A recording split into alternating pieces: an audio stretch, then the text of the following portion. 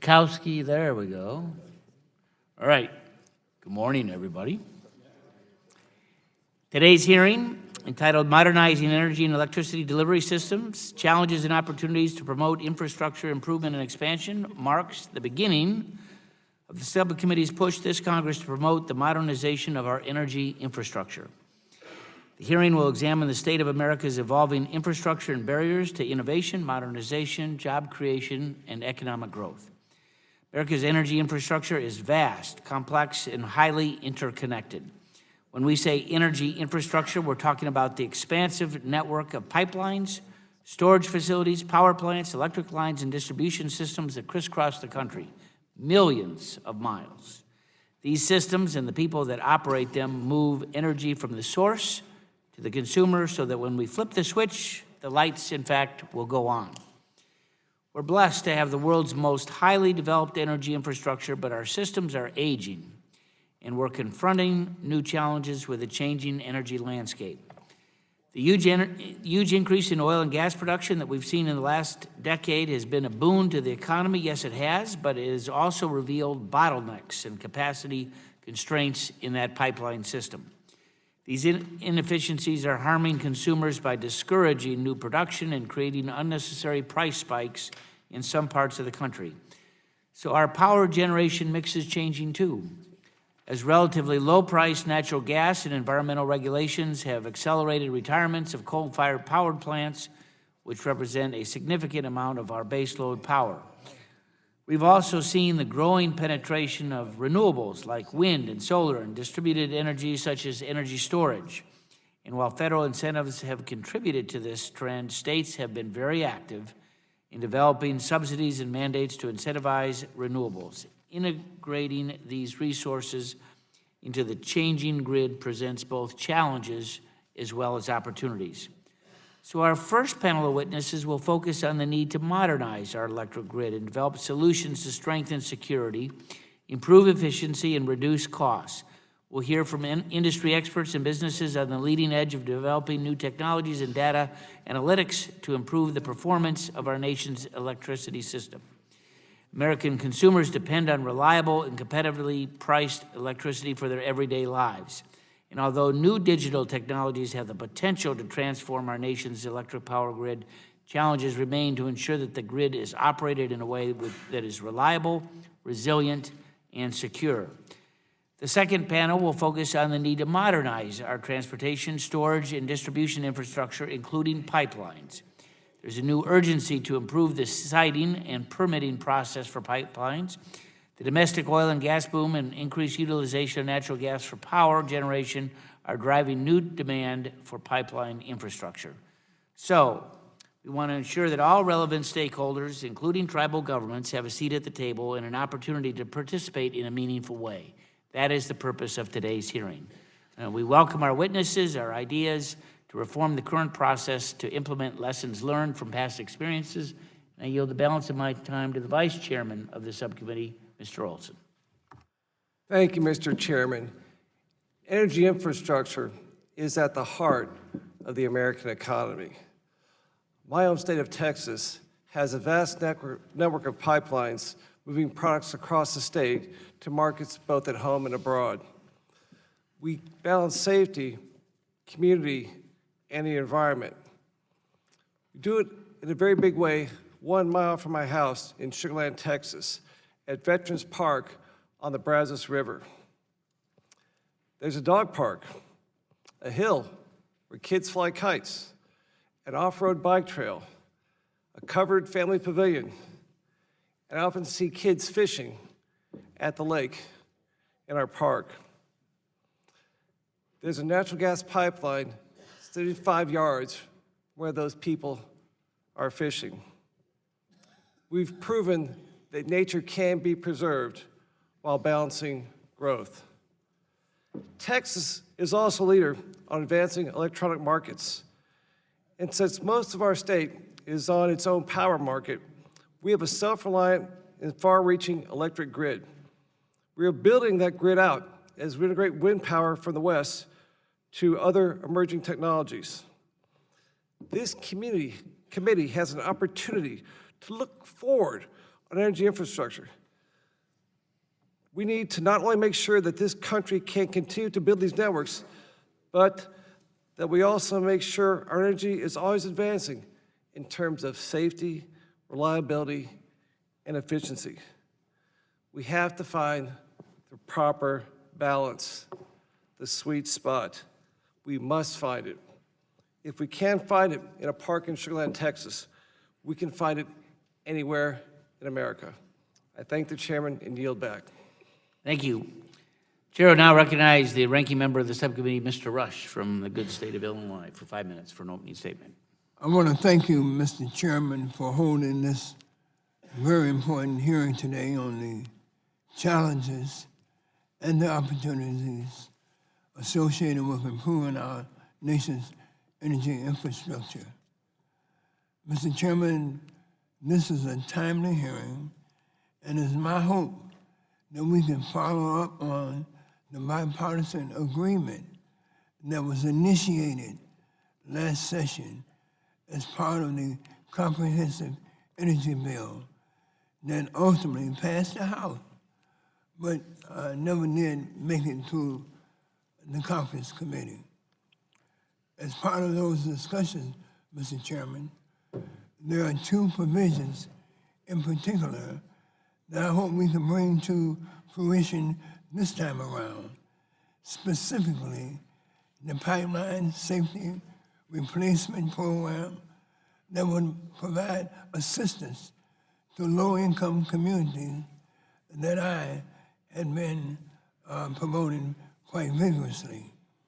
Additionally, Mr. Chairman, I hope that we can come together and agree to invest in modernizing the nation's aging electrical grid infrastructure, as Ranking Member Pallone had been advocating vociferously and very vigorously.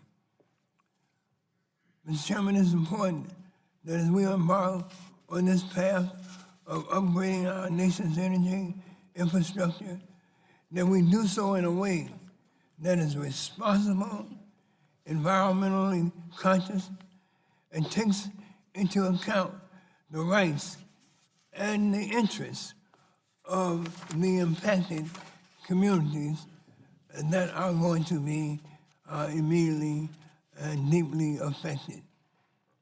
Even as we speak, Mr. Chairman, we're seeing the impact of shoddily built infrastructure in the national tragedy that is playing out in the state of California, where almost 200,000 residents have been evacuated due to leaks in the emergency spillway at the Oroville Dam.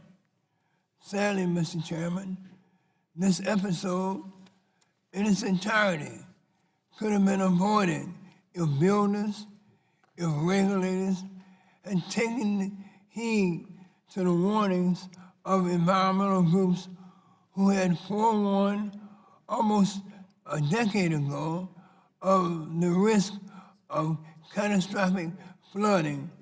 But these individuals, these groups, these warnings were not heeded, but ignored. Mr. Chairman, it is important to remember that while some may consider common sense, safety, and environmental regulations to be overly burdensome or tedious, these protections may one day be the difference in saving one's property, livelihood, or even life. Mr. Chairman, I even like to refer to regulations as nothing but safety measures. That's what they are, safety measures. Another aspect that is important to today's hearing will hopefully provide instructions in attempting to strike the right balance between modernizing and upgrading the nation's energy infrastructure, like we so desperately need, while also taking into account the rights of landowners Native Americans and other communities that might be adversely impacted by these types of projects. Mr. Chairman, nowhere in this struggle is the struggle more pronounced than in the battle over the Dakota Access Pipeline. And I'm sure that we will hear more about this from our second panel of witnesses. Mr. Chairman, as policymakers, we all understand the need for additional infrastructure to ensure that critical fuels and critical resources are transported to the places where they are needed in order to meet our nation's energy demands. However, as representatives of the people, Mr. Chairman, we must also ensure that the rights, the interests of Native Americans, property owners, and less affluent communities are also protected, and protected very vigorously.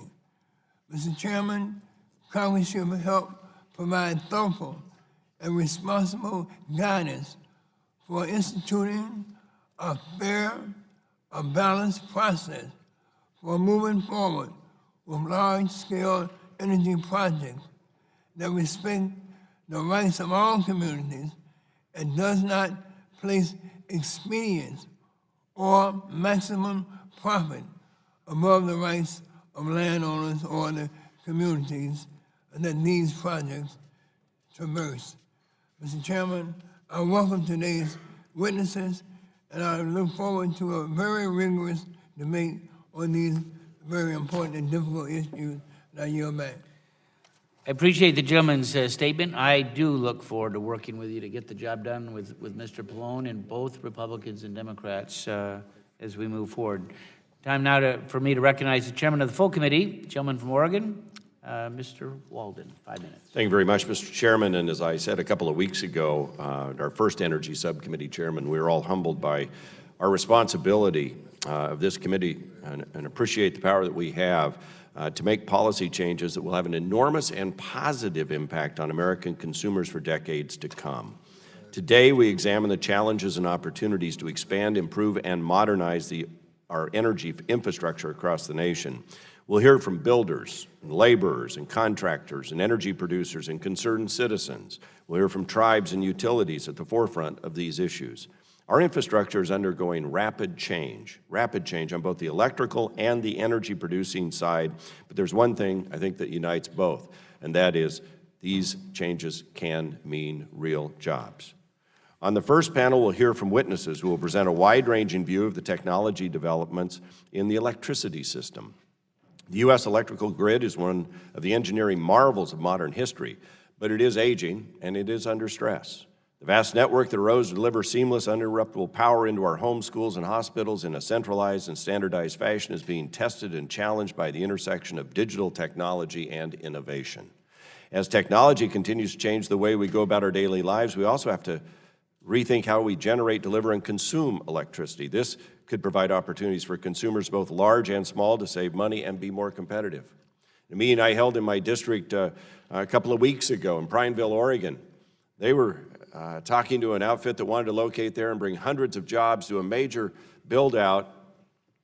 Then they found out the electrical grid is not sufficient to support that.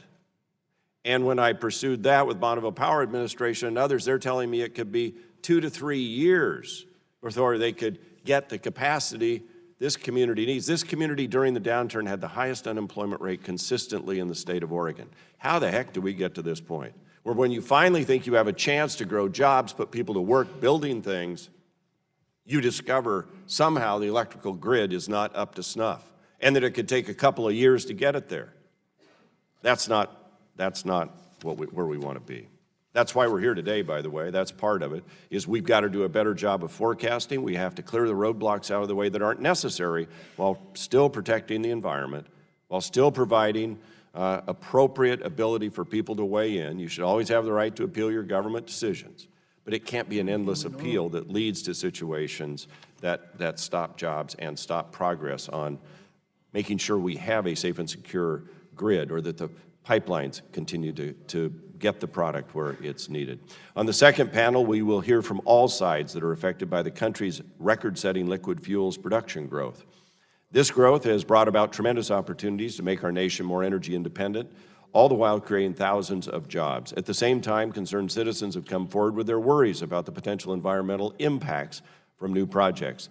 The Dakota Access Pipeline is currently at the forefront of those headlines. And we welcome before the committee our witnesses from both the Standing Rock Sioux Tribe and the Dakota Access Project Developer Energy Transfer Partners. We know that this issue remains a great deal to both parties involved, and we are here to listen.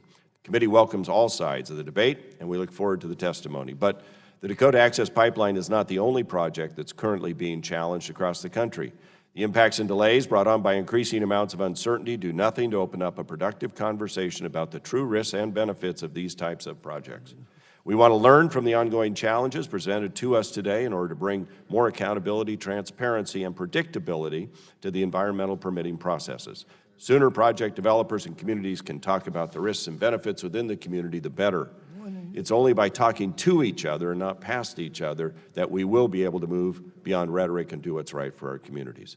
As this committee implements its own energy policy agenda, the testimony we take today will inform us on how to best approach the future so that we can embrace innovation and new technology for consumers. We can be good stewards of our environment, and we will, while we also pursue policies to grow our economy. They are not mutually exclusive goals. We stand ready to listen, we're excited to work, and we thank you all for being here, and I yield the balance of my time to the Vice Chair of the committee, Mr. Barton. Thank you, Mr. Chairman. We're looking forward to today's hearing. Whatever your energy needs are, America has it. I had the ambassador from India in my office yesterday, and he wanted to talk about American energy going to India. If we have the energy, we have to be able to transport it. And in order to transport it, we have to be able to build transmission lines, pipelines, railroads, highways. That's what this hearing is about, is how do we build our infrastructure to transport our energy in a way that's economically sound and environmentally safe. And I'm sure at the end of this hearing, we'll have a better understanding of how to do that. And with that, I appreciate the hearing and yield back. Gentleman yields back. The chair would recognize the ranking member of the full committee, a gentleman from New Jersey, Mr. Pallone, for 5 minutes for an opening statement. Thank you, Chairman Upton. Democrats strongly support modernizing our energy infrastructure, much of which is either outdated, on the verge of disrepair, or inadequate to today's needs. In the last Congress, we agreed with the Republicans on this committee on the need to provide funding to bring our electricity grids into the 21st century and to facilitate the repair of old leaky gas pipelines that waste resources and pose significant safety and environmental threats. In fact, we had an agreement with the GOP committee leadership to provide a total of $3 billion for a grid modernization grant program and a pipeline repair program modeled off the recommendations of the first installment of the Department of Energy's quadrennial energy review. Unfortunately, the full House Republican leadership, probably in response to the far right wing of the Republican caucus, opposed that plan, and that led to the collapse of our bipartisan efforts here in this committee. Nevertheless, I'm willing to try again. Infrastructure modernization is too important to our economy, to the public, and to workers to become a partisan issue. And if we do it right, we can enhance the environmental performance of the energy sector and protect vital natural resources. We need new and revitalized infrastructure to deliver energy, industrial feedstocks, and information safely, reliably, and efficiently. And it's going to take a substantial investment to realize this goal. This can't just become a package of deregulatory measures, tax giveaways to corporations, and fake investments through private-public partnerships. We need new hardware, new software, and new thinking, work that can and should be done in America by American workers for the benefit of all the American people. Our nation is filled with great minds and great technologies that can modernize our energy infrastructure to meet 21st century needs. We can make our infrastructure smarter, more flexible, and more resilient, and we can significantly improve its safety and environmental performance. Now, most of us can agree that our country's energy infrastructure needs to be upgraded. Yet the most important question today is not whether we invest in our infrastructure, but what types of infrastructure we prioritize. And I still believe that we should be focusing on federal funding to repair our aging gas pipeline distribution system and looking at ways to upgrade our electricity transmission and distribution networks to enhance reliability and efficiency and to ensure sufficient power generation. Now, I'm a big supporter of expanding renewable energy generation here in the United States, but I understand that a massive transition to cleaner energy sources won't take place overnight. As long as we continue to use fossil fuels, pipelines can be the safest, most environmentally benign, and economically efficient ways to move these fuels. But pipelines are only a benefit if they are constructed, maintained, and overseen properly. And they must be sited correctly, with due respect for the rights of tribes, local governments, and individual property owners, as well as the environment. They must be constructed to high standards that ensure safety and protection of the communities and resources along their pathways. And federal permitting agencies have a critical responsibility to ensure that these pipelines don't jeopardize the land, water, habitat, and cultural resources that surround them. So many of the problems we see with big pipeline projects like Dakota Access revolve not around the project itself, but the process for routing and constructing the line. We won't solve these problems with streamlining. Instead, it will take discussion, understanding, respect, and flexibility, and that takes time, but is time worth spending. With regard to the siting of natural gas pipelines, we need to not only modernize our infrastructure, but also the law that governs its construction. The Natural Gas Act allows for the taking of private land in the name of public convenience and necessity. That power was an important one when we were building pipelines to bring critical fuel to power plants and heat to homes. But now it's time to examine whether that power should be available merely to bring higher profit margins to some operators. So, Mr. Chairman, these are important issues. This is a critical time to examine and plan for our future needs. Our past investments served us well for over a century. Now, however, we face new conditions and new challenges, including climate change. To retain our economic strength and robust job base, we need to get this right. Simply reinforcing old patterns of energy production, distribution, and use won't take us where we need to go. And I want to work together to build the infrastructure that will deliver broad-based public benefits well into the future. I hope we will not squander this opportunity to move forward.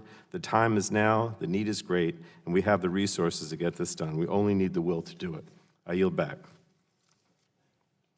Chairman yields back. Time for opening statement is concluded. We are very pleased to have our first panel with us this morning. We are joined by Mr. Michael Howard, President and CEO of Electric Power Research Institute, Mr. Ganesh Bell, Chief Digital Officer and General Manager for Software and Analytics for GE, Lonnie Stevenson, International President of International Brotherhood of Electrical Workers, and Steve Hauser, CEO of Gridwise Alliance. Appreciate very much you submitting your testimony well in advance. I was able to read it last night.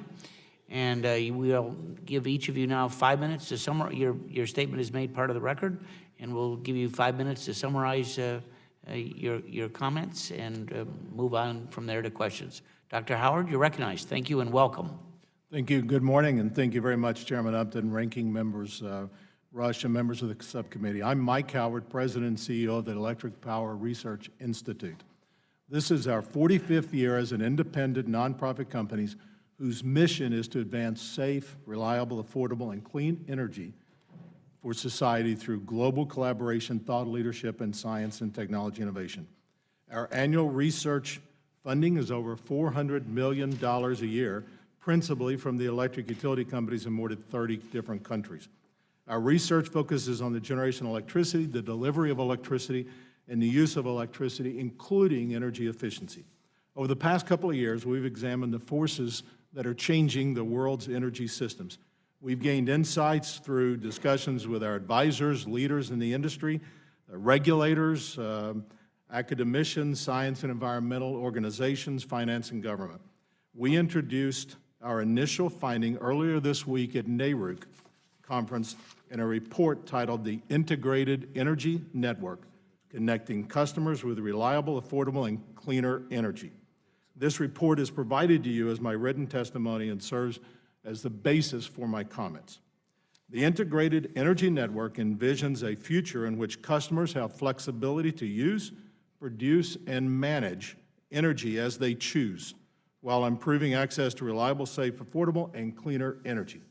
I want to share with you 5 insights from the work and implications for infrastructure investment. First, electric, gas, transport, and water systems are increasingly interdependent, but their planning, operations, and regulation are largely separate.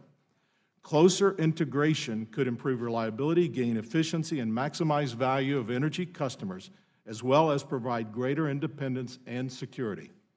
We emphasize that infrastructure investments will be more effective if broad energy and natural resource implications are considered, rather than focusing narrowly in a single energy sector. Second, advances in information and communication technology, sensors, data analytics, modeling are key enablers for the integrated energy network. These digital innovations enable greater customer engagement with their energy choices and control, while maintaining a focus on critical issues such as affordability, reliability, security, and data privacy. Third, an essential near-term step is the full implementation of what we call the integrated grid, an integrated electrical system which fully realizes the value of central and distributed energy resources. The integrated grid is the backbone of the integrated energy network. Much progress has been made, but we need to redouble efforts to create technical and communication standards, deploy modern electric grid technologies, and provide supporting infrastructure and oversight to accelerate the adoption of emerging electrification technologies. These advanced electrification technologies, to name just a few, include electric vehicles, advanced heat pumps, and water heaters. These more efficient electrification technologies have the potential, the opportunity to improve productivity and efficiency while reducing emissions by using electricity where it is more efficient compared to other energy options. Fourth, investment in the electric grid is needed to maintain reliability.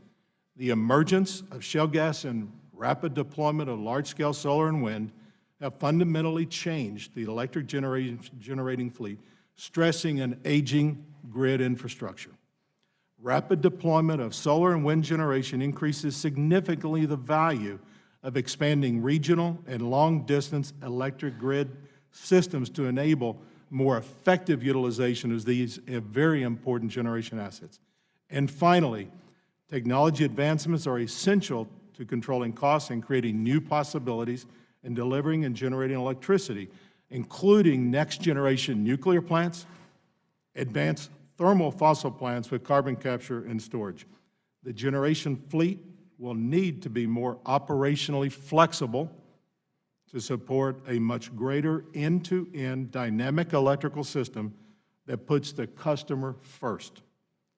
More detail on the required actions and challenges to provide are provided in my written testimony. I very much appreciate the opportunity to be here this morning, and I look forward to your questions. Thank you. Thank you very much. Mr. Bell, welcome. Thank you, Chairman Upton, Ranking Member Rush, and members of the committee. I'm Ganesh Bell, Chief Digital Officer with GE Power. I've spent my entire career in software. And today, I work at the intersection of the industrial world, especially energy and software.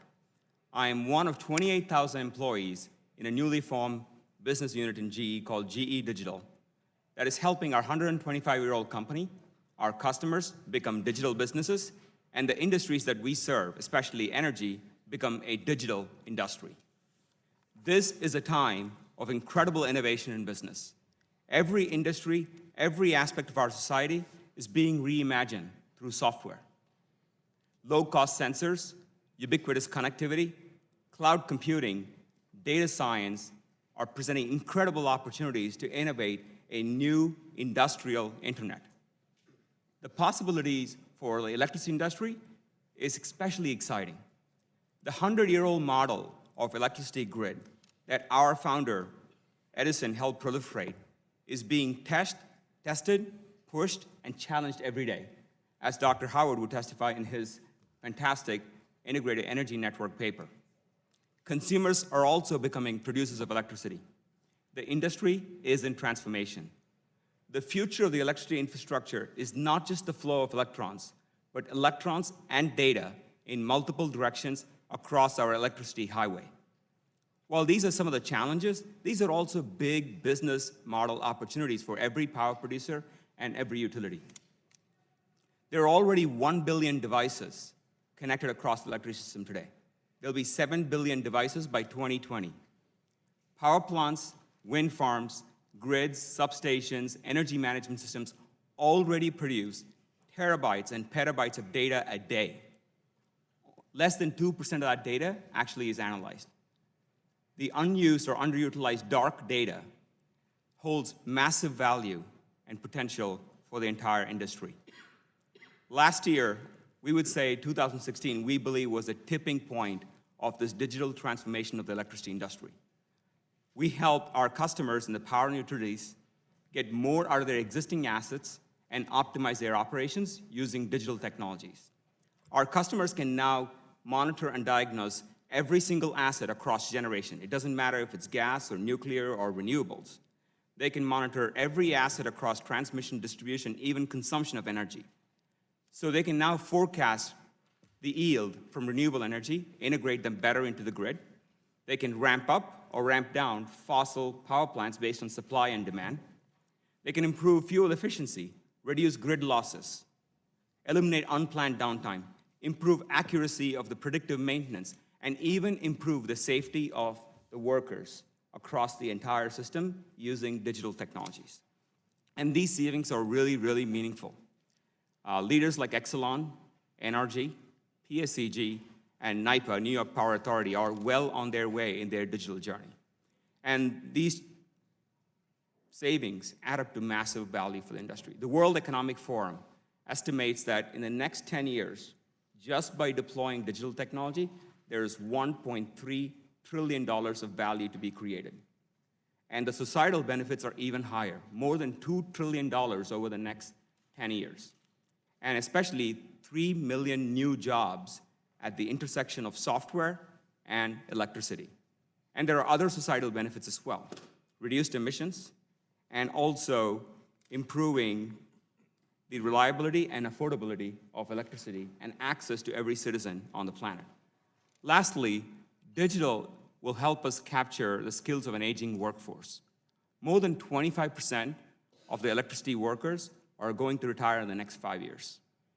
We can capture their expertise and knowledge for the next generation in software, and also encourage a new generation of digitally savvy workforce to join the industry to solve some of the biggest problems that we have ahead. This is just the beginning.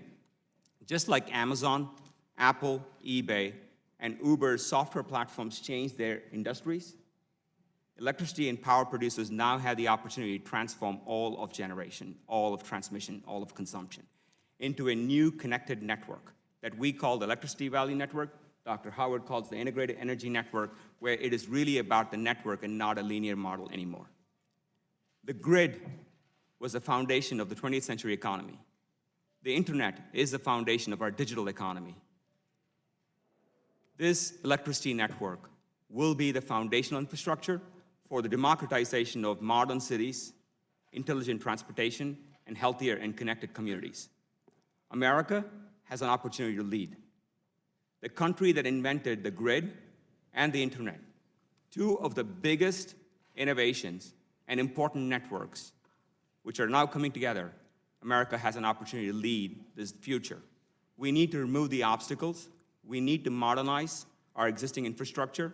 We need to modernize operational technologies all the way from sensor to cloud, cybersecurity. We also need to prepare a whole new generation of digital workforce that are going to come in and transform this entire industry. I thank you for holding this important hearing and welcome your comments. Thank you very much. Mr. Stevenson, welcome back. Nice to see you. Good morning. Chairman Upton, Ranking Chairman Rush, and the members of the committee. You might just move that mic just a little closer to you if it comes. Oh, sorry about that. I'll try it again. There you go, that's better. Sorry about that. I'll start over. Chairman Upton, Ranking Chairman Rush, and the members of the committee, thank you for inviting me here today. Often when people think of infrastructure, they think of roads, bridges, or airports. But perhaps even more important, is our electrical infrastructure. The energy industry has changed in so many ways, but too much of our existing infrastructure is still stuck in the 20th century. The configuration of our current grid, which largely functions on a localized, statewide basis, just isn't appropriate to meet our current energy needs. We need a truly national grid and new transmission lines that can safely and reliably transfer power, including renewables like wind and solar, from energy-rich regions to those parts of the country where it's most needed. And that means we need new transmission projects that will cross multiple jurisdictions and state lines. Projects like the Plains and Eastern Clean Line. This is a $2.3 billion line that would deliver low-cost energy throughout the Southeast. This is not only a huge boost for energy consumers who can count on a cheaper and more reliable power supply, but for working families throughout the region. This project alone is estimated to create and support more than 2,500 construction and manufacturing jobs. And this only is one of the many planned transmission projects across the country, and that could mean hundreds of thousands of new jobs. But despite Clean Line's importance and clear economic benefits, it is bumped up against regulatory snags that continue to hold up the final approval. Just like the interstate highway system, the modern transmission lines of the 21st century can't stop at the state line. But it only takes one local commission or regulatory board to delay a project like Clean Line indefinitely.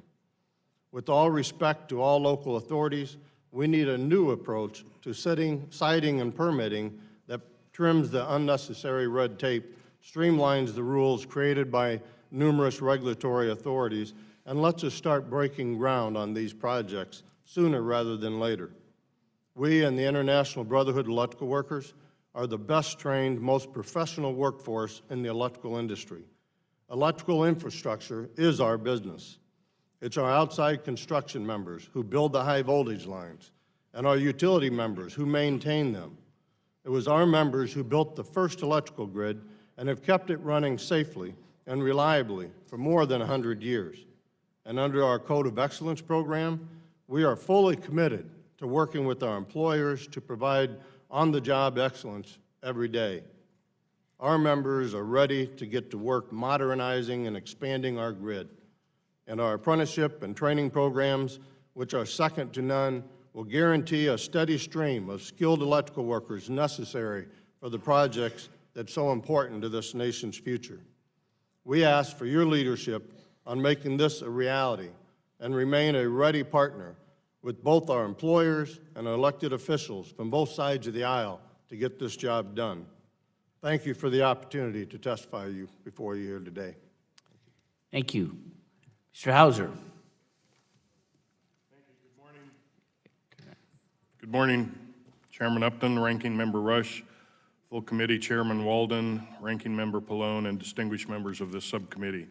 I'm Steve Hauser, CEO of the Gridwise Alliance. I appreciate the opportunity to testify at today's hearing on such an important topic and with such distinguished colleagues on this panel.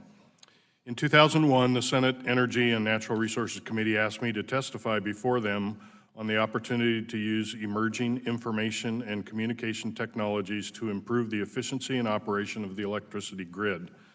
2 years later, during one of the most significant blackouts in U.S. history, I founded the Gridwise Alliance to educate public policymakers and advance the modernization of the electricity sector.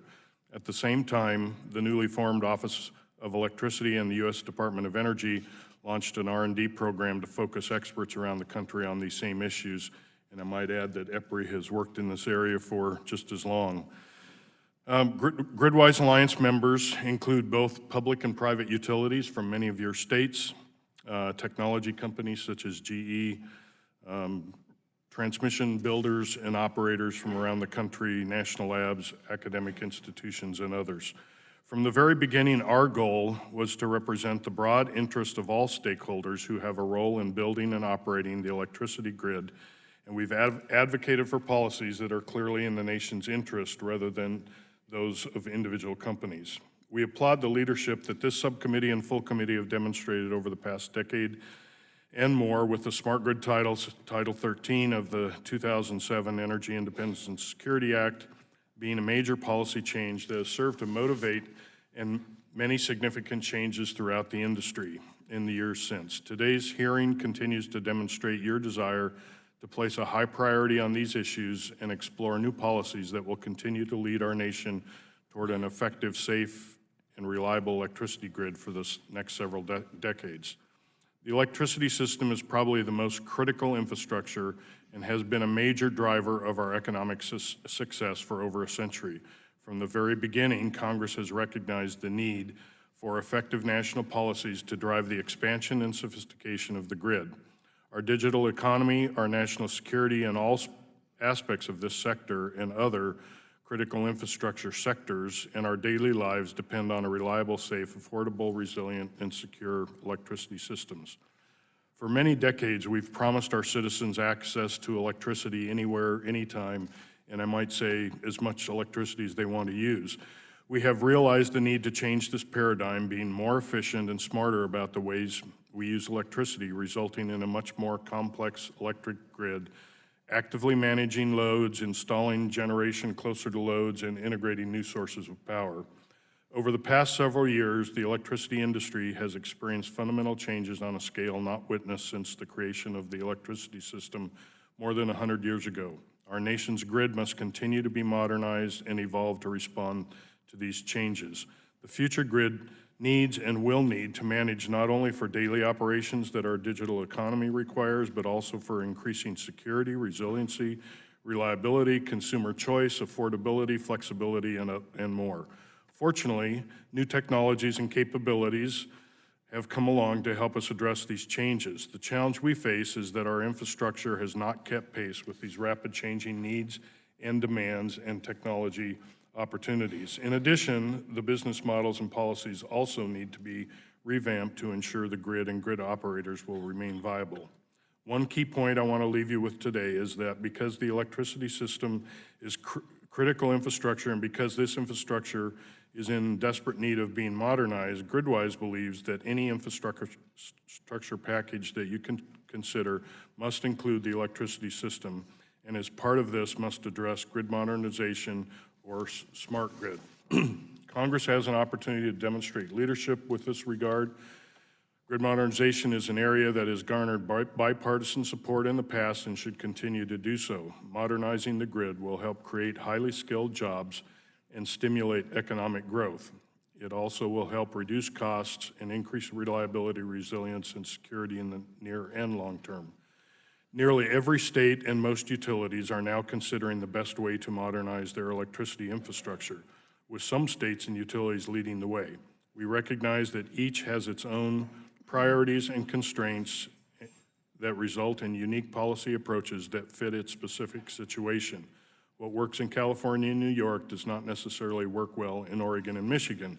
Regardless of the specifics, however, the technologies and capabilities apply almost universally.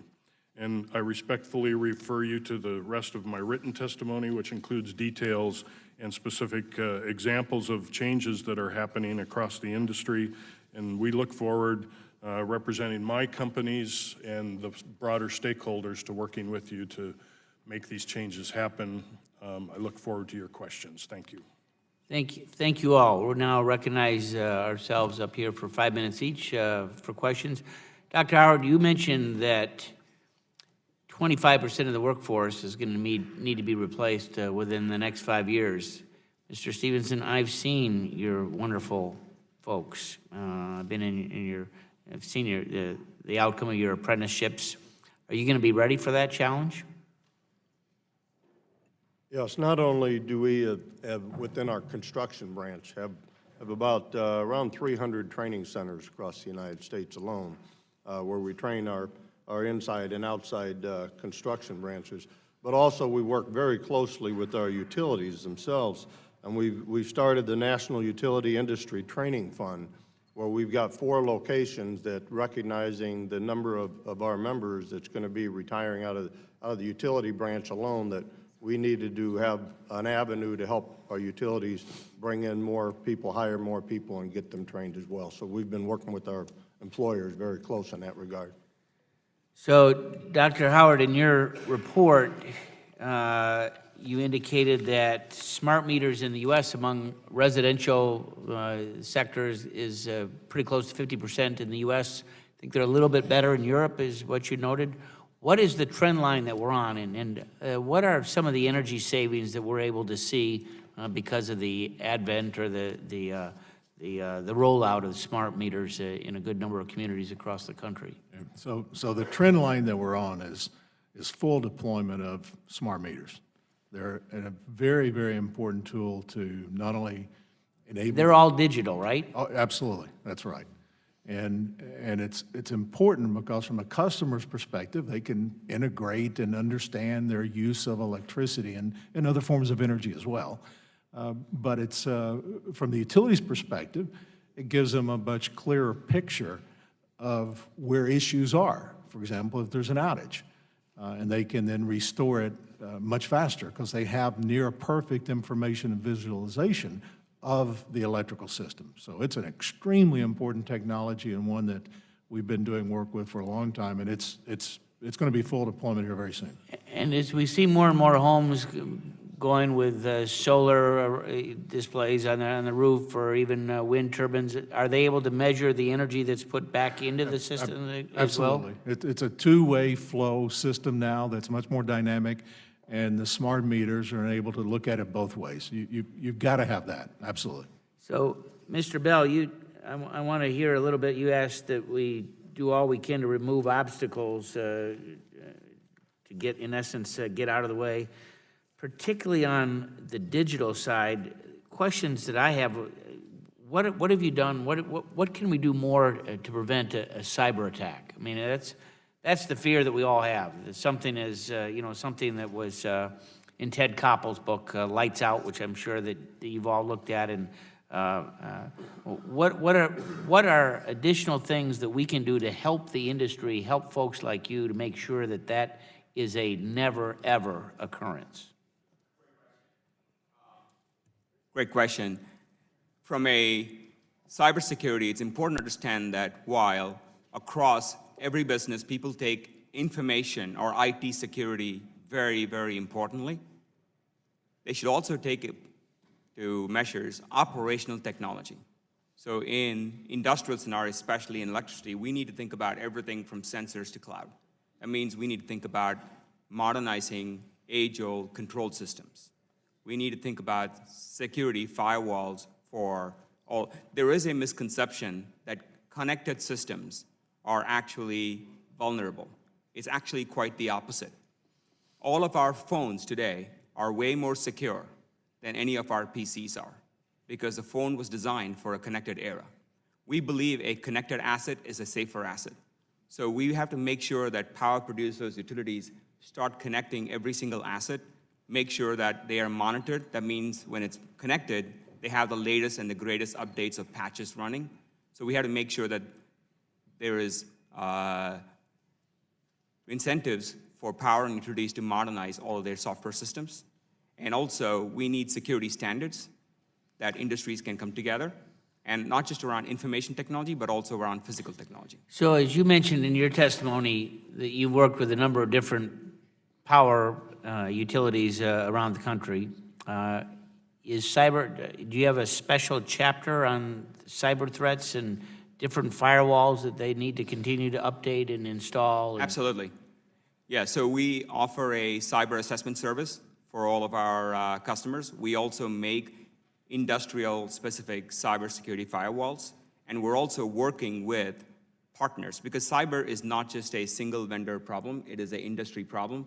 We have the Industrial Internet Consortium. We're working with lots of partners who are furthering technologies and standards across the industry, especially in the context of adopting Internet of Things or industrial internet. Are there any specifics that we can do legislatively to help you on your job to make sure that it is foolproof as it can be?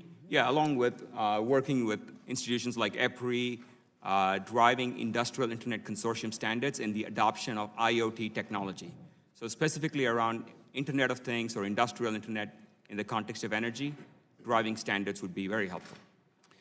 Thank you. My time has expired. I recognize the gentleman from Illinois, Mr. Rush, for 5 minutes for questions.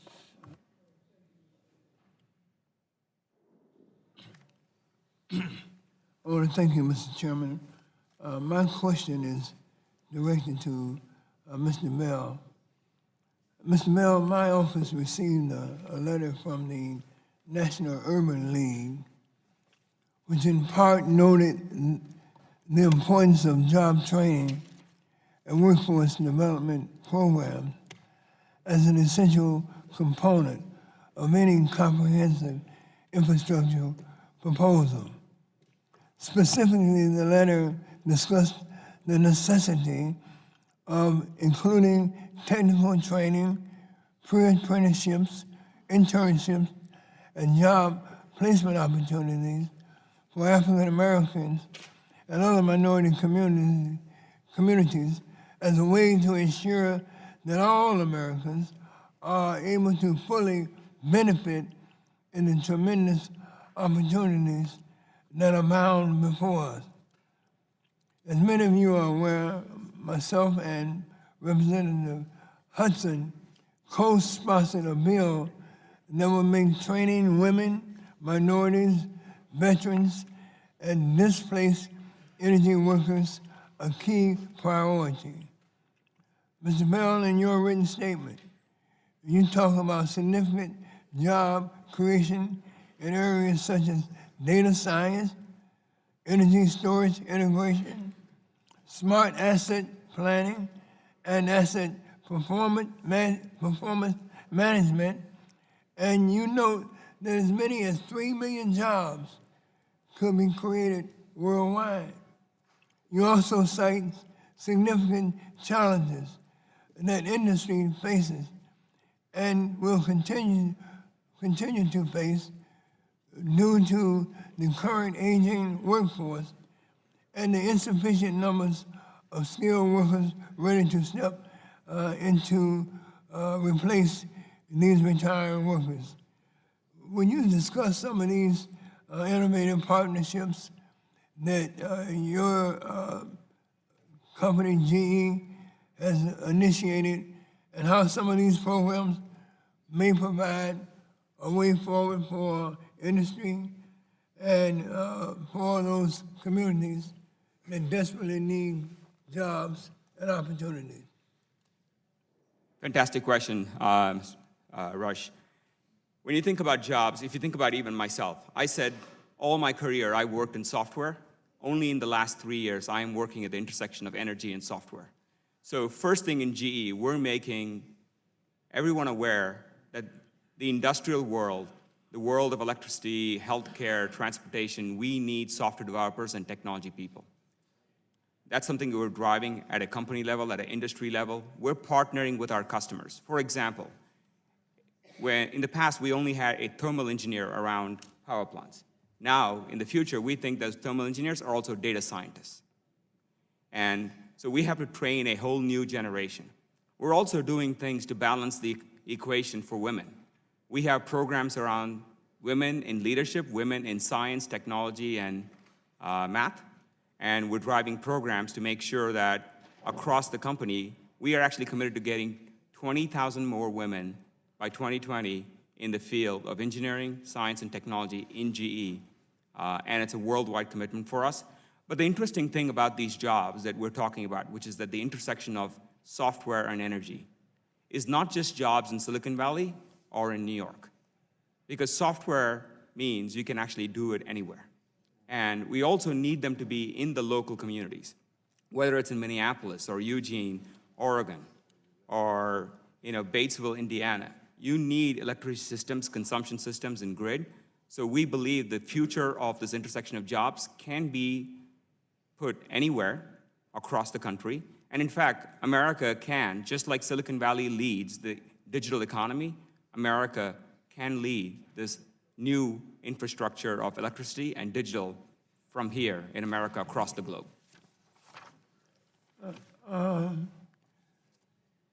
Mr. Stevenson, many of us understand the value of nuclear power and nuclear power plants as sources of reliable, safe, carbon-free energy.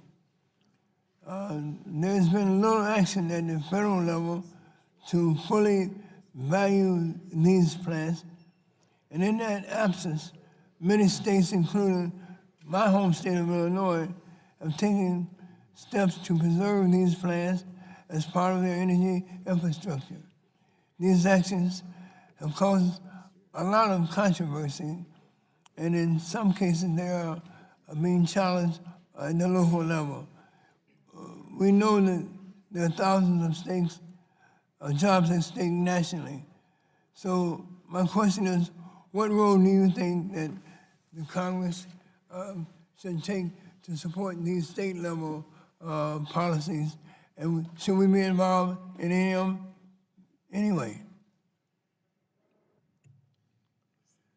Thank you, Congressman Rush. As far as the nuclear, and I was very engaged with what was going on in Illinois the end of last year with Exelon was looking at possibly closing some of their plants there in Illinois. In fact, the 2 units, Quad Cities, that's where I'm originally from, so I was very close to that and very passionate to that. But I can tell you the nuclear industry, the whole energy, when we talk about energy, and we're moving to the green economy, we're moving to more wind, more solar, but we still have to have reliable baseload. And nuclear is a very reliable baseload energy that has really 0 emissions. If our goal is to try to, cut down on carbon emissions, nuclear is clean when it comes to carbon. And so I think there's a big role to play for nuclear. I think one of the problems they have is because of the price right now, say, of natural gas and some of the other power supplies that, it's difficult for them to be able to run reliably and economically because of the pressures economically is put on them. And I think what the actions was taken in Illinois, and I think there was also some action taken in New York as well, to recognize and preserve, that they're already providing a good clean energy source is something that needs to be considered for the nuclear industry, and make sure that we're keeping a good, solid baseload, reliable baseload that provides clean power. You're back, Mr. Chairman. Gentleman's time has expired. Chair would recognize Mr. Thank you, Mr. Walden Chairman. for 5 minutes. Thank you all for being here. Appreciate your testimony. It's most helpful to inform our decision-making going forward. Mr. Stevenson, I've toured Local 48 and the work they do there in Portland and throughout Oregon, and been very impressed with the training that goes on, the education that goes on, and the work. Mr. Bell, in your testimony, you cited some statistics about the efficiency of our generation fleet, and according to NERC, the U.S. fleet operates at less than 50% of total potential capacity. Generating units are unavailable on average 15% of the time due to outages and maintenance. 6% of the time they're unable to meet demand at all. Is this purely a technological issue, or are there regulatory barriers at the federal level and state level preventing greater utilization of market efficiency and digitalization? Great question, Congressman. We believe it is an untapped potential today. Like I talked about, a single gas-fired power plant, for example, could generate up to 2 terabytes of data a day. That's more data than all of us collectively in this room could even put on Facebook or Twitter over a year. So there's more data. It's actually unused data. And we've been able to drive efficiencies as much as reduce unplanned downtime by 70%, increase uptime therefore by 10%, or in the case of nuclear, predict outages with accuracy of 90%. And these are just a start. As the algorithms are getting trained on technology, for example, we already have algorithms that are trained on 100 million hours of operating data. So as they get trained on more operating data, we can get specific with recommendations, not just about a particular class of a machine, but about a machine in that particular operating condition. So we can get more specific about eliminating that 15%, which is a very meaningful number that we can make a dent into. You know, part of what I think we always have to keep in mind is both the efficiency, but also the consumer. Yeah. And so in my district, we have thousands of megawatts of wind energy. We have not enormous, we have a lot of solar energy, a lot of hydropower. We're very renewable energy based. We also obviously have other generating sources, gas, and I think we get electricity from coal from outside of the region, but comes in via the power lines. As we work on renewable energy, one of the concerns that's come my way is it's not 24/7 base load. Yes. And so often that means you have to have a standby base load plant you have to build, and the consumers are ending up paying for both. How do we bridge that best? How do we get the best efficiency out of that? And what does this mean to consumers? Because price to consumers is an issue we need to be thinking about. Absolutely. So just like the examples I shared, in renewables, for example, we're already using software to improve the predictability of energy yield from renewable resources. And that is absolutely key so you can plan the other fuel sources to compensate for the fluctuations. And also, software is already helping baseload power plants be more flexible. We can ramp them up quickly and ramp them down quickly. So regardless of what the mix of energy is, to really optimize all of the sources of fuel, you need software. Because at the end of the day, it is an optimization problem, and our customers are starting to use them individually now, and some of them are actually building operation centers where they monitor every asset, whether it is NYPA, for example, is building an operation center that monitors everything from Niagara Falls to all sources of generation and grid. So now we can get to a state where we can truly integrate renewables even better, because by New York REV standards, they've got to get 50% renewables by 2030. The only way that happens is instrumentation of every single node, every single asset, and optimizing algorithms through software. So, Mr. Stevenson, talk to me a bit about what your members have encountered in terms of jobs that are out there, the permitting processes, delays that, from your experience, necessary, unnecessary. What should we be focused on there? Well, as I mentioned briefly in my remarks, because of some of the permitting, I'll give you an example. Clean Line Energy has, I think, 3 or 4 projects where they're taking wind energy from out in the west where there's a big demand or opportunity for wind, and moving it east into the Chicago metro area and down into Indiana and down south through the southeast. One of the problems they're having is getting that opportunity, is getting all the proper, each state they go through, they've got a whole new challenge of regulations they've got to have to get through those states. And so I've been working personally with Clean Line Energy probably for about 8 years, the first time I met with them when they were talking about what their projects were. So some way to start getting that standardized for them to be able to get their sightings for where they're going to put these towers. In a lot of ways, we've already got functioning towers all over the country. They've been there. So it's not like we necessarily have to always, take a whole new path. I mean, they're able to kind of parallel some paths where there's already, towers there and blended in with the communities. But that's the biggest obstacle. There's several projects that are waiting right now that if we could get through that process would be up and ready to go. And these are, a lot of these projects, by the way, are privately funded. These are the companies that have the resources ready to go. They just need to get the proper permitting to start. Thank you, Mr. Chairman. Chair would recognize the ranking member of the full committee, Mr. Plone, for 5 minutes. Thank you, Mr. Chairman. Building new energy infrastructure is important, but protecting and strengthening our existing infrastructure is as important, if not more so. And I think we need to do more to ensure that we're hardening essential infrastructure and making the grid more resilient. And that means not just transmission, but providing more flexibility and resilience within the distribution networks. And I mentioned in my opening that I was very proud of the fact that at the beginning of the last session, we did have agreement with the Republicans on the committee to have a $3 billion grant program for grid modernization and pipeline repairs.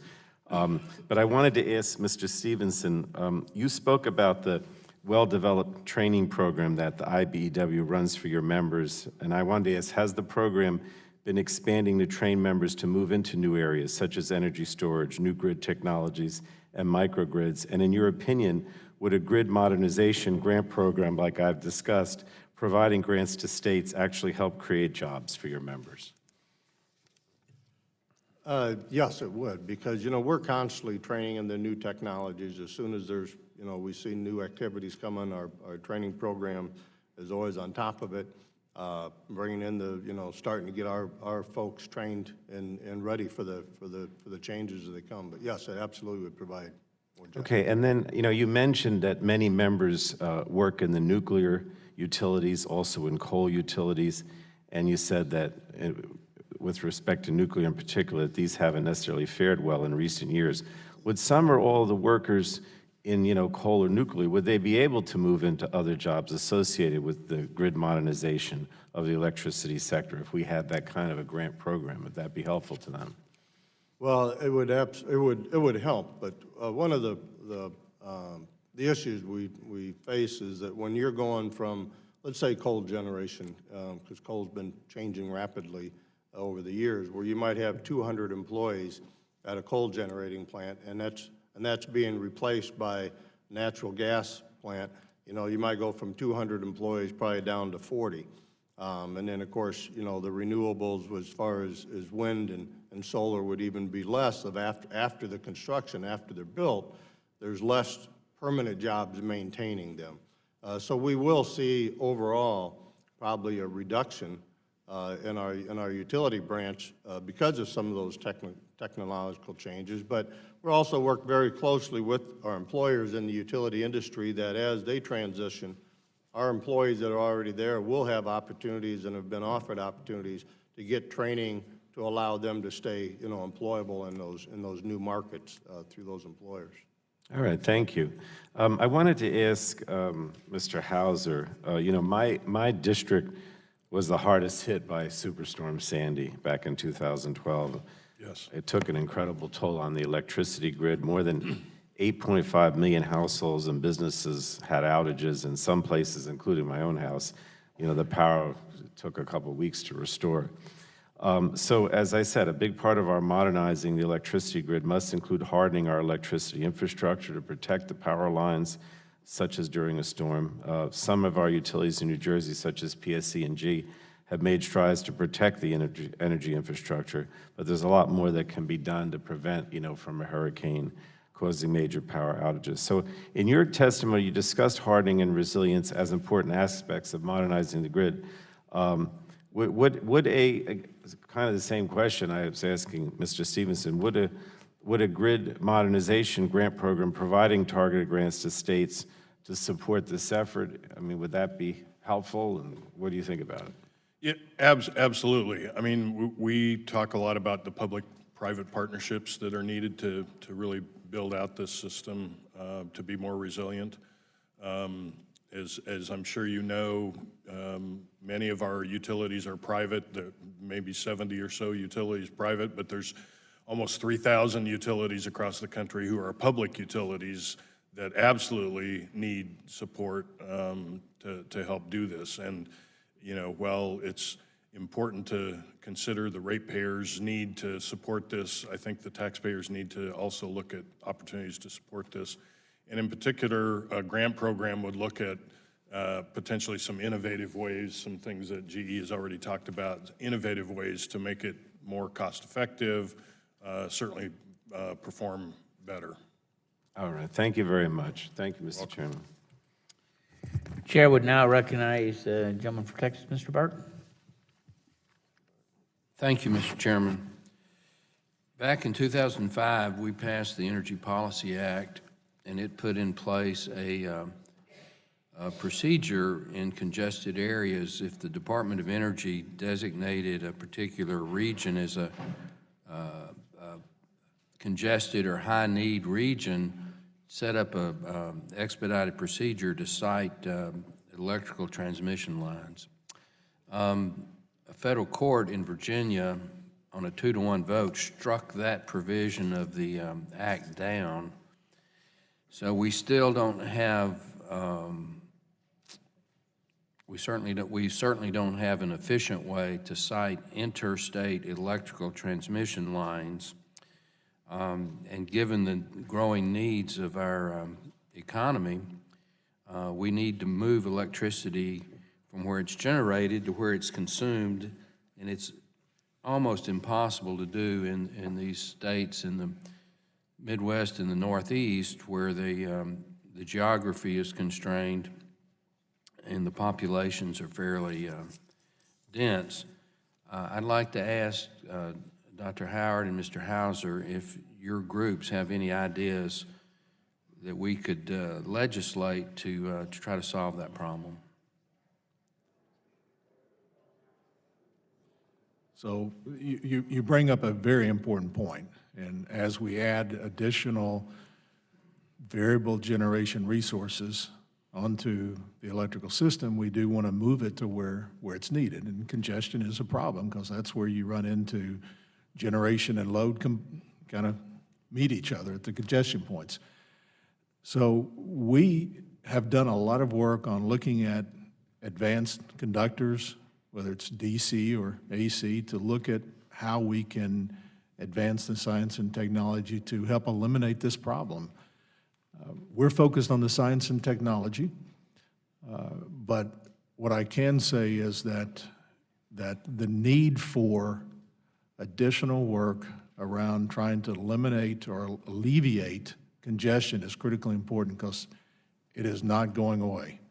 In terms of the regulation that's required or some potential policies, we don't have a specific recommendation. Our focus is on the science and technology, but what I can say is that when you look to the future, this is going to get to be a bigger and bigger problem unless it's solved, because as we add more variable generation, it's going to be a bigger problem.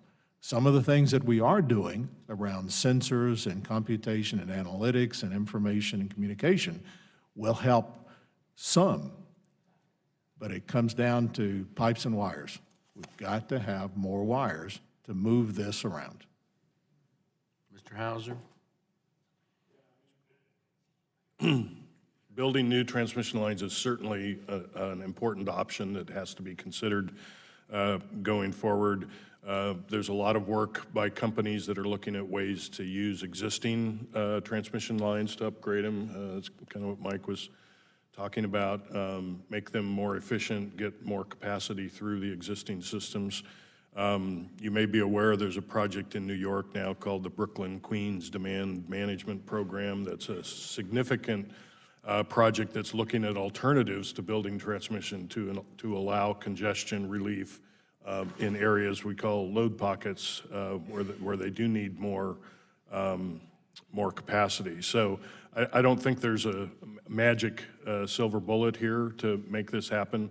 I think we need to look at all options, and certainly, in some instances, building new transmission lines is the best option. Well, Mr. Chairman, I'm very disappointed with those answers, to be frank. I would have thought that great minds would have come up with some alternatives besides just suck it up and try to get more molecules and electrons through the existing system.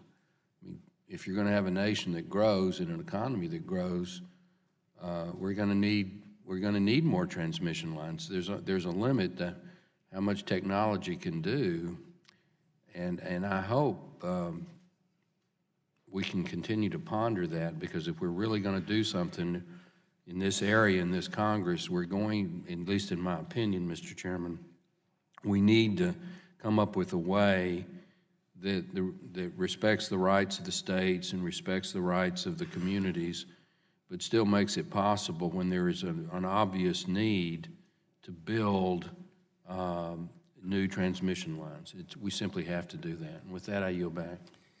Gentleman yields back. Gentleman from California, Mr. McNerney. Well, I thank the chairman for holding this hearing. It's really illuminating. I'm going to follow up on Mr. Barton's last question. Mr. Hauser, you mentioned in your testimony that not only do we need new transmission, but we need to focus on upgrading existing transmission facilities. Could you explain that, why we need to focus on, what's the benefit of focusing on rebuilding or upgrading? Well, as an example, and I think Mike alluded to this, there's new conductors that allow you to put a lot more electrons through existing lines and existing right-of-ways, so you can upgrade conductors as an example, very, very cost effectively, and get a lot more power through the existing lines. So the technology's there to Absolutely. to make it a cheaper way to go forward with our power needs. Yes. Do you believe the smart grid matching grants and smart grids demonstration project funding that was included in the American Recovery and Investment Act was useful for grid modernization and deploying new technologies? Oh, absolutely. I think almost 2-1, the utilities that were beneficiaries of those grants are thrilled with the results. And in many cases, the utilities that are members of mine talk about how the benefits they've seen from those grants far outweigh the benefits they even expected to get from those projects. So, yeah, I would say that absolutely that's the case. Well, excellent. You mentioned that the grid isn't keeping up with new technology. How would we go about improving that situation? You know, it's always a challenge, as my colleagues have talked on the panel already. It's always a challenge to find ways to implement these new technologies that are somewhat revolutionary, if you will. And I think the grants that Congressman Pallone talked about is certainly one way to show examples. I think one of the things we're looking at is how to share lessons learned across the industry, right? So because there are so many utilities, you know, one utility in Texas that's doing pioneering work in a particular area, or Chattanooga, Tennessee, which does a lot of very impressive work. We want to take what they're learning and share it across the industry so that it's easier for the utilities and the regulators to accept some of the new technologies that are having such a big impact on the industry. Mr. Howard, cybersecurity and resiliency remain an essential piece of any component throughout an electricity or energy production system. Is there a uniform definition of what cybersecurity and cyber resiliency means? Uniform definition. I'm not sure there's a uniform definition. I think there's a somewhat consistent awareness of the importance of it, but I'm not sure there's a common definition. Would it be useful to have a common understanding of what that means? I think certainly an increased awareness of what we can do, and a discussion of some of the options that we can consider. All that's very important. We're doing a lot of that at EPRI, so yes. Different subject. How could real-time pricing rates affect grid modernization efforts? Well, one is that it could help consumers and the devices themselves, to have a better understanding of congestion, for example. We talked about that previously. So anytime that you can provide more awareness and understanding of the issues, whether it's the consumer or the devices, where they can make smarter decisions on their own, those are important factors that consumers can include in their energy choice. Thank you. Mr. Bell, in about 30 seconds, what do you think the biggest obstacles to grid modernization are? The biggest obstacle is actual visibility, lack of visibility today. Because we think of the whole system as a uniform system, and there is already enough data. We're not talking about new instrumentation, we're talking about making sure we use all the existing data to get better insights and better visibility, so we can start driving a program or a roadmap of how to modernize step by step. Thank you. Mr. Chairman, I yield back. Gentleman yields back. Chair recognizes Vice Chair of the Subcommittee, Mr. Olson, for 5 minutes. I thank the chair. Welcome, Dr. Howard, Mr. Bell, Mr. Stevenson, and Mr. Hauser. As y'all know, in my home state of Texas, we have a huge amount of wind power coming on to our grid. This question is for you, Mr. Hauser, and you, Mr. Howard. 1 year ago this month, nearly half the power in our grid came from wind turbines.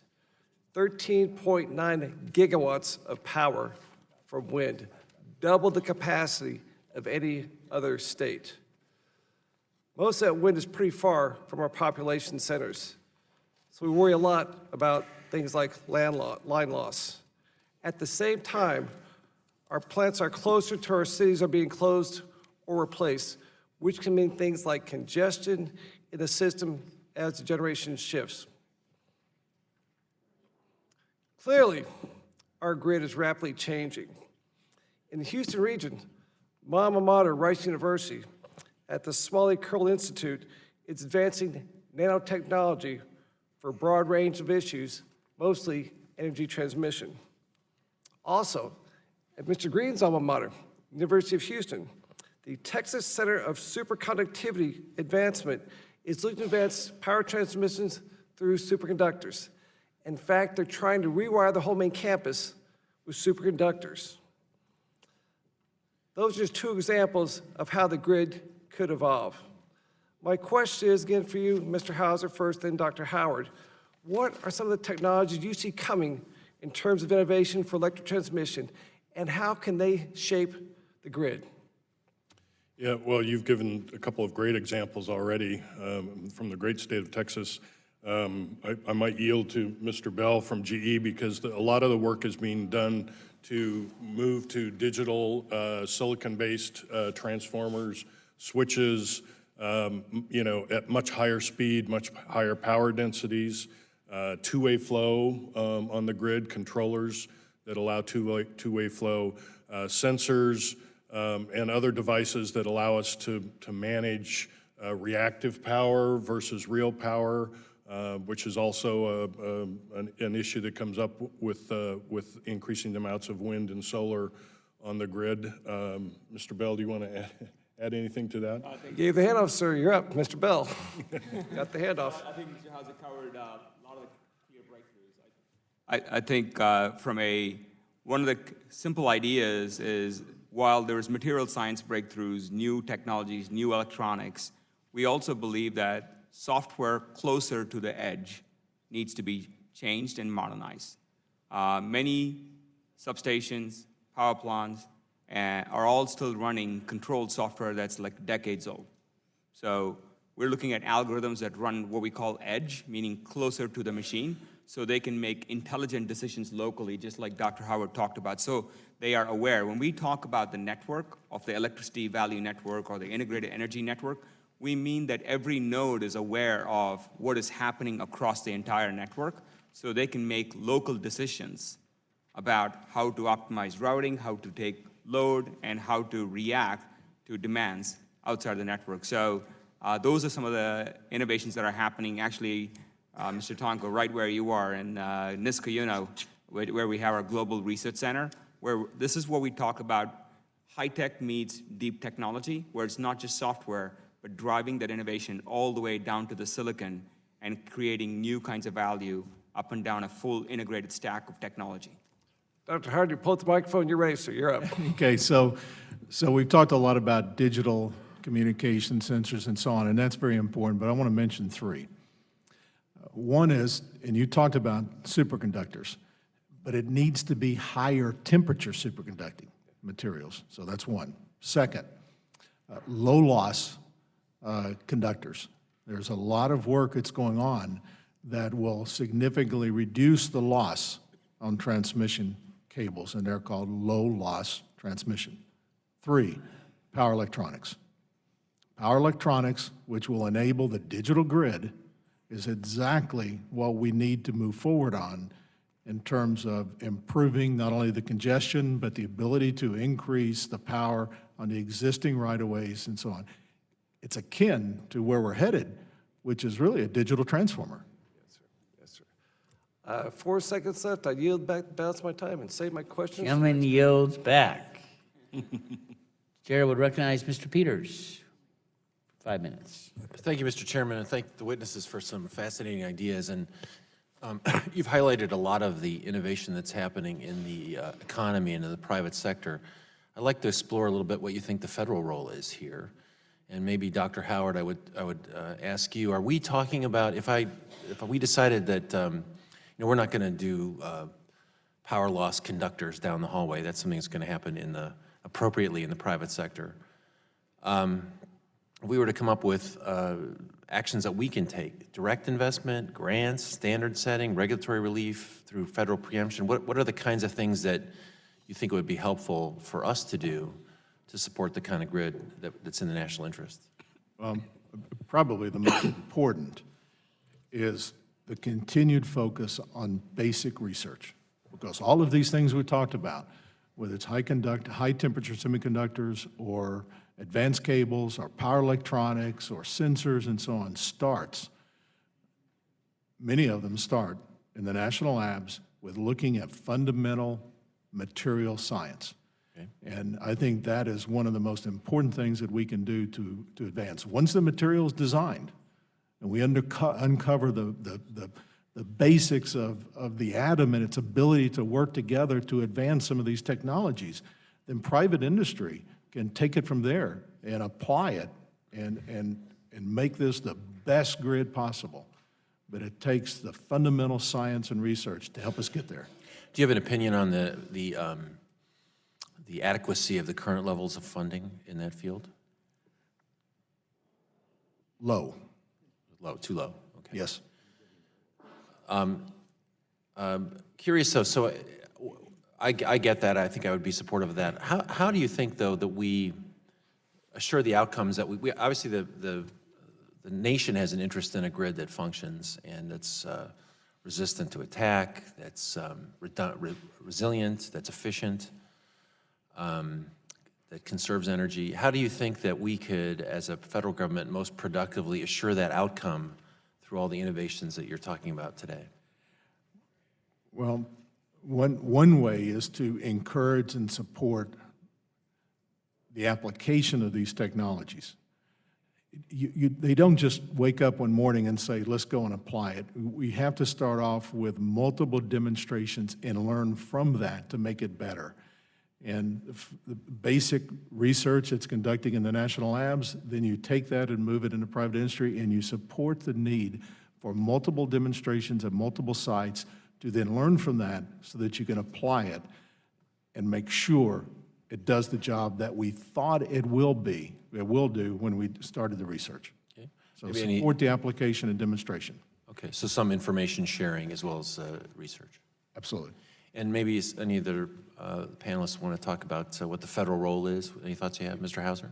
I'll add a couple of things. I mean, first of all, we should have mentioned storage in the context of technology too. That's a real game changer for this industry going forward. But I think technical assistance, building better models, better analytic models. We're really moving from a data poor to a data rich environment, right? So a lot of our models from a regulatory standpoint, from a operation standpoint, have been based on not having much data about what's happening out in the system. With the changes that are happening with AMI, with automated distribution systems, we're collecting so much data now, and our models really haven't kept abreast of that. And building better analysis, better models is certainly something that could be done at the federal level, or at least the support for that. And the last thing I would say is technical assistance to regulators and to local utilities. Again, there's more than 3,000 utilities across this country. It's a very complicated stakeholder environment, and providing the education and the training and the technical assistance is going to be really important. So one of your points is that not all utilities are huge and have all the resources that they need to do this. Absolutely. And so am I to understand too that there aren't sufficient private incentives to take advantage of the kinds of technologies that Mr. Bell is talking about? Is that something that the federal government has to get involved in? Yes, I think so. I mean, there's always this dance between state and federal roles with regard to this, and we need to be respectful of both. But certainly, providing better incentives for new technologies. Again, the utility and Mike can probably talk about this better than I can. But historically, utilities install technologies that last 30, 40, 50 years, right? And that's part of the issue we've got, is that we've got technologies in the system now that were installed in the 70s or even the 60s. And so, you know, coming up with ways to allow them to put technologies in that may not have 30 or 40-year lifetimes, they may have 5 or 10-year lifetimes, because technology's evolving so fast is going to be really critical to this. Thank you very much. My time's expired, Mr. Chairman. Time has expired. Chair would recognize the gentleman from Illinois, Mr. Shimkus, for 5 minutes. Thank you, Mr. Chairman, and welcome. This is a great hearing, and I read the testimony also, and I've been listening to the question and answer and your 5-minute statements. So I've gone off the rails a little bit here to ask some questions that I don't think people have asked yet, but actually Scott Peters was leaving it. Great questions. I think Joe Barton asked some questions. Really, what's the federal role? Where can we be helpful? Where can we be harmful? Right? And we can do both. And plus, the electricity generation and transmission world's changed just through competitive markets versus regulated communities. We haven't really started talking about that. Do you try to put the genie back into the bottle? Can you get incentivized? So let me kind of ramble here for a few minutes. The other thing you're not talking, I mean, I see the laborers in the crowd. I know you're with IBEW, and this focus on jobs. I called him Uncle Bob. He climbed power poles. Grew up with his kids. My dad was a telephone lineman, climbed poles. So, and he fed 7 kids and with a stay-at-home mom. So that's the story of a lot of us in my era. So I have great appreciation for the work that's done. But what we haven't talked about are these jobs here. These jobs. The IBEW guys at the power plant, the United Mine Workers at the coal mine, the pipe fitters, the boiler makers. And the change in that we're dealing with now is because we've lost these. They're under attack for a lot of reasons. So there are some issues about what can government do.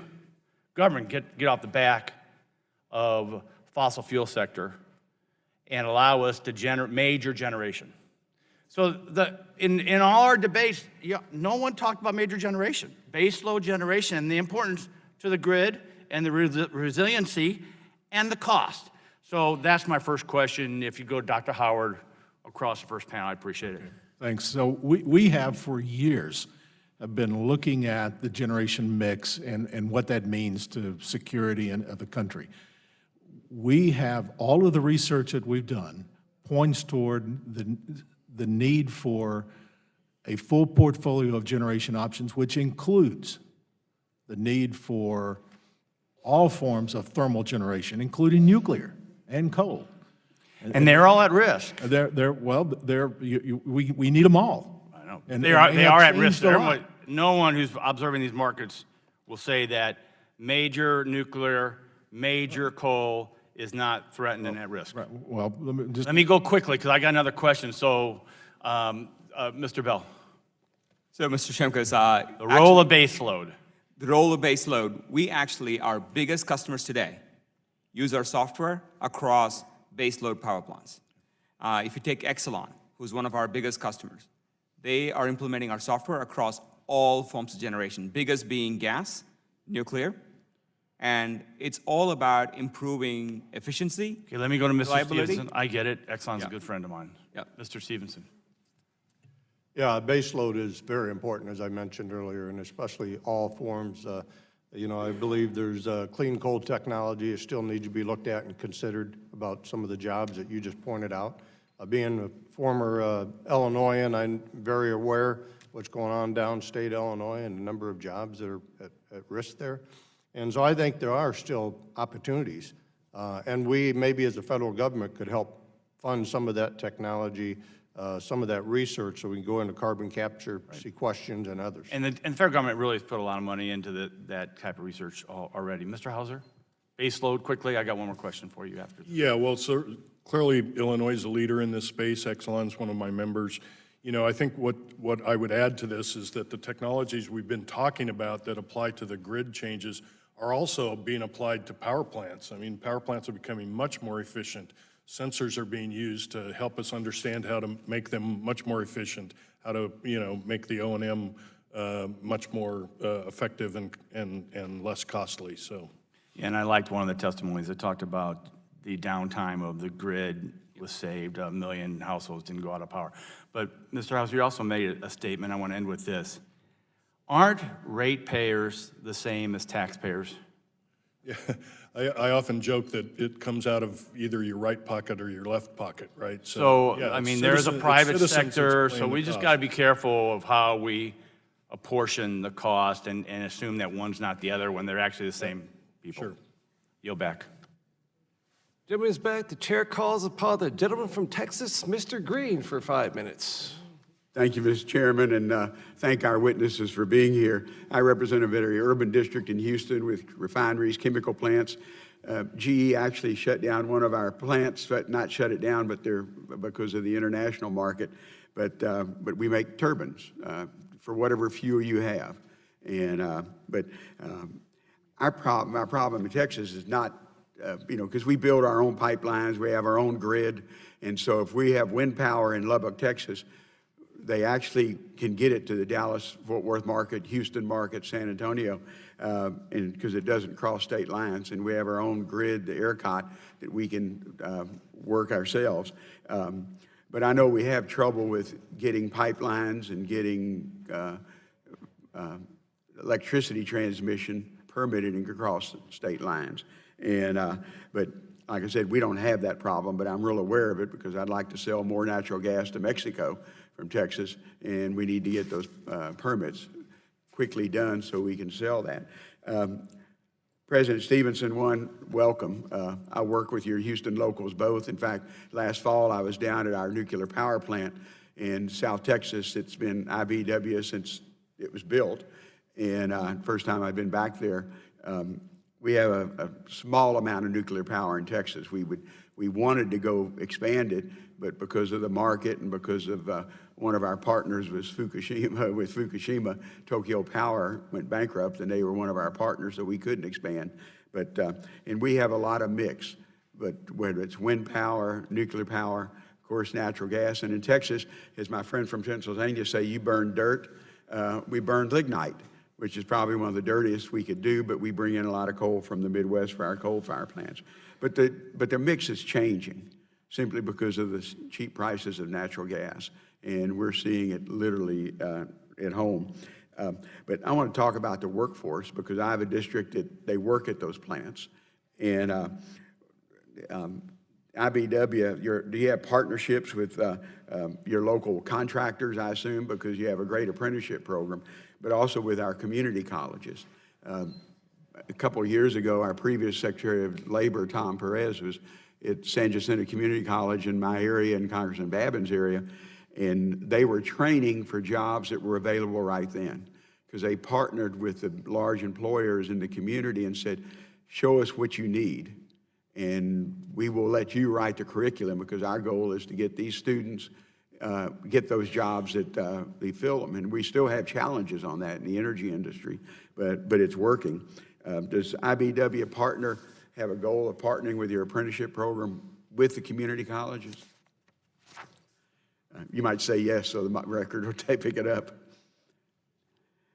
And do you have any, does IBEW have expansion plans? I've been to your apprenticeship programs. They're actually in our district near Hobby Airport in Houston. So, Yes, we're constantly looking at the projected workforce needs and adjusting our apprentices, try and take in more apprentices, provide for the additional need of the skilled labor, and, so we can provide them for our employers so they can continue to bid that work. okay. Mr. Bell, does GE partner with local community colleges and support workforce training? I don't know in my area because although we have that turbine plant, but we have GE oil and gas buildings all over Houston, Texas. Yeah. And so do y'all partner with local community college for that workforce training? Absolutely, we do. And we're also doing, for example, in New Orleans, we have a apprenticeship program where it's software engineering apprentice program that we're working in New Orleans. We partner with universities in many different areas. And also talking about the workers question you talked about, When we think about digital infrastructure and network, it's not just the assets. We think about how the workers are becoming more productive and their work environments are getting safer. So we think about every worker in a power plant becoming a digital worker. So they have all the information they need, whether through wearables or safety devices, so they can help do their jobs better. Mr. Hauser, do the relevant federal agencies currently possess the required authorities to expedite the smart grid siting and also the approval? And we're talking about interstate, not intrastate. So there's clearly been a lot of discussion and debate around that issue. I think FERC is looking at that now in terms of what other authority might be needed to appropriately address that. So much of the smart grid work is being done at the local level, so it's really more state PUC focused and focused with the governor and the state legislatures. Thank you, Mr. Chairman. I yield back. Gentleman's time expired. The chair calls on a gentleman from Pennsylvania, Dr. Murphy, for 5 minutes. Thank you, Mr. Chairman. It's great to have you all here and find your testimony fascinating as we recognize the problems with our grid and what we need to be doing for modernization. Special welcome, Mr. Stevenson. Going to have the IBEW, my friends here, as well as Lyun in the back as well. But Mr. Hauser, I want to ask you some issues with regard to the grid. In my district, I have the National Energy Technology Lab, so it's funded by the Department of Energy. Yes. Doing research, and it's very, I think it's very important to continue funding to have that partnership. They also put a lot of grants out to the private sector too. But with regard to this, what kind of areas in research and development can NETL have to invest in some improved, you talked about resilience, reliability, and security in the system. Could you elaborate on where the public sector can be assisting this? Yeah, absolutely, and we've worked with the National Energy Technology Lab for more than 10 years in different spaces. I'm aware right now that they're doing some work in power electronics. Controls is becoming a very, very hot topic. Again, GE's doing a lot of work in that area, but NETL has some work going on in that area, looking at advanced control theory, structures. How do you use the data that's being collected to do a much more effective job of controlling what's become a much more complex grid and will continue to become much more complex. So this has continued to be pretty sophisticated as we go through. This, like when I go to the IBEW training facility, this is at a very high level. This is not my knowledge of electricity, which is just above dangerous. I know the black wires connect with black, white, and the copper, leave them alone, and then call somebody to connect the power and check my mess. But as it goes through here, and the kind of controls that are developed by companies out there, GE, Eaton, and other ones, is pretty sophisticated. But this is where we have this kind of alliance and working together, public and private sector. Can you give some examples of areas where we need to continue to push this or move this forward and these public-private partnerships to facilitate this? I mean, you mentioned something with GE. Can you elaborate on that a little bit more? Or if GE can elaborate that? Yes, Mr. Hauser. For me, so yeah, public-private partnerships, of course, have been important in a lot of different areas. The labs, of course, work with companies like GE. They work with utilities. A lot of the times it's, proof testing, demoing these advanced systems so that they can be, deployed more broadly and more reliably. You mean with the smart grid, for example? Yeah, absolutely. So define that. Expand a little bit on that, how that would work, and the kind of work we can do to help. Well, the Department of Energy might put out a request for proposals where companies' team, EPRI, is involved in those. Many of my member companies are involved. A utility will often get involved to do some of the demo of a technology. Maybe it's a new storage technology, and integrating into the grid. A lot of times the questions become, how do you take it from a lab environment to a full scale? In the context of what you're saying, that one of the advantages I understand of the smart grid is if you do it right, you're not wasting a lot of power. You're actually making it work more effectively, more efficiently along the ways. Mr. Bell, can you comment on that smart grid and how we can be facilitating that? So power generated isn't used as power wasted and is environmental waste too. We don't want that. We want it to be create just enough and use it wisely. How do we do that? I mentioned a World Economic Forum study. They actually talk about across the world, and a big part of that statistic applies in America as well. More than 75% of breakdowns in generation, for example, can be prevented using software and analytics. And more than 8% of electricity that gets generated never reaches the consumer. So 70%. no, 8% of electricity that gets generated never reaches the consumer. Got it. There is 75% of breakdowns that happen that can be already predicted and prevented. So we actually think that number could be even higher with software. So when you think about eliminating breakdowns and preventing failures, as well as reducing transmission loss, you can actually yield more from existing investments that are out there.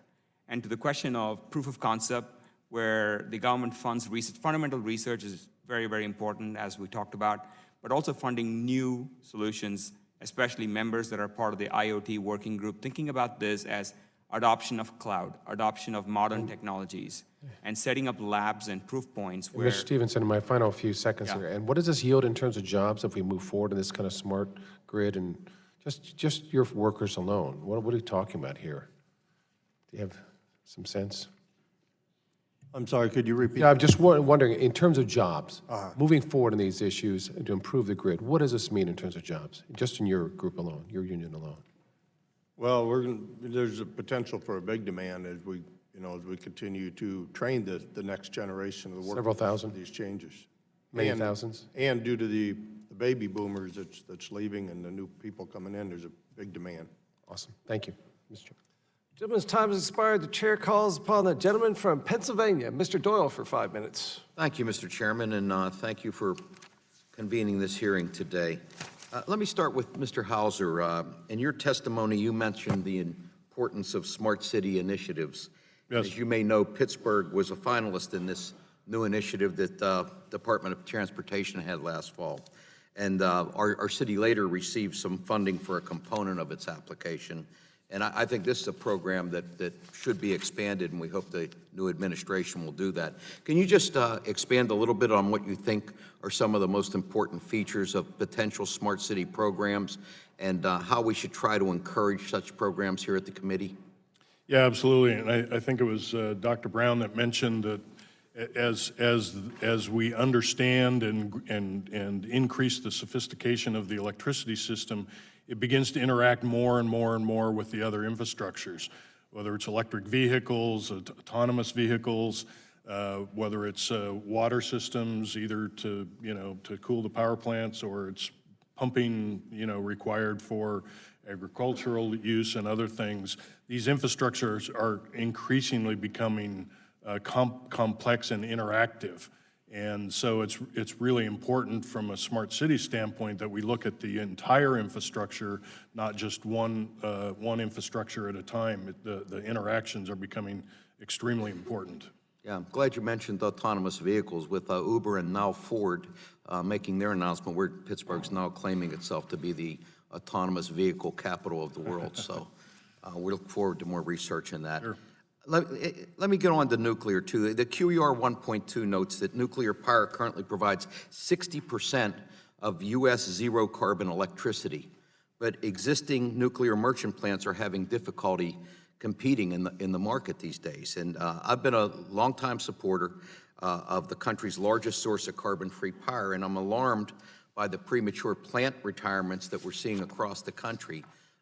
Mr. Stevenson, and let me say it's a pleasure to work with IBEW Local 5 in Pittsburgh under the leadership of Mike Dunleavy. Those guys do a great job. But each nuclear power plant employs between 400 to 700 people, and the average plant also generates an average of almost $16 million in state and local tax revenue annually, and federal tax payments of approximately $67 million each year.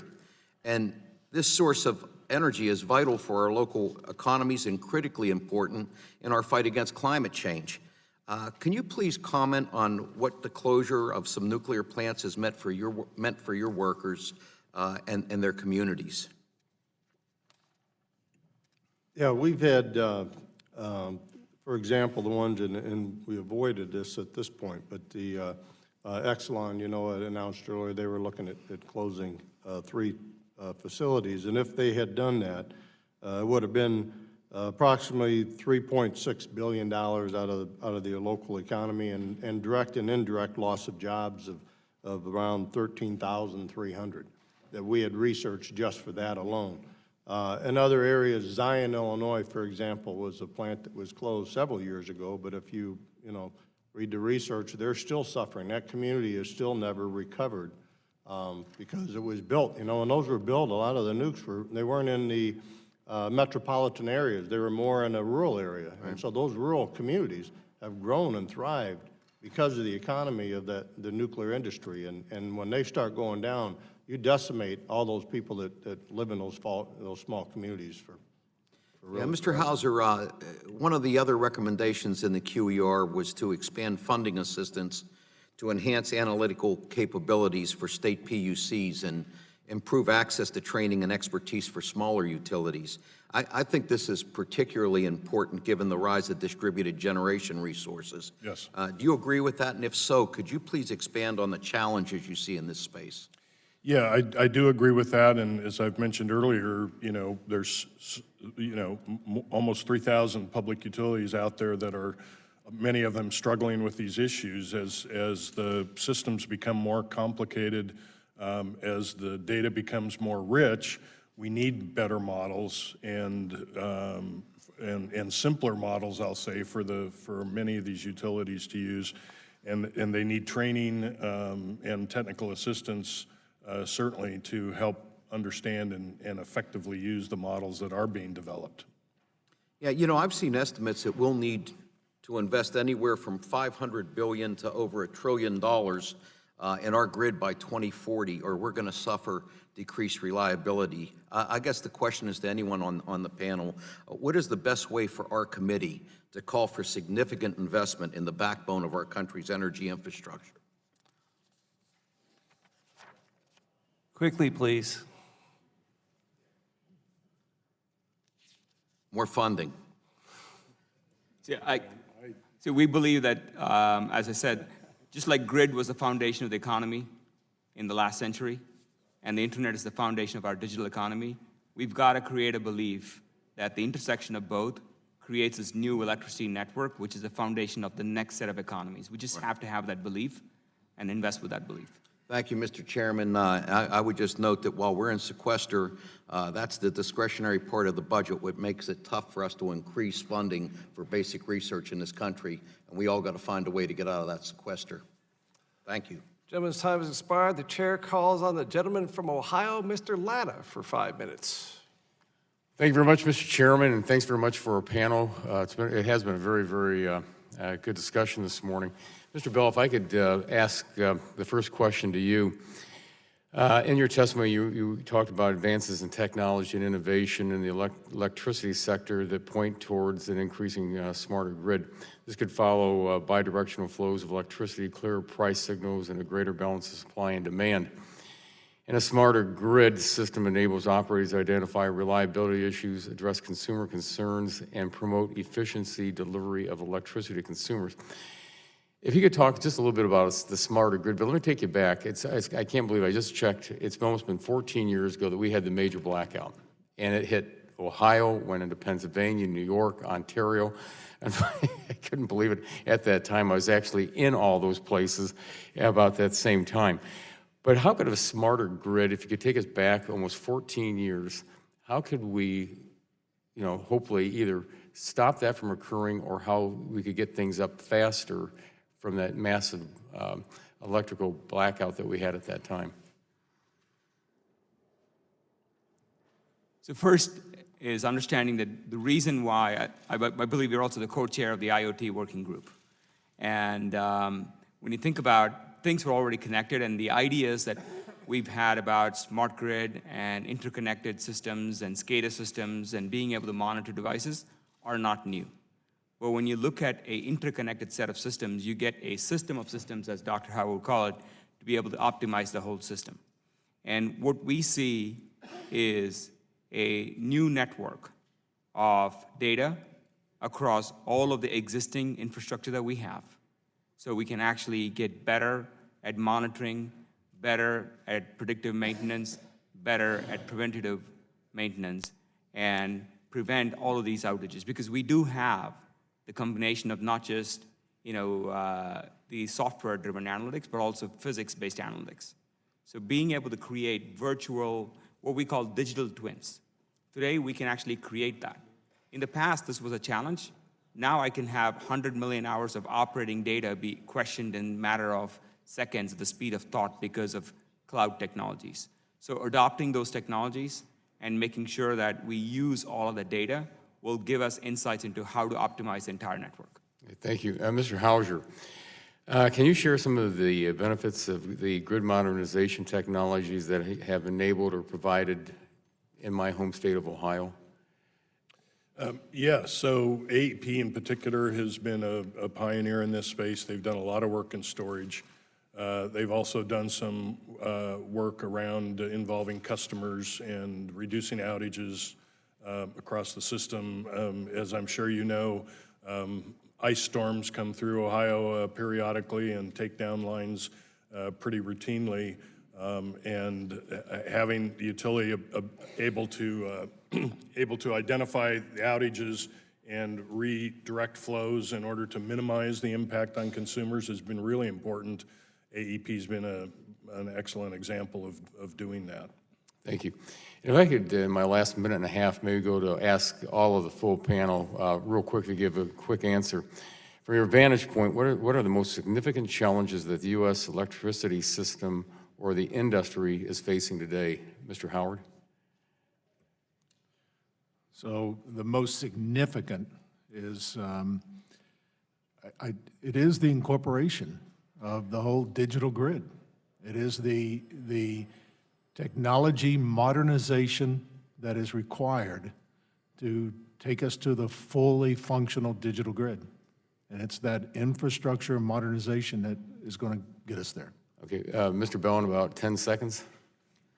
I said digital, and I think it's also utilizing existing assets more effectively. I think we don't have the visibility and the insight across all of the network. We can do that today with modern technologies like cloud and IoT. Mr. Stevenson? I think building the transmission line necessary to tie the whole system back together again, from all the green energy to get everything tied, we've got to have the transmission to get it there. Thank you. Mr. Hauser? I think business models is going to be a huge challenge for this industry, especially the private utilities. Load growth is pretty flat in most places. Sometimes in some places it's actually going down. And the business models have typically been built around growing load growth, where you have to build more power plants and earn a rate of return on the investment of large capital. So I think there's going to have to be a real significant look at how do we make these business models work in a future grid scenario. Well, thank you very much. And Mr. Chair, my time has expired and I yield back. Gentleman's time has expired. The chair calls upon the lady from Florida, Miss Castor, I'm sorry, for 5 minutes. I know I'm the only female on the dais. Well, the biggest Houston Cougar fan, I is believe, one. from Florida as well. Well, thank you, Mr. Chairman. I want to say that I shared the enthusiasm of this expert panel on the great potential that modernization of America's electric grid holds.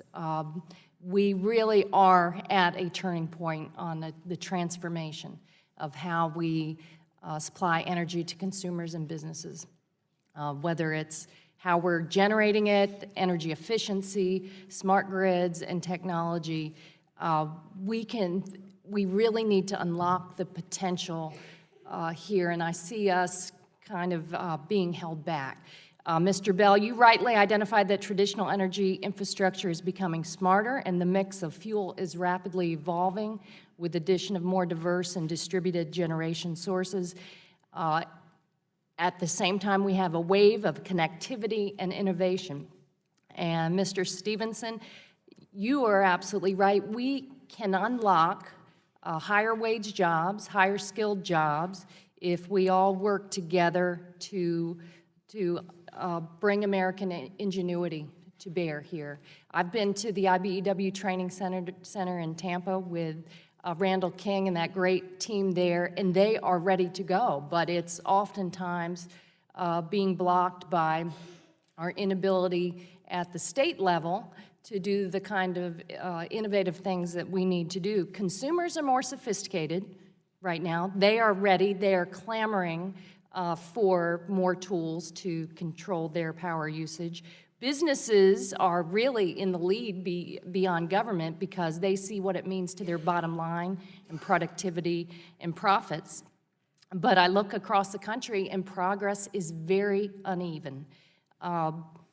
The electric utility regulation largely happens at the state level. And you have some states that are being very innovative, and then others, Mr. Hauser, you hit it on the answer to the last question. There are state regulatory schemes and business models that are stuck in 30 years ago, and all of the incentives are on building big new plants, while all of the new tools that we have are about efficiency, demand management.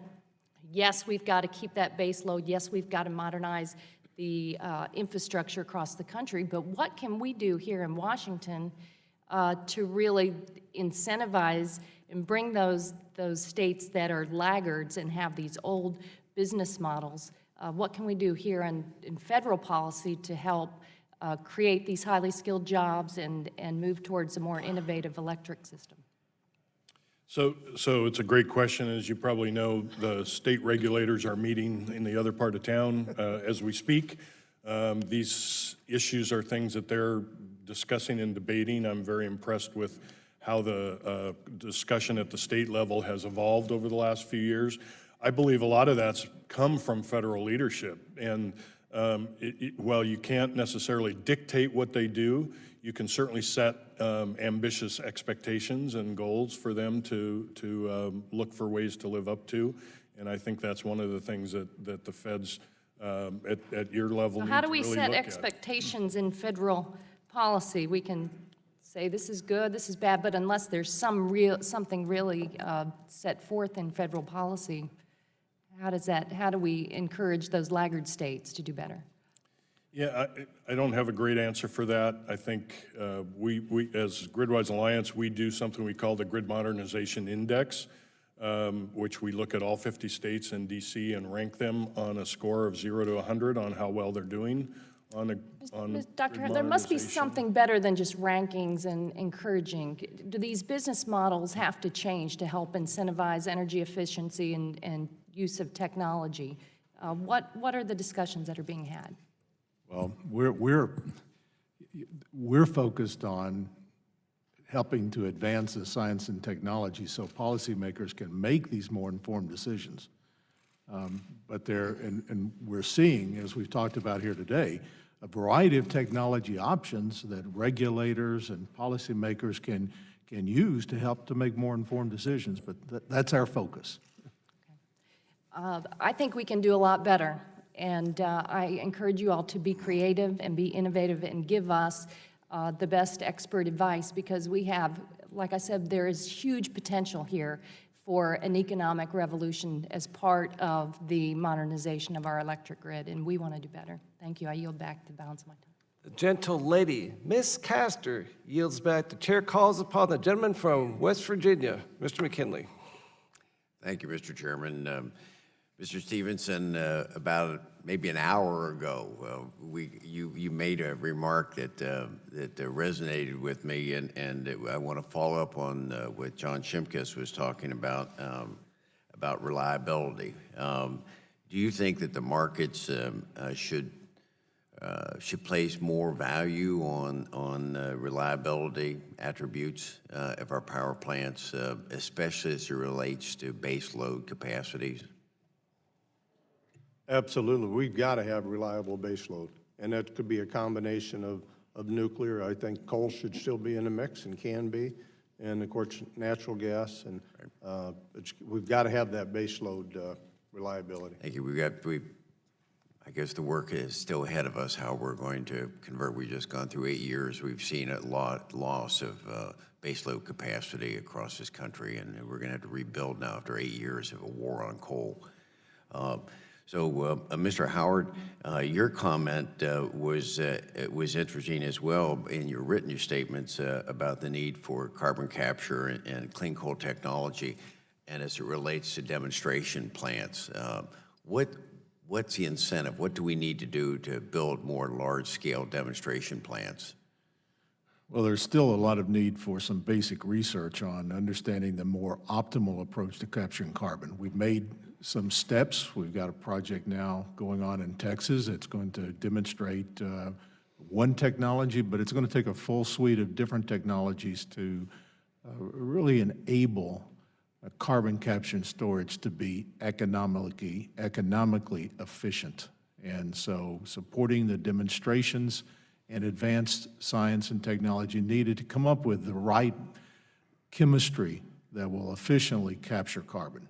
And also release some of the burdens that the regulatory agencies have put on for enhanced oil recovery from using carbon capture as well, I assume? Right, right. Now, Mr. Bell, last question more to you. It's more of a, for General Electric's position, and that is this wireless power transfer. It's probably aspirational. We see around the world, Russia and Germany and Japan are moving into some pretty significant investments in that.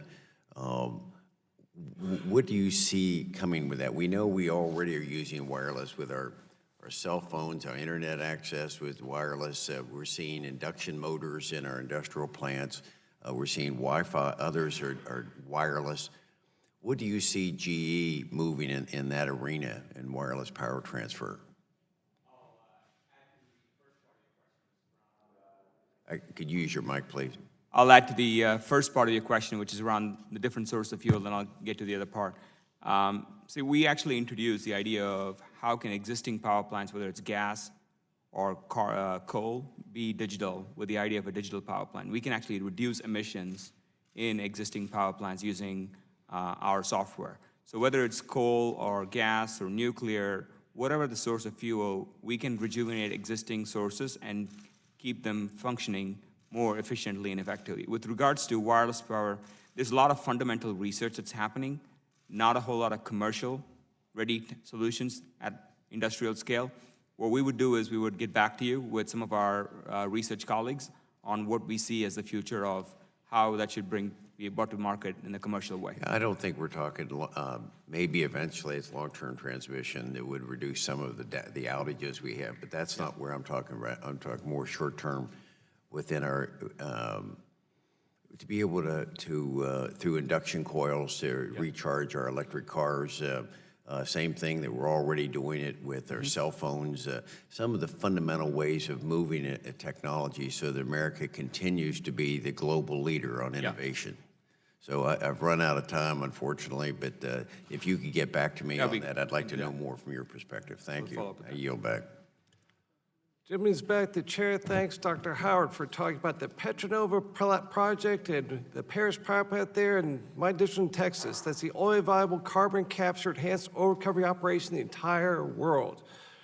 Texas bragging over. The chair now calls upon the gentleman from Vermont, Mr. Welch, for 5 minutes. Thank you very much. Great hearing, great witnesses. Appreciate you being here. I'll start with you, Mr. Bell.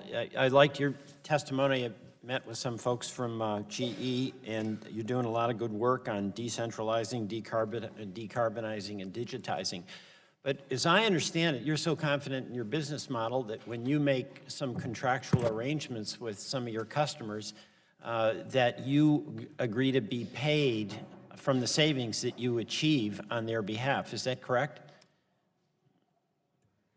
Yeah. Yes, in addition to being a hardware provider, as well as services provider around the hardware, with our digital business, we started offering our software in a subscription model, just like every other software provider in the world. So if you have very large customers that provide electricity into the grid, are there benefits for individual consumers with the approach that you're taking with your technology and your coding? Yeah, absolutely. So when we look at, we want to help our customers. So today, most of our customers who are power and utilities, they see their customer as a meter. Okay. They have no insight into beyond the meter. So we are partnering with solutions. For example, we have a separate business that we call Current that is driving energy efficiency for commercial and industrial customers of electricity. All right. And we want to partner with power and utilities to make sure that those systems are integrated back into them. Okay, thank you very much, and I appreciate the work you're doing. Mr. Stevenson, I wanted to talk to you a little bit. You know, we have a lot of jobs in this country, but we don't have a lot of good paying jobs, and I think the issue is paychecks is actually more than the jobs. A lot of your folks have good jobs, and they help keep the lights on, and I just want to acknowledge that and thank you. Do you see there to be a big opportunity if we plunge into modernizing the grid to provide more folks with the kind of good jobs that your union provides? Yes, absolutely, because, you know, we're going to need both our employers, our utility employers, and our construction employers are going to need to grow their workforce Right. as this moves on. So, yeah, absolutely, it's going to. And I'd be interested, I don't want you to take the time now, but your specific recommendations about job training. I know your union does a lot, but that's got to be organically integrated into our educational system so that people who want to work can work and get jobs where they get a living wage. So I'd really welcome, and I think the whole committee would welcome your concrete suggestions on that. One point I wanted to bring up with you, you talked about the permitting process, and you've got some legitimate points there. How does it work? It's got to be fair, but ideally it's timely, so there's a fair resolution in a timely way, and that includes access to people who've got altering different points of view. But last Congress, we passed, and this was a bipartisan effort, the FAST Act, which in part created a federal permitting improvement steering council to expedite permitting and environmental review for large infrastructure projects, namely those over $200 million. I don't know if you're familiar with that, but would you regard that as at least a down payment on trying to get this thing in better order? I'm not specifically aware of that. I do know this. That's the idea that you're talking about, right? Just to try to finding a way to get an answer, get from here to there sooner rather than later. Absolutely. But not cut corners on considering the valid environmental, labor, and safety concerns. Absolutely. Is that right? I want to ask Mr. Hauser, with this, any new grid technology has to be facile enough to incorporate locally generated electricity, which is the heart of oftentimes what renewables are. In Vermont, we've had a focus on renewables and we've had a focus on efficiency. And actually, by doing that, we've been able to save about $400 million in grid repair and grid expansion. So there's a lot of money to be made in using less electricity or using it more efficiently. How do we get the grid to work that way, and how do we align it with the incentives that have to be changed for utilities that have generally been based on a reimbursement model where the more they invest, the more they make? Yeah, that's a good question, and that's very impressive numbers, of course, in Vermont. I think I'm impressed. Velco's one of my members. I've been impressed with the work that they're doing, for instance, on predicting weather and being much more accurate in how to predict the weather impacts on and the effects on the grid, and that includes wind, solar, as well as storm recovery and so on. And so I think that's an example of some of the work that's going on to help make this much more effective. Okay, thank you. I see my time is up. Mr. Chairman, I hope we can get some very concrete suggestions from these witnesses about 1, 2, 3, what we can do to facilitate the advocacy they're presenting here today. We'll do our best to make that happen. Gentleman's time has expired. The chair calls upon the gentleman from Virginia, Mr. Griffith, for 5 minutes. Thank you very much, Mr. Chairman. Dr. Howard, let me jump right in. We were talking about reliability of baseload. Congressman Shimkus, Congressman McKinley, and in your testimony, you talked about carbon capture, sequestration projects, et cetera. And one of the things you said is we have to have more research as a part of that discussion. Some of my friends, even in the Obama administration, Department of Energy, were advocating for parity in research dollars between clean, burning, fossil fuel research and the renewables. Would you agree with that strategy? I'm not sure about parity. I would emphasize the importance of focusing on a broader energy mix, which certainly coal and nuclear and other sources, including certainly renewables, is part of the mix. And we need to advance all of those technologies, including ensuring that the baseload generation, which nuclear is a big part, continues to operate safely and reliably, and coal is part of it as well.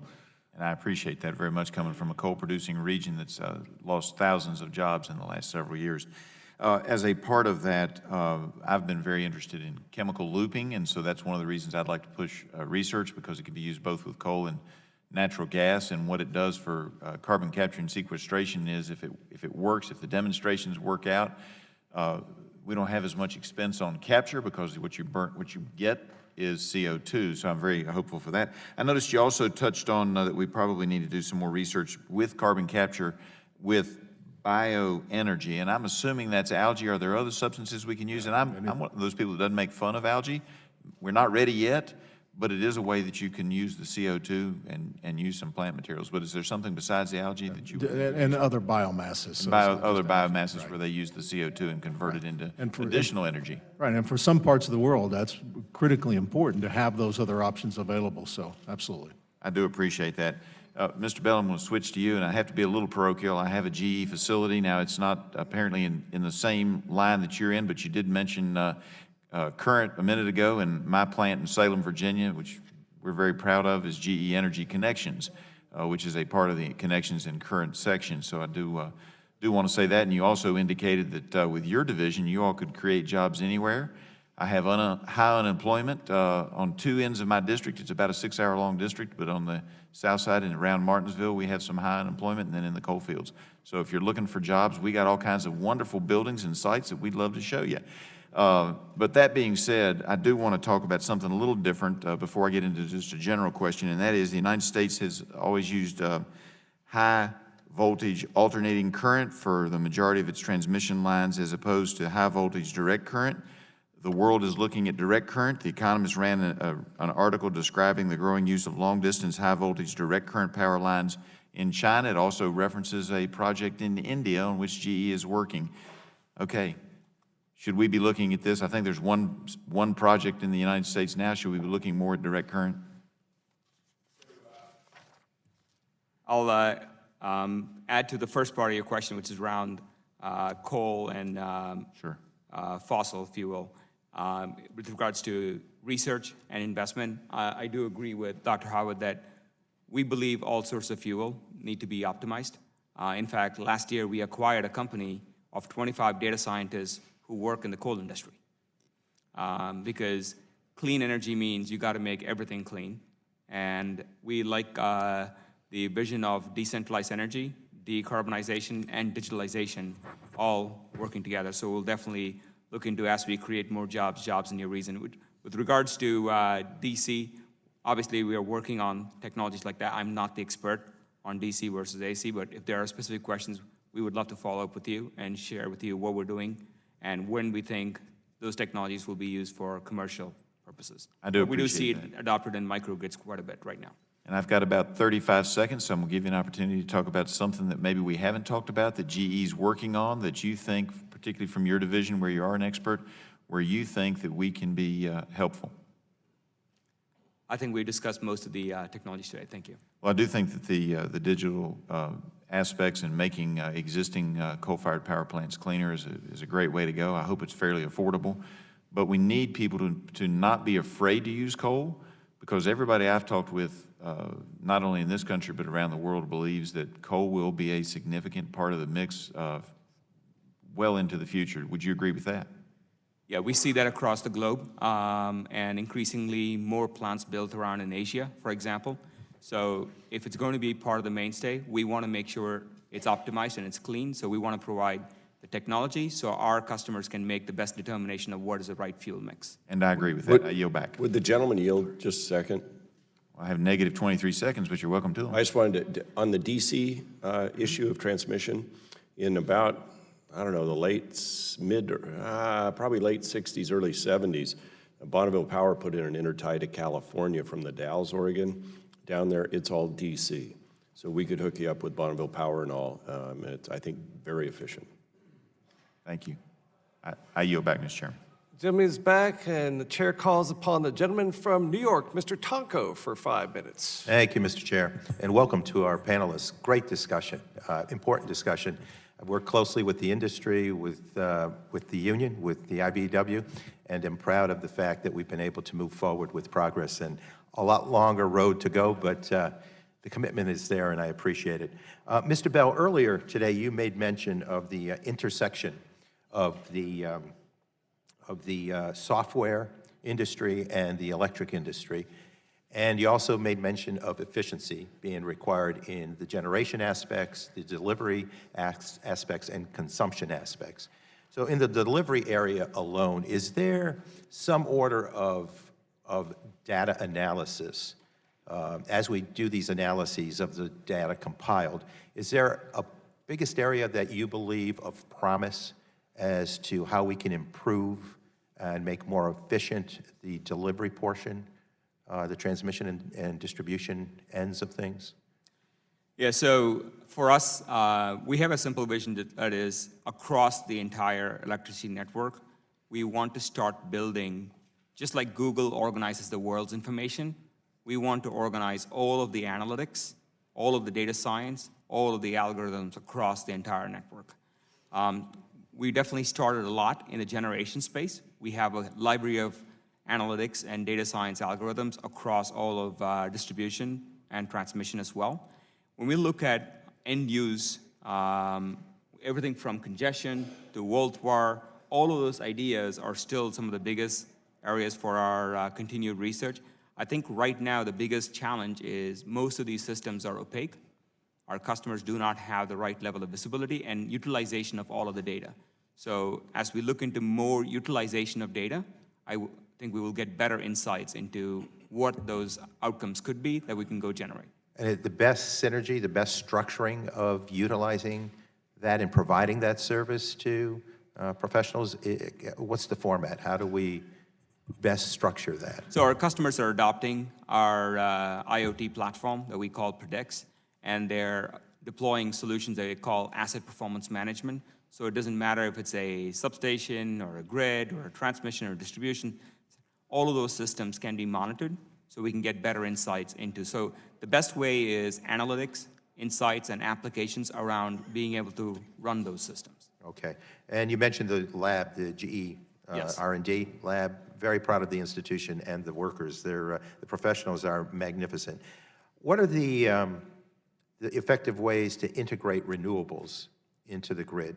Is digitization something that can best help that, support that integration? Yes, today, it's software at all levels for renewables. For example, just about a few years ago, we were capturing data that was about every few minutes at a wind farm. Now we can capture data at every sub-second.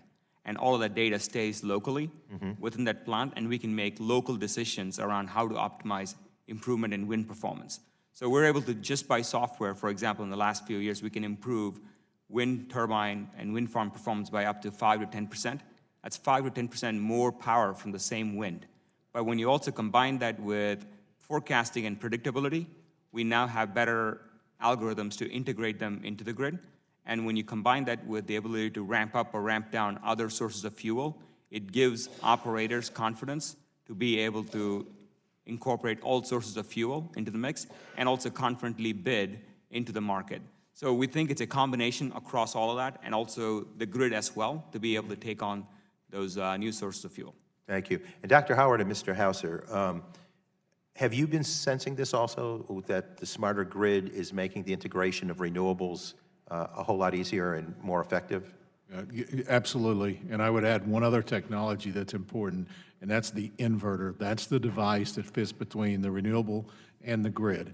And we've made tremendous progress in improving the technologies around the smarter inverter. So that's a big enabler. Yes. I was in the control center at Excel just a few weeks ago and watched them manage a very large fraction of wind power on their system. And one comment they made is that they actually can send signals to the wind turbine now, which they didn't in the past, right? So they can actually control the wind turbines up and down to meet the load. Now, your groups have also been involved with DOE's research efforts and the Grid Modernization Initiative, I believe, and that has proved beneficial? Absolutely. And the most important thing is what it has done is allowed us to demonstrate the technology and show that it works or not. And if it doesn't, we can improve on it. Tremendous capabilities across the lab system, as I'm sure you're aware, including Brookhaven in New York. And the GMI project at DOE has helped to integrate those so that they talk a lot better amongst each other, and they work together on joint projects very effectively. Thank you. Well, I see my time is up there, Mr. Chair, and I'll yield back. Gentleman's time has expired. The chair calls upon the gentleman from Indiana, Mr. Bouchon, for 5 minutes. Thank you, Mr. Chairman. Thank you all for being here. I'll be brief. I support an all of the above energy strategy, and I was in Europe recently talking with some energy companies, and the question, that I'm concerned about is what do you do about the reliability of the grid when you have a large percentage of renewables that are counted on for base load? And what they're finding in Europe is they're going backwards and building coal-fired power plants and other things because they have to have those for reliability reasons. So it's not just about generating energy, it's about reliability of the grid. Does anyone have any comments about where we see America going? Because every coal mine in the state of Indiana is in my district. My dad was a United Mine worker for 34 years. Everybody I knew was in the coal industry. It was a great job. My main concern is reliability of the grid, and if we go too far and we don't have that backup, look, I'm all for renewables, but we have to be realistic here. I'd just be interested in your thoughts. So what you're pointing out is the importance of not just having enough energy, but having adequate capacity to fill in the voids. And that's one of the issues they ran into in Germany. And so we're getting to the point where we're energy rich, capacity poor, and that reinforces the need for base load generation. I just want to reinforce what you just said. I mean, we'll just go down the line. Yeah, we're in Germany. That was clearly a major problem. They had to curtail more than 1,500 gigawatts. And we see challenges for power plants that were built in a baseload era to be actually competitive in the ancillary services market. So we are actually using software today. In fact, there was a power plant in northern Italy that was shut down. And we were able to reopen that power plant with software, purely through software, because we are now able to make it competitive in the ancillary services market. So every single power plant's designed in a baseload era, we can actually make it flexible with software and technology, so we can actually allow for the more integration of renewables and compensate for that with the void. So quickly, how do you then say you have a power plant and you're running at 40% capacity, and how do you have enough people there when something happens with renewables, you have to go to 80% capacity? I mean, that's a challenge, right? I mean, Mr. Stevenson, you might comment on the workforce issues as it relates to this type of thing. Yes, it is, and like you said, to have that workforce there waiting. One thing about natural gas is they can fire up and shut down a gas unit a little quicker than, say, nuclear, for example. You pretty much have your workforce there round the clock, but it's very important that they're there. So there are different forms of base load. Of course, coal, again, I believe, should be in the mix. They have the opportunity to bring it up when needed. And, maybe having some smaller units that are, as time goes on, smaller units that could be fired up and quicker in a faster manner. The industry has gotten so much better just in the last few years about being able to predict the wind and solar, and so they can anticipate it extremely well these days, so that's certainly helpful. I want to do a short call out to Indianapolis Power and Light, who just won an award a couple of weeks ago from the industry for some of the work they're doing around storage. And storage is certainly going to be a key aspect of this as well. I mean, there's a real-world example in the United States. A number of years ago, we had that polar vortex, and talking to the energy folks, and I'm not an energy expert, but in the Northeast, for example, we were like really this close to brownouts because they had to buy power from I would say Midwestern coal-fired power plants, and those plants had to ramp up and really run. And the other thing is they didn't have the infrastructure in place for natural gas and other things, so that they were at capacity because of issues we've had with building out infrastructure in certain areas of our country. So that kind of ties this whole thing. I mean, and I think it's important for people watching this hearing to know that the reliability issue and the stability issue, not just how the power is generated, is really critically important to the future of our country and our economics. And anybody have any final comments? I have 30 seconds. I would just say that is the importance of storing the energy on site. Nuclear, you can store it 18 to 24 months. Coal, you can put it in a coal pile. In times of need, you don't have to ship it in. You may not be able to. Thank you, Mr. Chairman. I yield back. Mr. Sarbanes, recognized for 5 minutes. Thank you, Mr. Chairman. Thank the panel. We have an incoming Secretary of Energy. The Department of Energy at one point had talked about eliminating the Department of Energy. He's changed his mind on that. I imagine partly because if that happened, he wouldn't have a job, but also I think because he recognizes that we do have to make smart investments through a kind of partnering with private industry, with ratepayers and so forth. So I'd like to hear from each of you briefly your perspective, and you've obviously touched on this already, but the important role that the Department of Energy can play in leveraging the kinds of partnerships that can strengthen the grid across the country. If you want to cite some examples of that kind of investment you've seen already as you talk about what we can have going forward, that would be helpful as well. I authored in the last Congress on a bipartisan basis a bill that would encourage and provide resources to the Department of Energy to give financial assistance to these kinds of public-private partnerships to make sure we're upgrading the grid, and we're going to reintroduce that again and look forward to support for that kind of legislation. So I'll just ask you to go down the line quickly. Okay, thanks. We partner a tremendous amount with the Department of Energy and their national labs. It's an incredible resource that we have in the U.S., unlike any other country. It's important that we continue to encourage the development of basic research that will help us address many of the issues that we're facing here today. So, strong supporter. They're a great partner, and we enjoy working with them. Thank you. Any other thoughts? In addition to research at the DOE level, engaging private sector communities to go to drive innovation on top of that at the intersection of digital and hardware.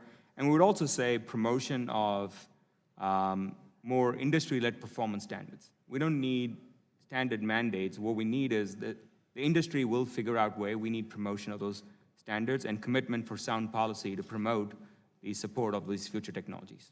Right. Yes, the IBEW, we've worked very close with the Department of Energy and particularly with Secretary Minos and what he's done with our director, Jim Hunter, is the director of our utility department. We've worked very closely the last few years of talking about the energy, where we're going in the country and some of the needs. And so, we think that's crucial to continue to have the Department of Energy involved. We certainly support the demonstration projects that you've talked about in your legislation. I've heard the modernization of the grid referred to as trying to modernize a 747 while it's in flight, right? So it's not like we can shut down the grid, rebuild it, and then start it back up when it's all modernized, right? It has to happen in real time. So demos become extremely important because we need to know for sure that these technologies will work in the way that we've expect them to when they're installed in the grid. So that becomes important. Plus, a lot of the large-scale demos can be extremely expensive, and Mike can certainly attest to that the industry needs support, federal support, for sure, to do a lot of these demos that can be pretty expensive. Thank you. Mr. Stevenson, I wanted to ask you a question. I've had a privilege of working with a terrific partnership in Baltimore that's looking at installation of solar panels and basically trying to continue to move aggressively in not just building that workforce, but building that part of the energy portfolio. And I think you're probably very familiar with some of the statistics. The number of solar workers in the country increased by 25% to over 260,000, and have been increasing by at least 20% every year for the past 4 years. 1 in 50 new U.S. jobs were in the solar industry, which is incredible. And the median wage for those installers is $26 per hour. So I wondered if you could just give us a few seconds on what kind of opportunities the solar energy part of the portfolio is offering to your members. Well, you know, solar is continuing to grow as leaps and bounds, not only large solar fields, if you will, but also individuals, people putting on their homes and otherwise, you know, and starting to use solar. And for the installation, we get a lot of work and, you know, in installing those processes. But again, afterwards, there's not a whole lot of jobs that follows the installation, you know, once they're up and running. Thank you. I yield back. Thank you. Gentleman's time has expired. Chair would recognize Mr. Long from Missouri. Thank you, Mr. Chairman. Mr. Hauser, can you take a moment to describe what a smart grid is and how it differs from the electricity systems of the past? Yeah, of course. I mean, this has evolved over many years. It's still evolving. I actually like to talk about it as a smarter grid and not just a smart grid. Smart grid sounds like it's a thing. What it is an evolution of using technologies, communication technologies, sensors that have become very cheap and easy to install, and so that we can understand better how the grid's operating. As you probably know, only just a few years ago, utilities didn't see anything below the substation. And now they do, and that's becoming increasingly important for them to see the operations, voltage levels, frequency levels, impact on customers, outages, and so on. Speaking about impact on customers, how does a smart grid, or smarter grid as you call it, expand consumer choice? So it provides consumers with a much better insight into how they use electricity and how the use of their use of electricity impacts the grid. So for instance, if it's 4 o'clock in the afternoon and the grid's being stressed and called on to provide electricity at a very high level, and consumers are aware of that, they can reduce their usage in the afternoon to help stabilize the operation of the grid. It's certainly become impactful in certain parts of the country when there's storms or when there's heat waves that really can stress the grid. Okay, thank you. Mr. Stevenson, what can Congress do to improve workforce training and education for the electricity sector? Well, most of the training that we do specifically with our contractors is really self-funded. We fund ourselves through our collective bargaining agreement. We have funding goes into our apprenticeship programs, and so all the training we do is pretty much self-funded. However, we do rely, as brought up earlier, on community colleges and others to help prepare new employees, new members to come into our programs, but we pretty much fund our own system within the IBEW structure. Okay, thank you. Mr. Howard, in your testimony you discussed the integrated energy network where energy systems and services are more connected with the resources that they utilize. You state that separate regulation of these systems can make it harder to realize any gains from integration. Could you discuss how the current technology process hinders this integration? The current technology that we're talking about here enables more optimal integration, so it doesn't hinder, it actually enables it.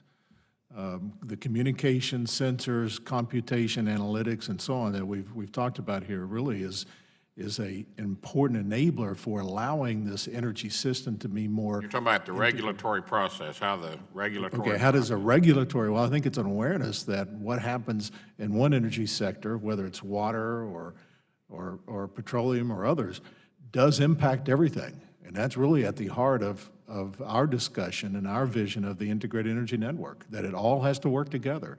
And you can't regulate it one sector by the other. Well, that's It my has to next be integrated question. together. What approach should regulators take to improve integration? It's exactly what I talked about this week at NARUC, which is an awareness that all of this fits together. We have to look at it much more holistically and step back and say, if we're going to have a more resilient, affordable, safe, environmentally responsible energy future, then we have to look at it much more holistically and integrate it together. Talking about renewable energy integration, what are some of the industry challenges that you face? What are some of the challenges we face with integrating renewables? Well, the one is that it's variable, and the variable generation of renewables with the base load and the flexibility that we need, not only across the entire grid, but also the flexibility we need on both ends of the grid, both in generation and renewables. We are approaching an area here where we haven't ever had this. It's a two-way power flow, much more unpredictable, not as much forecastable, and not as much dispatchable. And when you put all that together, that's why we absolutely have to have a more integrated energy network. Well, how can we strengthen and expand the transmission system to support the integration? Well, first is the recognition that we are going to need more transmission.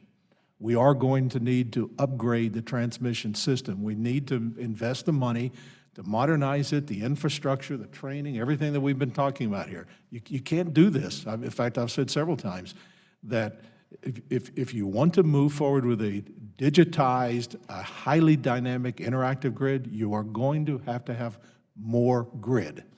And that starts with the transmission, upgrading, modernizing, same with distribution. Okay, Mr. Chairman, I yield back. Thank you. Gentleman's time expired. Chair would recognize the gentleman from North Dakota, Mr. Kramer, for 5 minutes. Thank you, Mr. Chairman. Thanks to all of our panelists. A special thank you to Mr. Stevenson.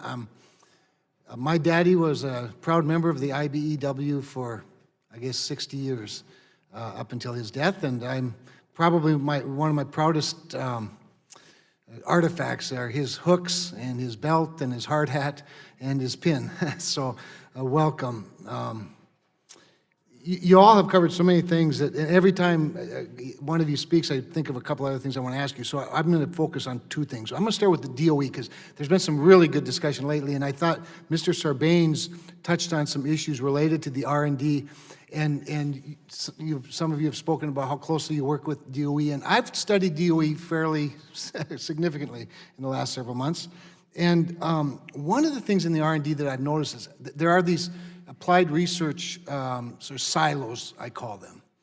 And that while there are wonderful innovators at DOE that you all work with, no doubt, it seems to me we could even loosen that up a little more. Maybe not have the research be so specific I'd rather see an outcome that would be achieved with more innovation at that level, working with our private sector friends. I mean, is that a relevant, and it's not a criticism necessarily, but I'm just we're gonna be talking about DOE reorg eventually in this committee, and I'd like to see some real innovation take place in the reorg itself that could unleash some of these incredible resources there. So, Mr. Howard, if you want to begin, that'd be great. Okay, so there is a lot of innovation that's occurring at the national labs. Right. I've been to many of the national labs. I go there, I look at what they're doing, and it is incredible. And we need to reinforce the importance of that and then get it out and get it applied.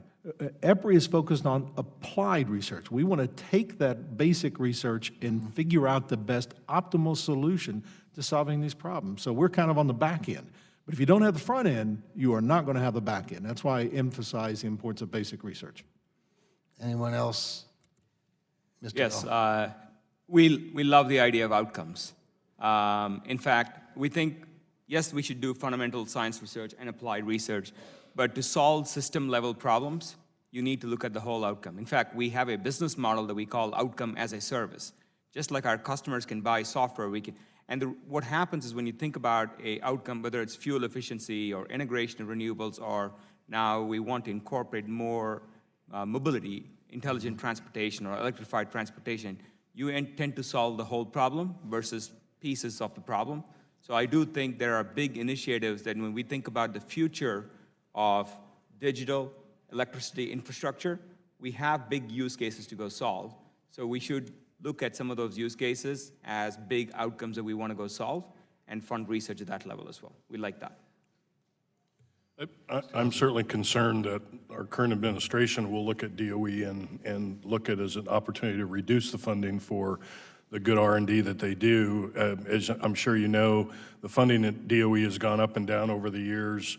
You know, that's not a good thing. It's difficult to manage against budgets that increase and decrease a lot. I think stability is very important for an R&D mission. And it's also the focus sometimes tends to go more towards basic, and I think as you've said, the applied research working with industry is extremely important, especially in this sector and especially now these days. Well, I appreciate that, Mr. Hauser. What I would say is that I think without decreasing or increasing the R&D budget, by knocking down some walls, making the research more outcome-based rather than fuel-specific or politically based, we can get a lot more out of the current budget.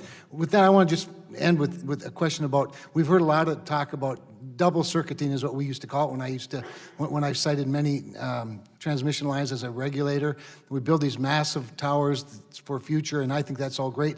But sometimes I get a little concerned that we are willing to give up sort of geographic diversity, which is critical, right, to that redundancy and reliability. Do we need to be careful to not put all of our infrastructure in one corridor that one storm can take out multiple resources? Yes, and diversity is good. I like simple answers. With that, I'll yield back. Absolutely. Thank you. Gentleman yields back. Seeing that there are no further members wishing to ask questions of the first panel, I want to thank you all for being with us for the last number of hours. Appreciate that. We all did. So you are now excused. It concludes our first panel. We're going to take a few minutes to set up. I know originally we thought panel 2 would start at 1 o'clock. So we're going to start 5 minutes early because we're expecting votes on the floor perhaps around 1:15. So my goal is to have the second panel actually give their testimony, then we'll adjourn, recess for the votes, and then come back for questions. That's what our intention is. So with that, first panel is excused. Thank you. Thank you very much. I'm happy to be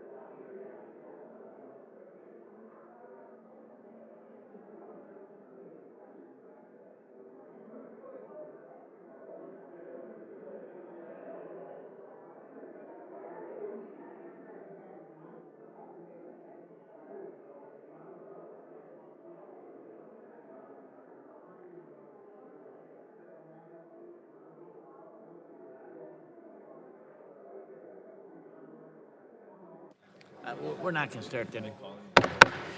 Let me just say that votes started 10 minutes earlier than they even forecast, so we're gonna recess.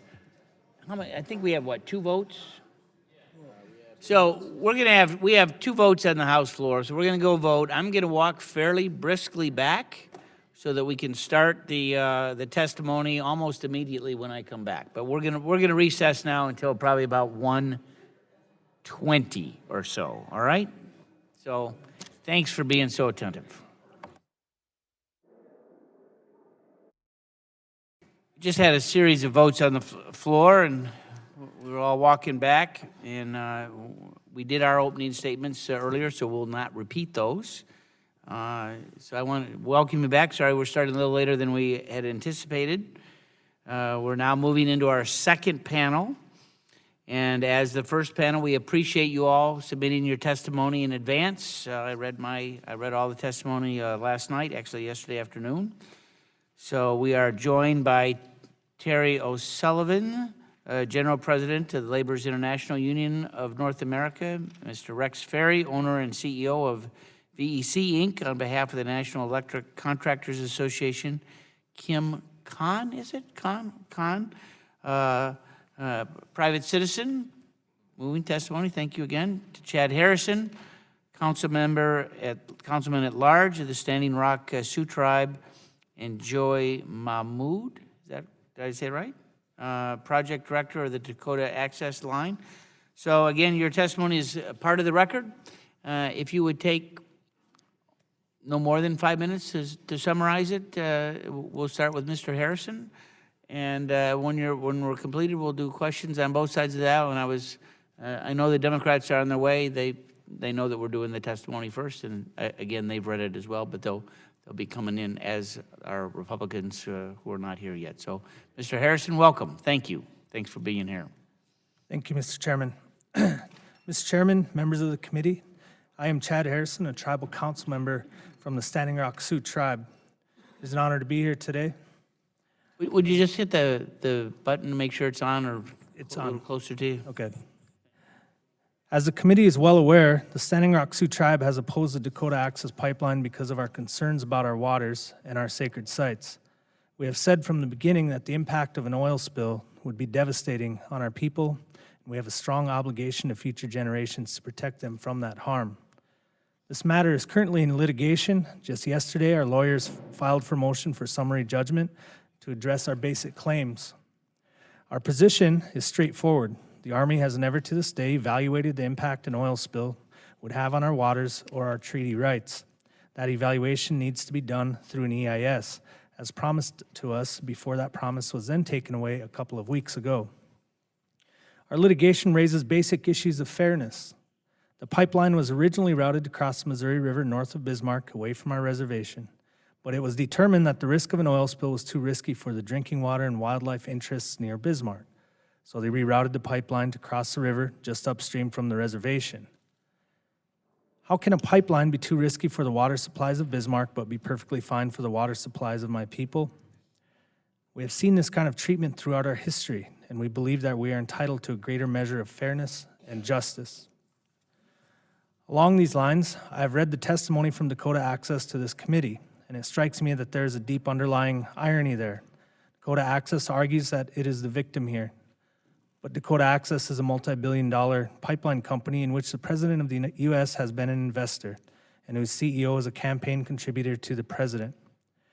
When in history has such a company been the victim of an impoverished Indian tribe? The answer is never. And when they say their pipeline is safe, I ask, then why was the original route changed if there's no risk of an oil spill at all? And why did you never allow an independent review of your secret documents on which you base your claims of safety? The point is, they are simply not telling you the full story. These and other questions need to be resolved by the courts, and we are confident that the courts will vindicate the tribe's position. But I am here today to discuss what I believe are some of the opportunities arising from our experience with this pipeline. First, we do not oppose energy independence, economic development, or the protection of national security. But these goals must be advanced in a way that recognizes and protects tribal cultural resources, sacred places, and resources. For too long, decisions have been made and the federal government has acted in a way that places too much burden on Indian tribes. We can all achieve prosperity together, but only if the costs of development and infrastructure are shared fairly. It is time to end the longstanding approach of forcing tribes to bear the costs of prosperity for others. Second, tribes need to be full partners in the process of infrastructure decisions from the beginning. I truly believe that if there had been meaningful consultation with the tribe at the very beginning regarding Dakota access, we all could have avoided the lengthy dispute that has arisen. When tribal interests are ignored in the beginning, it is much harder to resolve the matter than when those interests are properly addressed by the federal decision makers at the outset. Requiring proper tribal consultation at the beginning will lead to better results and less litigation about these matters. Third, when we talk about meaningful consultation, we mean high-level government-to-government discussions that are comprehensive and collaborative that seek to obtain tribal consent. All too often, federal agencies treat tribal consultation as a check-the-box exercise rather than as solemn obligation. This mindset must change, as the absence of proper consultation can lead to very extensive problems later. Fourth, the law regarding these matters needs to be amended. Where oil pipelines are concerned, decisions are made in a piecemeal way, and there's no process for considering the impact of the pipeline overall. As far as tribal interests are concerned, the law needs to be strengthened so that when tribal treaty rights and lands are involved, tribal consent is required, or at the very least, that the tribe has the ability to impose conditions to protect tribal homelands. Committee, our tribe has a voice, and it demands to be heard on these issues. Demands to be heard on the front side of the issues, the front side of infrastructure development. I want to restate that we are not against development of any sort. We are not against unions. We are not against jobs. We are for responsible and reasonable infrastructure development, and we wish to be included. We wish to be heard. We are Americans. We are the first Americans, and we wish to be treated as such. Overall, we believe that more needs to be done to improve the processes of infrastructure approval for the benefit of Native peoples and all Americans. We look forward to working with the committee on this important matter. Thank you for your time. Thank you for your testimony. Ms. Khan, welcome. First of all, thank you for inviting me here today. My name is Kim Khan. I want to commend the earlier speakers today for the really relevant and compelling testimony about how the industry is helping to keep our lights on and our houses warm and our businesses energized. I am a 33-year STEM teacher, and I'm canceling my lesson plans tomorrow to share with my students many of the things that I learned here this morning because it was very exciting. I'm here, however, to give a voice to the landowners who've had their dreams and financial security shattered by the unjust use of eminent domain for projects that are intended primarily to export U.S. energy. I was blessed to raise my 3 sons on a small family farm in rural Lancaster County, PA, and grateful to be able to give them the perfect childhood haven, a stream for building dams, hidden campsites for sleeping outside, and a small pasture for a few horses that could teach them about patience and responsibility. Nothing was handed to us. Everything was the product of careful spending, self-reliance, hard work, and the dream was to pass that property on to my boys. In the spring of 2014, my community was stunned to learn that William Partners intended to build a gigantic 42-inch, 1,580 per square inch Atlantic Sunrise natural pipeline through our community. So first we studied exactly what that meant, and we found that the proposal brought no benefit to us and potentially much harm, and we opposed it. 1,700 of 2,300 registered voters returned petitions saying so. And from the laundry list of harms we were facing, the issue of eminent domain was the most egregious. How could American landowners be forced to surrender their homes to a profit-making corporation that plans to export natural gas while being forced to pay real estate forever on land that they would no longer own? My story. My narrow 20-acre farm will now be cut in half. The far 10 acres is only accessible by crossing a right-of-way that will be completely controlled by Williams. The bedrooms will be in the hazard zone, which guarantees catastrophic burns or death in the event of an explosion. My story is echoed by my neighboring landowners, 36 who refused to sign easements in Lancaster County. People like John and Deb Swanson, who own a small farm. Much of their land will be taken, and their home will lie well within the hazard zone. John is a proud Marine veteran who served America with honor. The country he defended is planning to allow a private corporation to take land that has been in his family for generations. Or Laura and David Banta, who will have the pipeline passed feet from their bedrooms. Or Linda Like, who has owned a small tract of farmland that she planned to sell for building lots to finance her approaching retirement. No one can build on it, so retirement is no longer in her plans. She is trying to sell, but no one is interested. We get that sometimes land needs to be taken for the benefit of the community. So we looked for benefits, and from this project, locally, there were none. And beyond that, we found negatives that far outweighed positives. We hired a pipeline feasibility expert, Dennis Whitmer, whose results can be found on the YouTube video, A Perspective on Natural Gas Markets, who found that there is no domestic demand for the gas that is to flow through this pipeline. In fact, we currently enjoy low natural gas prices because there is a glut. And keep in mind, much of the gas planned for Atlantic Sunrise is for export. There is no local access, so our community and our neighbors cannot connect into the line. Claims of jobs are misleading, as most workers come from far out of state. And how do you justify supporting new jobs to create wealth for some at the expense of other hardworking citizens? We discovered our beloved preserved farms with world-class soils, 106 supposedly protected for eternity with tax dollars and private donations, were targeted because of their open space and reduced land value. We started following the news and saw catastrophic pipeline failures in San Bruno, Appomattox, Salem Township, Pennsylvania, Sisonville, West Virginia, and just this week in Baton Rouge, Louisiana, where 2 men were gravely injured and 1 is presumed dead, to name a few. This raises the risk of evacuation, contamination, catastrophic explosion, or death in our community from 0 to something much higher. The route through my township of Conestoga passes through 4 state-registered Native American cultural sites and 86 along the entire route. We learned that fracking is contaminating water and frack waste is difficult to dispose of, and natural gas is not as clean as advertised, with methane being 80 times worse as a contributor to climate warming. I'd like to quote directly from the GOP platform for 2016, defining the American dream. Quote, "It means a decent place to live, a safe place to raise kids, a welcoming place to retire. It bespeaks the quiet pride of those who work hard to shelter their family and, in the process, create caring neighborhoods. The reality of a decent, safe, guaranteed place to live and retire is about to be ripped away from us, many of us.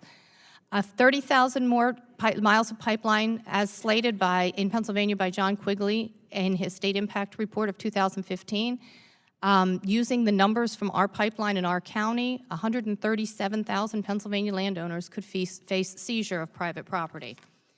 And as powerful corporations profit from the gas that flows to export, they'll pay inflated executive salaries and dividends to shareholders. The reality is our financial exports will be seized and redistributed. That is corporate welfare at its worst. This is what it's come to. In our small, very conservative town, in just 3 weeks, over 500 local residents have pledged to participate in nonviolent civil disobedience to stop this project, and their numbers are growing daily. Although framed as radicals and far-left crazies, they're really just counselors. Sum up, that would be great. Sure. They're just regular people that would like to have their voices heard.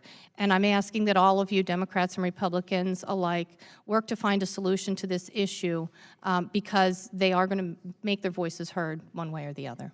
Thank you. Thank you. Mr. Ferry. Thank you, Chairman Upton, and members of the subcommittee for inviting me here today to testify. On behalf of the National Electrical Contractors Association, we greatly appreciate the opportunity to submit a statement for this important hearing. My name is Rex Ferry. I'm President and CEO and owner of Valley Electrical Consolidated, VEC, which is located in Girard, Ohio. I am also past president of NECA and having served from years 2009 to 2011.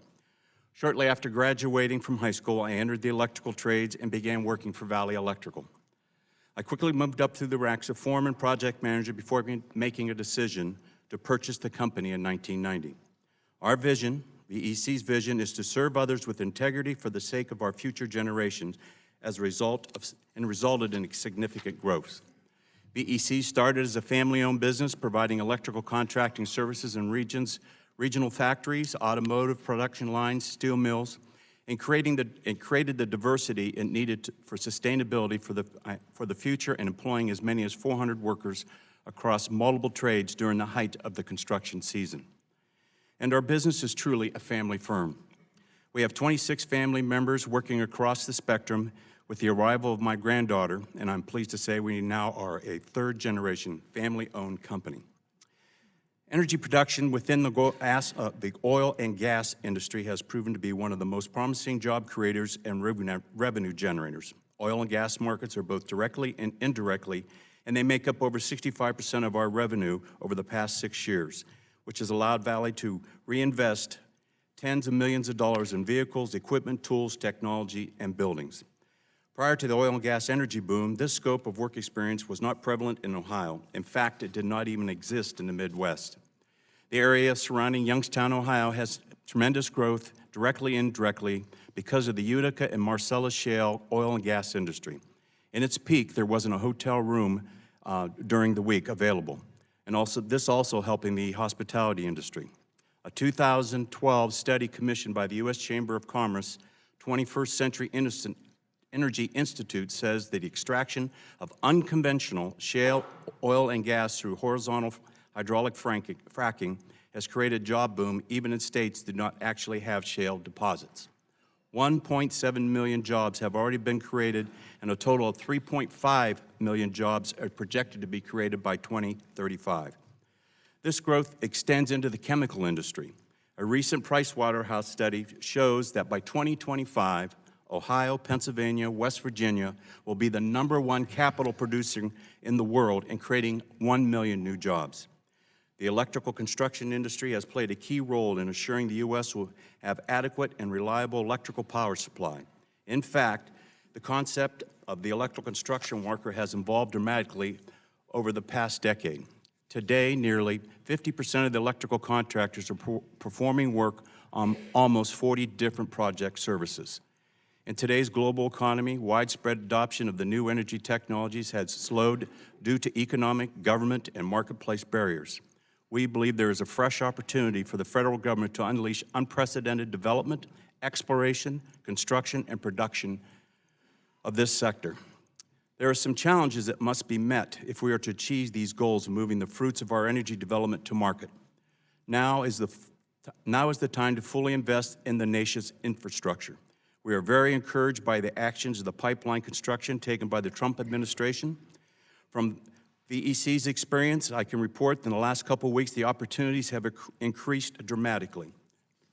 Thankfully, this committee has helped overhaul environmental review infrastructure products, and we believe even more can be done to ensure permitting decisions are made in a timely manner. Electrical construction companies want to grow, and they need capital to make that happen. We urge Congress to examine how to better increase the access to capital and credit for the construction industry. It is also necessary we recruit young and talented workers through our apprenticeship training programs, which offer high-tech, high-skilled, high-paying careers that come with rewarding pay, with full health benefits and a promise of retirement plans. We hope that Congress will enact a comprehensive energy strategy that promotes the development on all available energy resources. Thank you for this opportunity to testify in this very important hearing. NECA and VEC applauds the committee's efforts, and we continue to offer our support to the advance of the committee's agenda and look forward to working with you in the future. Thank you. Thank you, Mr. Ferry. Mr. O'Sullivan, if you're ready, right? We're a little worried. You didn't take that water, but wearing a tie. All right, Chairman. all right. Well, recovering from a cold. Thank you. All right. Well, welcome. Chairman Upton, Ranking Member Rush, and members of the Subcommittee on Energy. On behalf of the 500,000 strong, proud, and united men and women of the Laborers International Union North America, I want to thank you for the opportunity to testify here today. It's both an honor and a privilege to do so. As the people who build, repair, and maintain our nation's critical energy infrastructure, LAUNA members support a reasonable, rational, fact-based energy policy.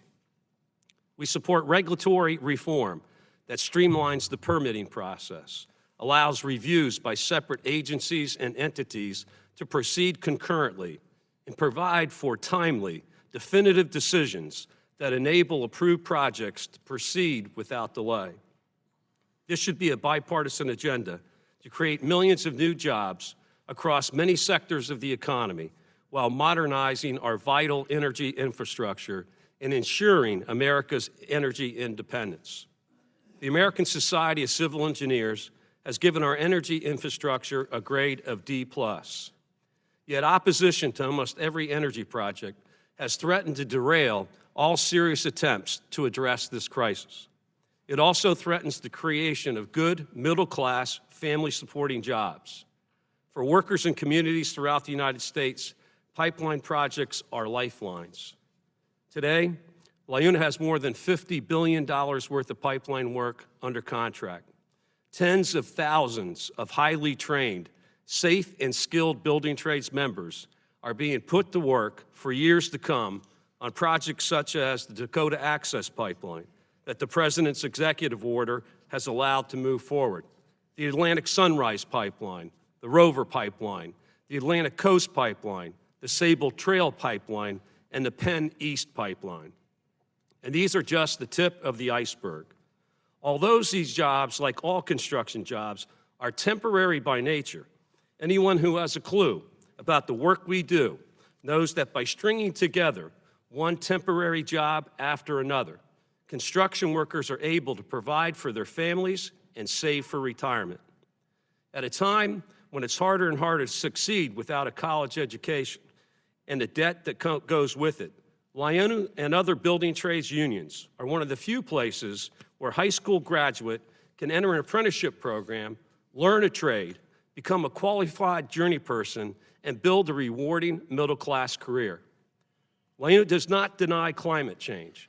In fact, we are one of the few unions that supported cap-and-trade legislation and that sought to build common ground with some environmental groups.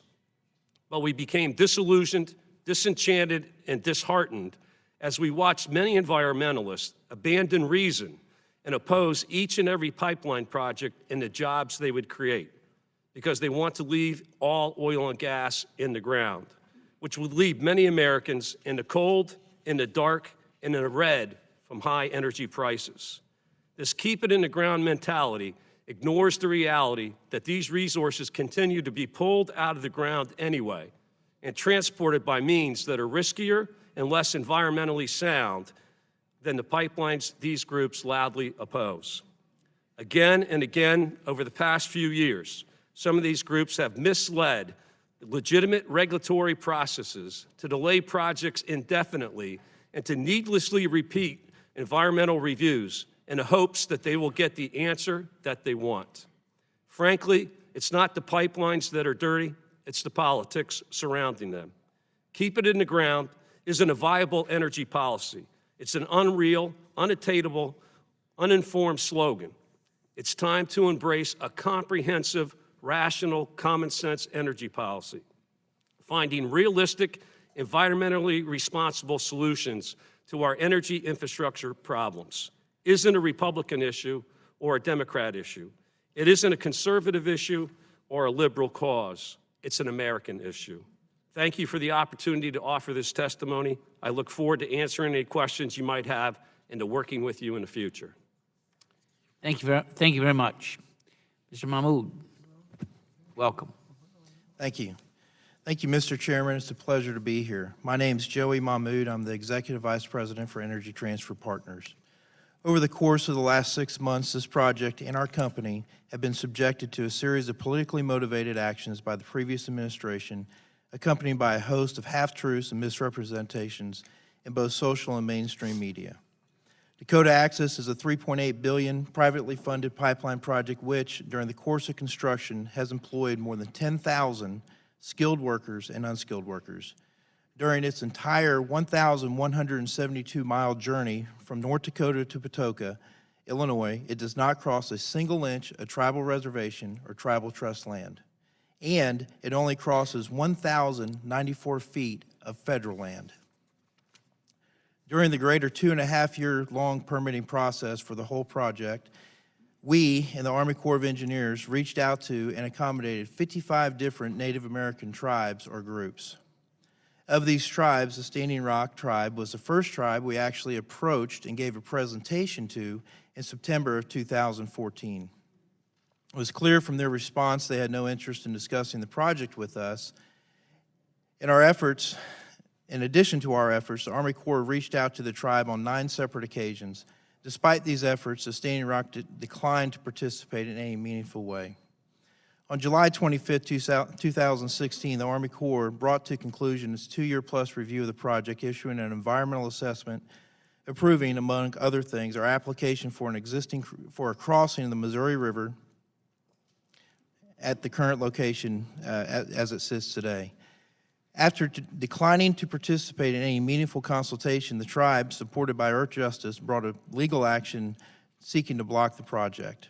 On September 9, 2016, a federal judge issued a 58-page opinion rejecting the tribe's request for a preliminary injunction and finding that the tribe largely refused to engage in consultation. However, within minutes of the judge's ruling, the Department of Justice, Interior, and Army issued a joint statement indicating that, notwithstanding their successful defense of the permitting process in federal court, they were deciding not to issue an easement at that time. Perhaps the most prominent and ill-founded of the misconceptions is that Dakota Access represents a threat to the Missouri River and those who rely upon it for drinking water. Nothing could be further from the truth. Much of the oil from the Bakken is currently being transported across the Missouri River via truck and rail transportation, modes which statistically are far more likely to experience a spill than pipelines. Perhaps even more, the greatest irony in a saga replete with ironies is that the Standing Rock have just relocated their Missouri water intake more than 70 miles downstream from this pipeline. However, there's a rail crossing that crosses 1.6 miles from their new intake that moves hundreds of thousands of barrels per day. Others have asserted that the route chosen for the pipe was indifferent to and would disrupt archaeological sites of importance. Again, this is totally contrary to the facts. Dakota Access employed dozens of cultural experts to work alongside state and tribal cultural officials to ensure that nothing of cultural, historic, or sacred significance was disturbed. Based on these experts' findings, the project undertook 140 different route changes in North Dakota alone. Indeed, the selection of the river crossing itself was largely driven by a desire to ensure the protection of cultural resources. The river crossing site for the Dakota Access Pipeline is located in an existing utility corridor which already includes 2 pipelines, the Northern Border Natural Gas Pipeline and a high-voltage electric transmission line, both built in 1982.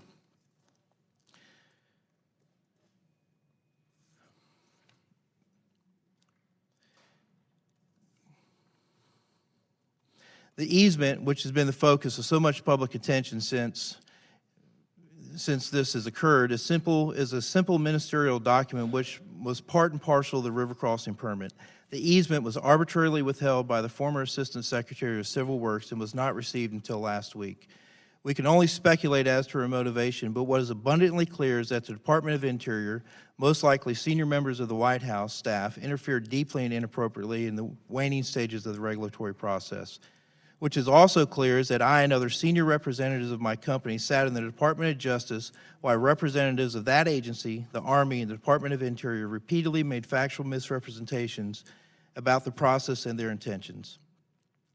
Finally, it is abundantly clear that notwithstanding the repeated public pronouncements that the Army Corps and Dakota Access had complied with all applicable requirements for construction of the pipeline, and notwithstanding 2 successful defenses of the permitting process in 2 federal courts, these agencies have made the political decision that they were not going to issue the permit or the easement at that time. Mr. Chairman, we became and we realized that even a company as large as Energy Transfer is helpless in the face of a government that will neither obey nor enforce the law. We came to realize that playing by the rules can account for little, and we came to realize that good faith efforts to accommodate with the many different stakeholders involved can be a fool's errand when political motivation overrides the law. I suggest, and as I indicated, the easement was withheld by the politically appointed Assistant Secretary was the sole remaining administrative step needed for completion of the project. This $3.8 billion, 1,172-mile pipeline had already received all other necessary federal, state, and local permits, as well as all the rights-of-way needed for completion. All this was accomplished in a 2-year period. I would respectfully submit that a project of this size does not receive those approvals in the time frame unless it places heavy emphasis on cultural and social concerns, is sensitive to diversity, and gives great deference to the environment. With that, sir, I thank you for your time, and I look forward to your questions. Thank you. Thanks, all of you for your testimony.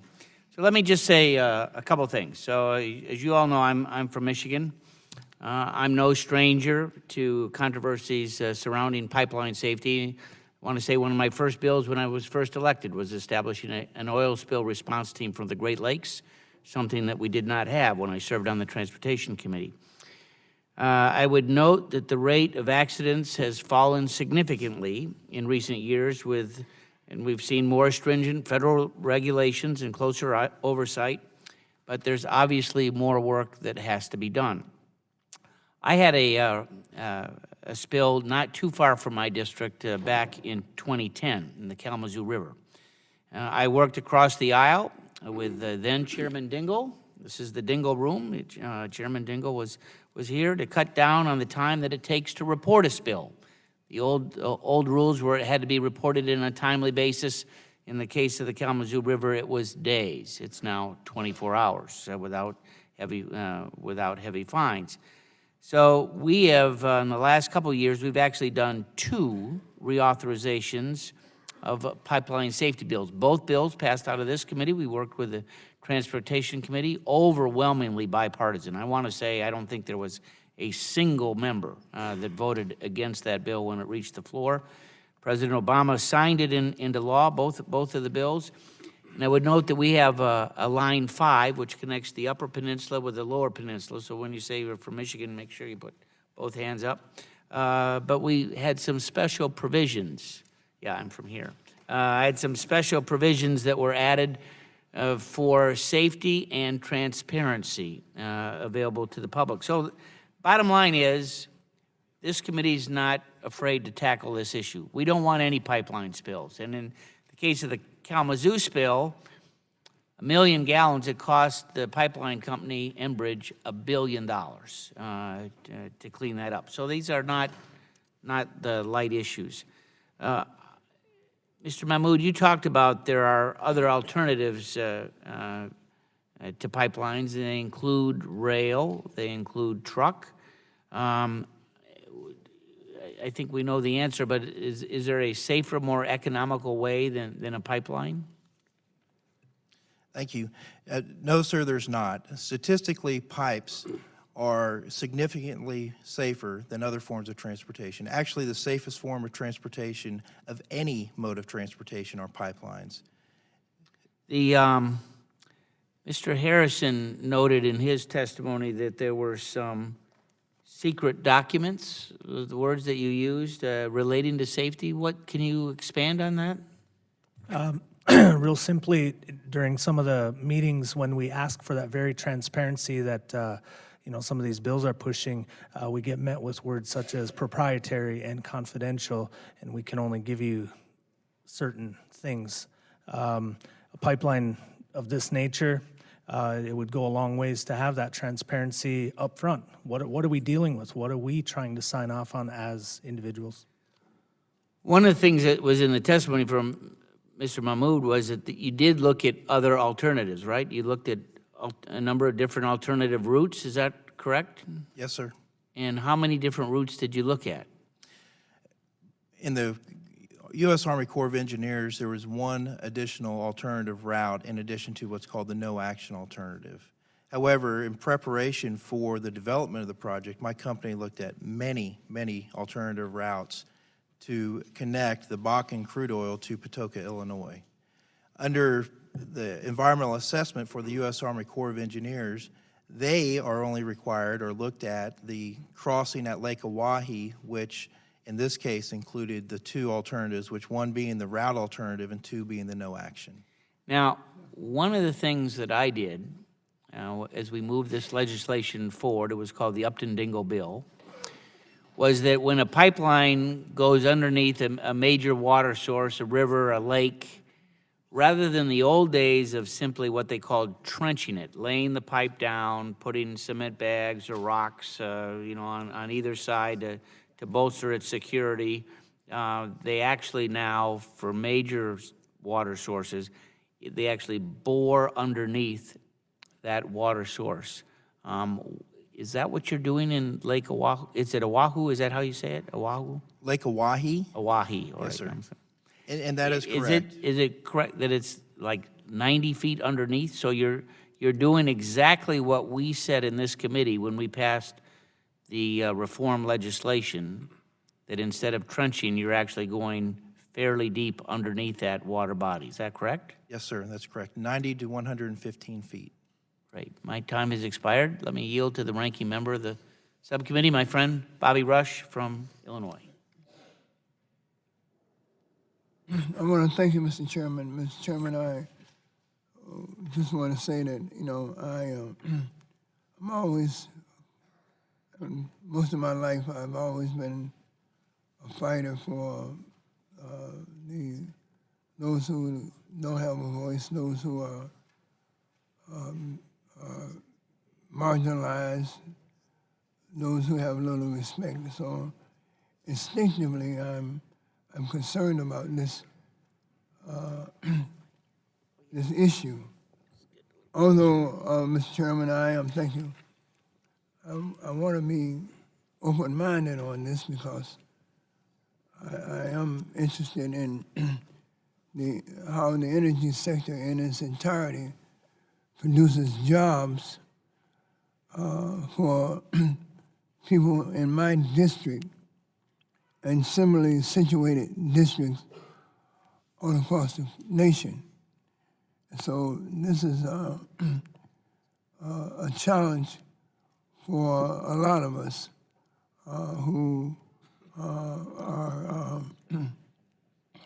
want respect, progress, jobs, economic viability, but we also want to have environmentally sound policies and projects. And my question, I have a question I'm going to ask Mr. Harrison. First of all, Mr. Harrison, in your testimony, you said that the tribe does not philosophically or ideologically oppose economic development, energy independence, or protecting national security. But you oppose development that is undertaken without your consent and that puts your people, your cultural sites, and your natural resources at risk. Were you consulted at all during this decision-making process? Were we, just to clarify, were we consulted? Yes. Not at the level that we feel that the law should provide or actually does provide. A lot of the issues have centered around the words meaningful consultation. Attending a couple of public hearings does not fit that bill. And I just want to reiterate at the very meeting that Mr. Mahmoud mentioned in 2014, the Tribal Council adopted a resolution opposing this. That is the strongest statement that we can make as a government in opposition to this, this project. At that point, there was little to no real consultation as to resolve that resolution or to address it. The project went forward, and there were some attempts at some minor communication, but consultation, no. So would you say that they tried to ram this project down the throats? Would you say that this company, ET, tried to ram this project down your throats without any respect or any real cost input, without any buy-in from you? in your tribe? I think this project was going to go forward whether we objected or not. And we feel that should be addressed at the front end. There should be some a consensus, some real input, which we did not have. Mr. Mahmoud, will you answer the same question or respond to what he said? Did you all include them in at the various stages of decision making that would satisfy their need for buy-in or input into this process? Thank you for the question, and yes, sir, I believe we did. From the very beginning, as I mentioned, September of 2014, we gave our first presentation to the Standing Rock Sioux tribe. From that time forward, we met with them, or on occasion invited them to participate in 7 different opportunities to have sit-down, very one-on-one dialogues to discuss their concerns, as well as any information that we could share regarding the routing as well as the operation or design of the pipeline. And those requests for consultation were mostly denied. We had some conversations with the tribal chairman, who I respect greatly, but at the same time, we were not able to have meaningful consultation because of a lack of engagement. I have one follow-up. One follow-up. Did you all attempt to get a third party involved in this at all, either the tribe or the company? Did you all attempt to get a third party to referee, if you will, the discussions? Yes, sir, we did. We hired a tribal liaison who was a NEPA expert and an outreach specialist. She's actually an archaeologist. An independent third party, not somebody that you hired. Yes, sir, an independent. Thank you. Thank you. Mr. Walden. Thank you very much, Mr. Chairman. I have a question, Mr. Mahmoud. When you talk about NEPA, doesn't the Army Corps of Engineers have to follow a NEPA process? Yes, sir, they do. And doesn't that NEPA process require consultation with tribes? Yes, sir, it does, and they did. And they did? Yes, sir. All the tribes? There's, in the Northwest region of the United States, they have a list of approximately, I think it's 55 different tribes. They did reach out to all 55 tribes. A total of 389 different attempts or consultations with those 55 tribes occurred as part of the NEPA process. And did they listen to those tribes? Did they make any changes as recommended through the NEPA process from the tribes to the route of the pipeline or any conditions? Absolutely. On multiple occasions, we modified the route. In North Dakota, 140 different modifications. In particular, we made multiple alterations of the route specifically as the result of consultations and surveys conducted in coordination with the Native American groups that participated. And did the Native American groups also employ archaeologists? I'm sorry? Did they employ archaeologists as well? Yes, sir, they did. To identify any sacred grounds, any of those sorts of issues, right? They provided their cultural and heritage specialists, and some of those may or may not have been or archaeologists by training. I understand. Yes, sir, they did. Okay, fine. Thank you. Mr. O'Sullivan, I know I supported the Keystone Pipeline. We voted on it here. It had 60 plus, I think, as I recall, additional safety requirements above and beyond the underlying American pipeline safety laws. When I went home, I had Democrats and others attack me because these weren't real jobs, because they were temporary jobs. I'd like to get your view on that, because I mean, I hope that, like, if I build a house, which I've never done, but if I did, I'd want it to be a temporary in the sense I'd want you to finish. But aren't those jobs kind of valuable? Isn't that what your folks do, is a whole bunch of temporary jobs that make up for full-time family wage jobs with great benefits? Absolutely, Congressman. And I want to thank you personally for your support on Keystone Pipeline. In my testimony, I talk about these are good middle-class family supporting jobs. What would the annual salary be on average? On a pipeline job, it depends on where it's at, because the wage would depend on it.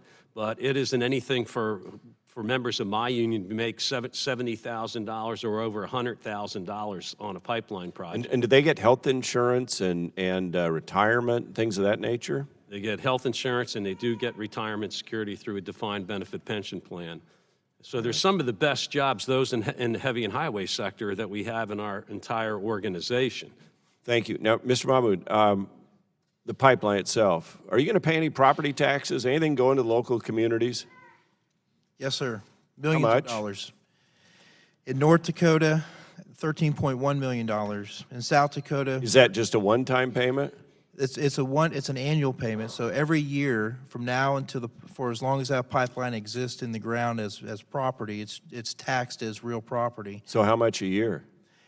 The valuations are done by the state taxing authority, but in year one, I'll give you the stats.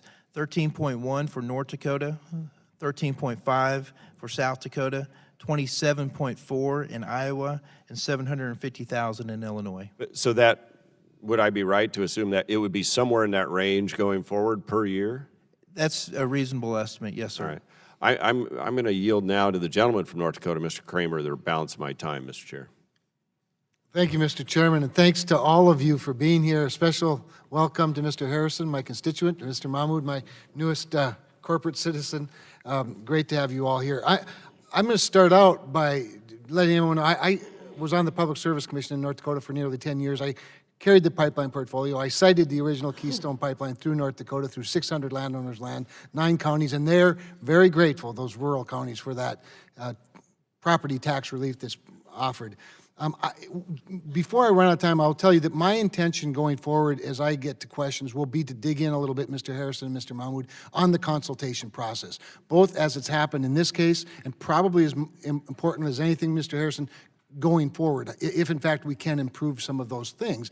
But I'm also going to offer into the record some very specific documents that tackle it, including Judge Boasberg's ruling from last fall, Colonel Henderson's memo of record on December 3rd, one day prior to the Acting Secretary of the Army for Civil Works changing that memo, or at least the conclusions of that memo. So with time running out, I'll yield back, and those are the areas of exploration I want to go down. Gentleman from Oregon's time has expired. Chair would recognize the gentleman from Texas, Mr. Green.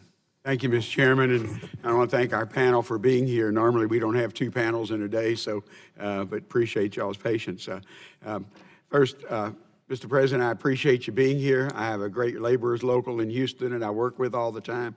And you stated that the Dakota Access Pipeline would put about 1,000 laborers back to work. And I see some of the orange shirts. Thank you all for being here. You mentioned that, and I've heard it, that these jobs are temporary jobs. Unlike where I have refineries and chemical plants for my steel workers, they go there every day. But laborers, literally, in all of our building trades, they work on a project, and then they may go down the road or go across the country the next day. So even though they're on temporary jobs, but you know, if you do that, and where I come from, we have lots of pipelines, and we need to keep making them better. And but you mentioned about the temporary jobs. You could probably explain it better than I can about these jobs are site temporary, but they're full-time jobs that are created. And thank you for your support, Congressman. At the end of the day, we pride ourselves because we're builders. And so we build pipelines, we build buildings, we build highways and bridges. And when that project is over, we move on to the next one. So it's nothing for a member of my organization to have 5 or 6 different jobs in a year. Some of them may work on one job for multiple years, but ideally, not ideally, but regularly what happens is that we move from project to project. We like longer-term projects better than shorter-term projects, but at the end of the day, that's the nature of the construction industry. And as I said in my testimony, we cobble together a temporary job and create a construction career for those that we proudly represent, and the building tradesmen and women as well. The Dakota Access Pipeline, you said, was 1,000 laborers working. How many man-hours would a pipeline project like that create? It would be millions. Congressman, I could get that for you. There was 4,500 building tradesmen and women that were also, so there was a total of 4,500 union building tradesmen and women on that job. 1,100 of them were laborers. What type of workforce programs do you have, or development programs that, I know you have an apprenticeship program. I went through a 4-year apprenticeship as a printer, but I couldn't print a newspaper today. But could you also partner with local community colleges for training in your apprenticeship programs? And in many instances, we do, Congressman, in various places across the country. As an organization, we train almost 200,000 laborers a year in over 100 different environmental and construction skills training programs. We spend $145 million of our own money training, upgrade training, apprenticeship training, the skills and abilities of those that we proudly represent. I believe it's one of the things that we do best and serves as the cornerstone of our organization, is our ability to provide that quality training to keep up with new technologies, to make sure that our members have the diverse skills so that they can have a career as a construction laborer. Thank you, Mr. Chairman. I yield back my time. Thank you. Did you want a minute of it? You want his time? Yeah, go. Well, there's a minute left. Just do a minute left. Mr. Sullivan, congratulations on the outstanding work of laborers. Laborers are a very important part of the Chicago workforce. But my question to you is, what about diversity among your members, diversity among the labor force, the diversity among those who will be employed on this pipeline? Can you answer the question of how diverse is your workforce with the tens of thousands of people that you have trained and that are employed by your union? So, Congressman, I could answer it in a general sense because we have about 350 local union offices across the United States and Canada. But the diversity of the community is usually very reflective of the diversity of our local unions and our membership. And we are a very diverse organization. Now, if we go to Montana or other places, we would reflect the diversity there. But if we go to Chicago or if we go to New York, we go to California, usually the diversity of the community is going to reflect the diversity of our organization. How diverse was your workforce on this pipeline? On the Dakota Access? I could get you that information. I don't have it at my fingertips, Congressman, but I'd be happy to get it. Great. Gentleman's time has expired. Thank you. Thank you for getting that information to us. We'll look forward to seeing it all. Vice Chairman of the Subcommittee, Mr. Olson from Texas. I thank the chair, and a big Texas howdy and welcome to Mr. Harrison, Mr. Ferry, Mr. O'Sullivan, and Mr. Mahmood, and a special howdy for Ms. Khan. You mentioned your friend named John, who served in our Marine Corps. Is that correct? Was that his first name, John? I served in our Navy, so please thank John for his service. And please remind him that he is within the Department of the Navy as a Marine. He'll love you for it. The men's department. I'm an optimist. As I said in my opening statement, we have to find a balance between jobs and growth and historic lands. If it's all black or white, nobody wins. We all lose. And as I mentioned in my opening statement, I've got a great example back home in Sugar Land, Texas, a park for our veterans that kids go fishing in, barbecues in, fly kites on. It's all on top of a natural gas pipeline. It's been that way for 10 years. Sugar Land found a balance, and surely North Dakota can find a balance. We can't seek perfection. Mr. Mahmood, you know, we lost perfection the day Eve bit that apple. It's never happened since then. Nothing made by man is perfect. So please tell us, with that said, can you talk about some of the safety advances we've seen and what's going on in the pipeline right now to make it the safest pipeline ever? Yes, sir, and I appreciate that, because this pipeline, by the pure fact that it's being built today, is safer than a pipeline that was built in the 1950s. The technology has improved. The steel that is used is higher quality. The formulas are better suited and are designed to withstand the different forces that the earth puts on it on a daily basis, as well as the preventative steps that we take to ensure safety, because that's our number one goal. Safety is always our number one goal. When we design and we build a pipeline and we place it in these diverse communities, that's the number one thing we think about. So we always design to the latest standards, and most often we go above and beyond. So we use things such as automated valves. It's probably one of the greater technologies that a lot of pipeline companies, and including Energy Transfer, that we put in place so that you don't have to rely upon a field operator to go close that valve, but then you can actuate that valve remotely. So there's a lot of technologies that we employ above and beyond.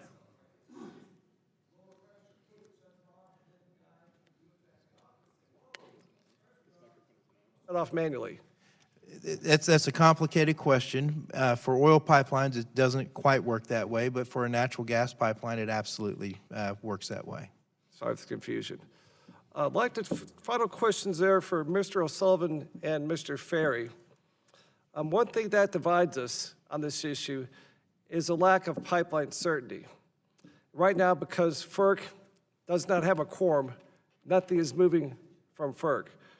So please tell us, beyond that, and even beyond pipelines, can you talk about how important it is for project certainty when it comes to attracting and keeping skilled labor? Mr. O'Sullivan, Mr. Ferry, who's ever up first? Congressman, it's critically important, which when I talked about, and I know this committee has, about the approval process. I mean, in many instances, as we work with community colleges when we're training to need, is that you don't want to train somebody and then they don't have a job for 6 or 8 or 9 months. They feel as though they've been let down. So that training is absolutely critical, and particularly as Joey was talking about, new technologies and things like that, we try and keep our members and our apprentices up to speed on all that. And so if we could cut down, without cutting any corners, and certainly not suggesting that every stakeholder should be heard, that it should be a fair, but there should be a beginning and an end.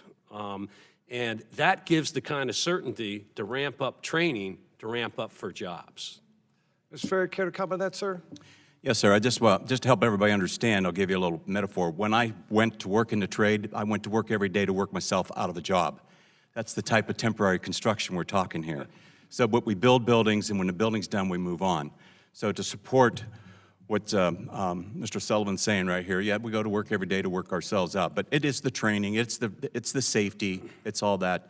We're doing the ETC Rover pipeline with ETC over in Ohio right now, and I'll tell you, everything is marched to the drawings, to the specifications. There's certifications we have to follow. There's testing procedures we have to follow, and it's all done so with the whole intent of safety, of going to work every day to make sure my workers come home safe, but to make sure every day the product is completed and it's safe for the community. And thank you. My time has expired. I yield back.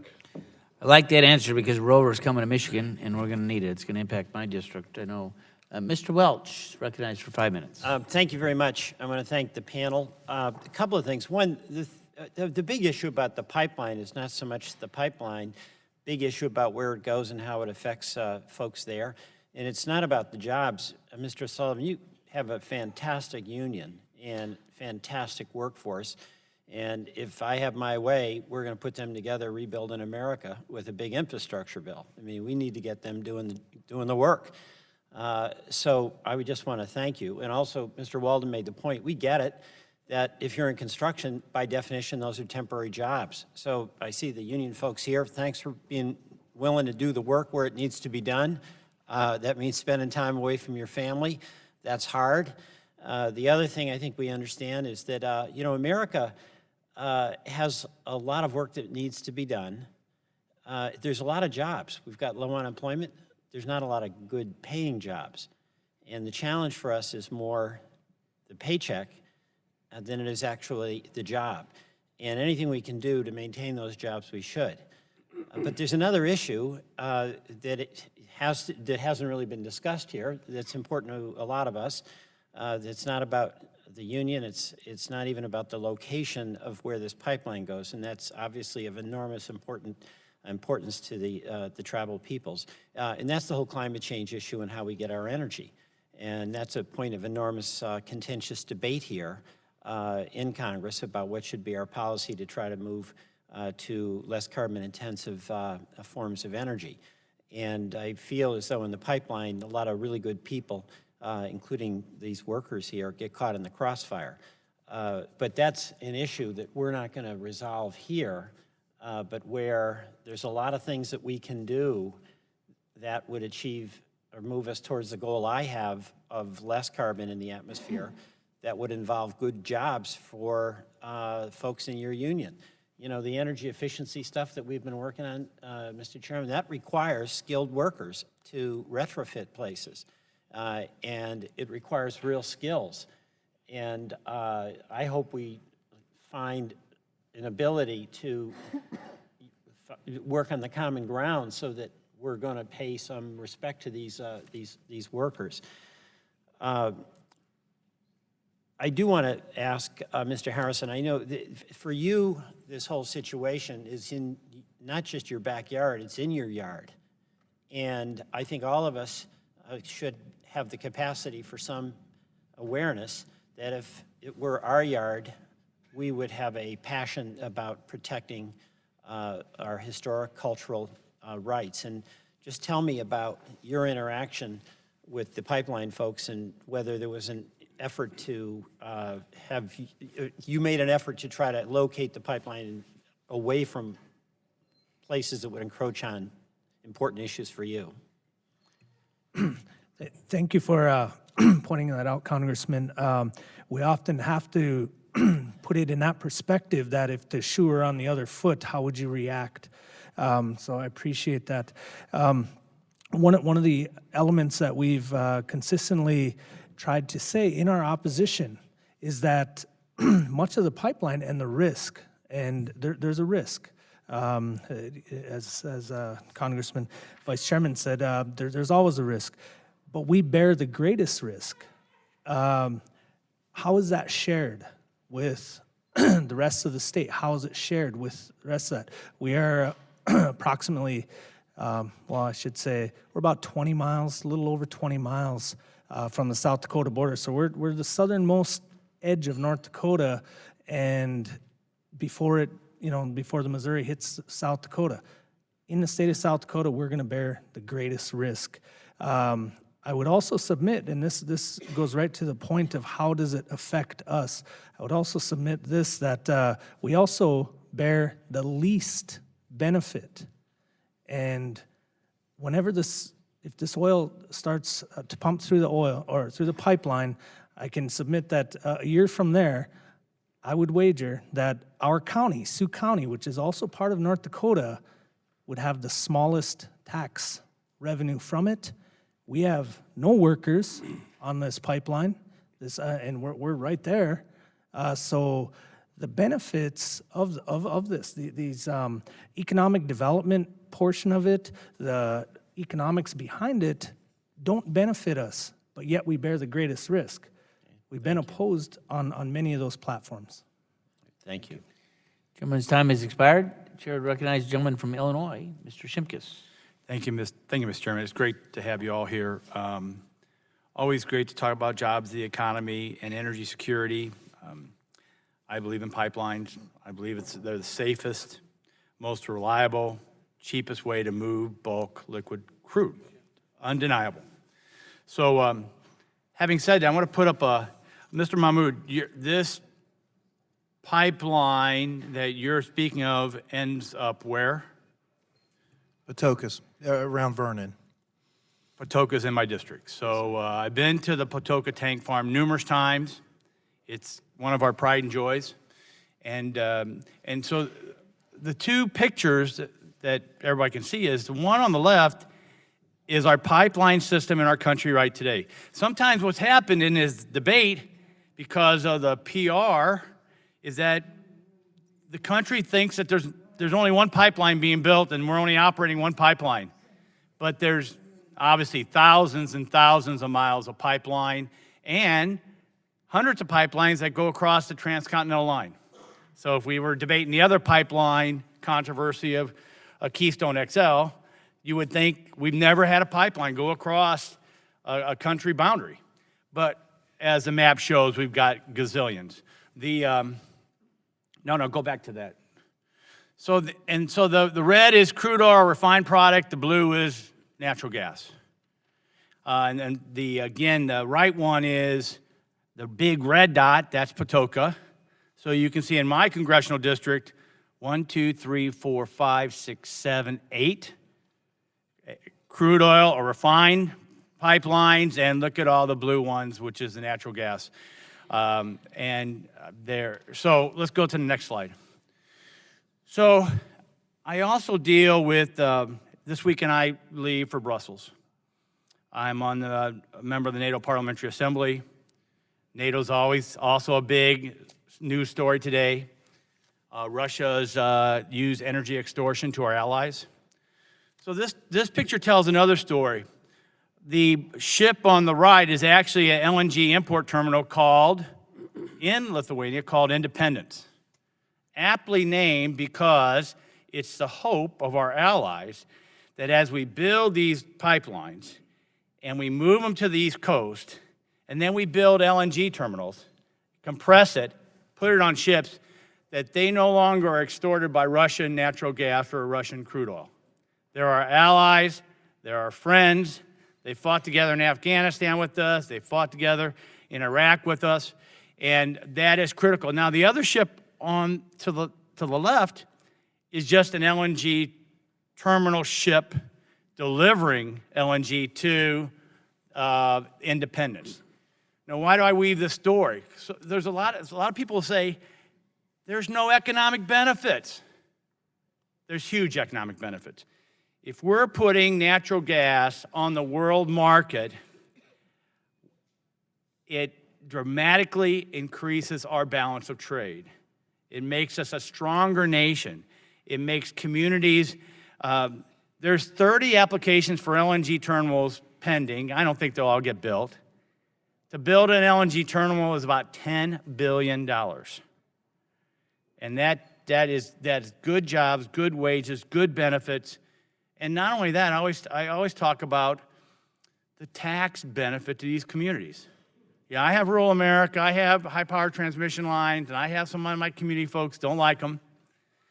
But when they go to the power plant, and that community that has the power plant has the tax base to fund its schools, and it has the tax base to do its county, we lose the focus of the benefits of energy when we have this narrow focus and we don't look at how it's benefiting the whole country. So I'm all in on the debate that it's the safest, most reliable, cheapest way to move it. I'm in it that it creates jobs.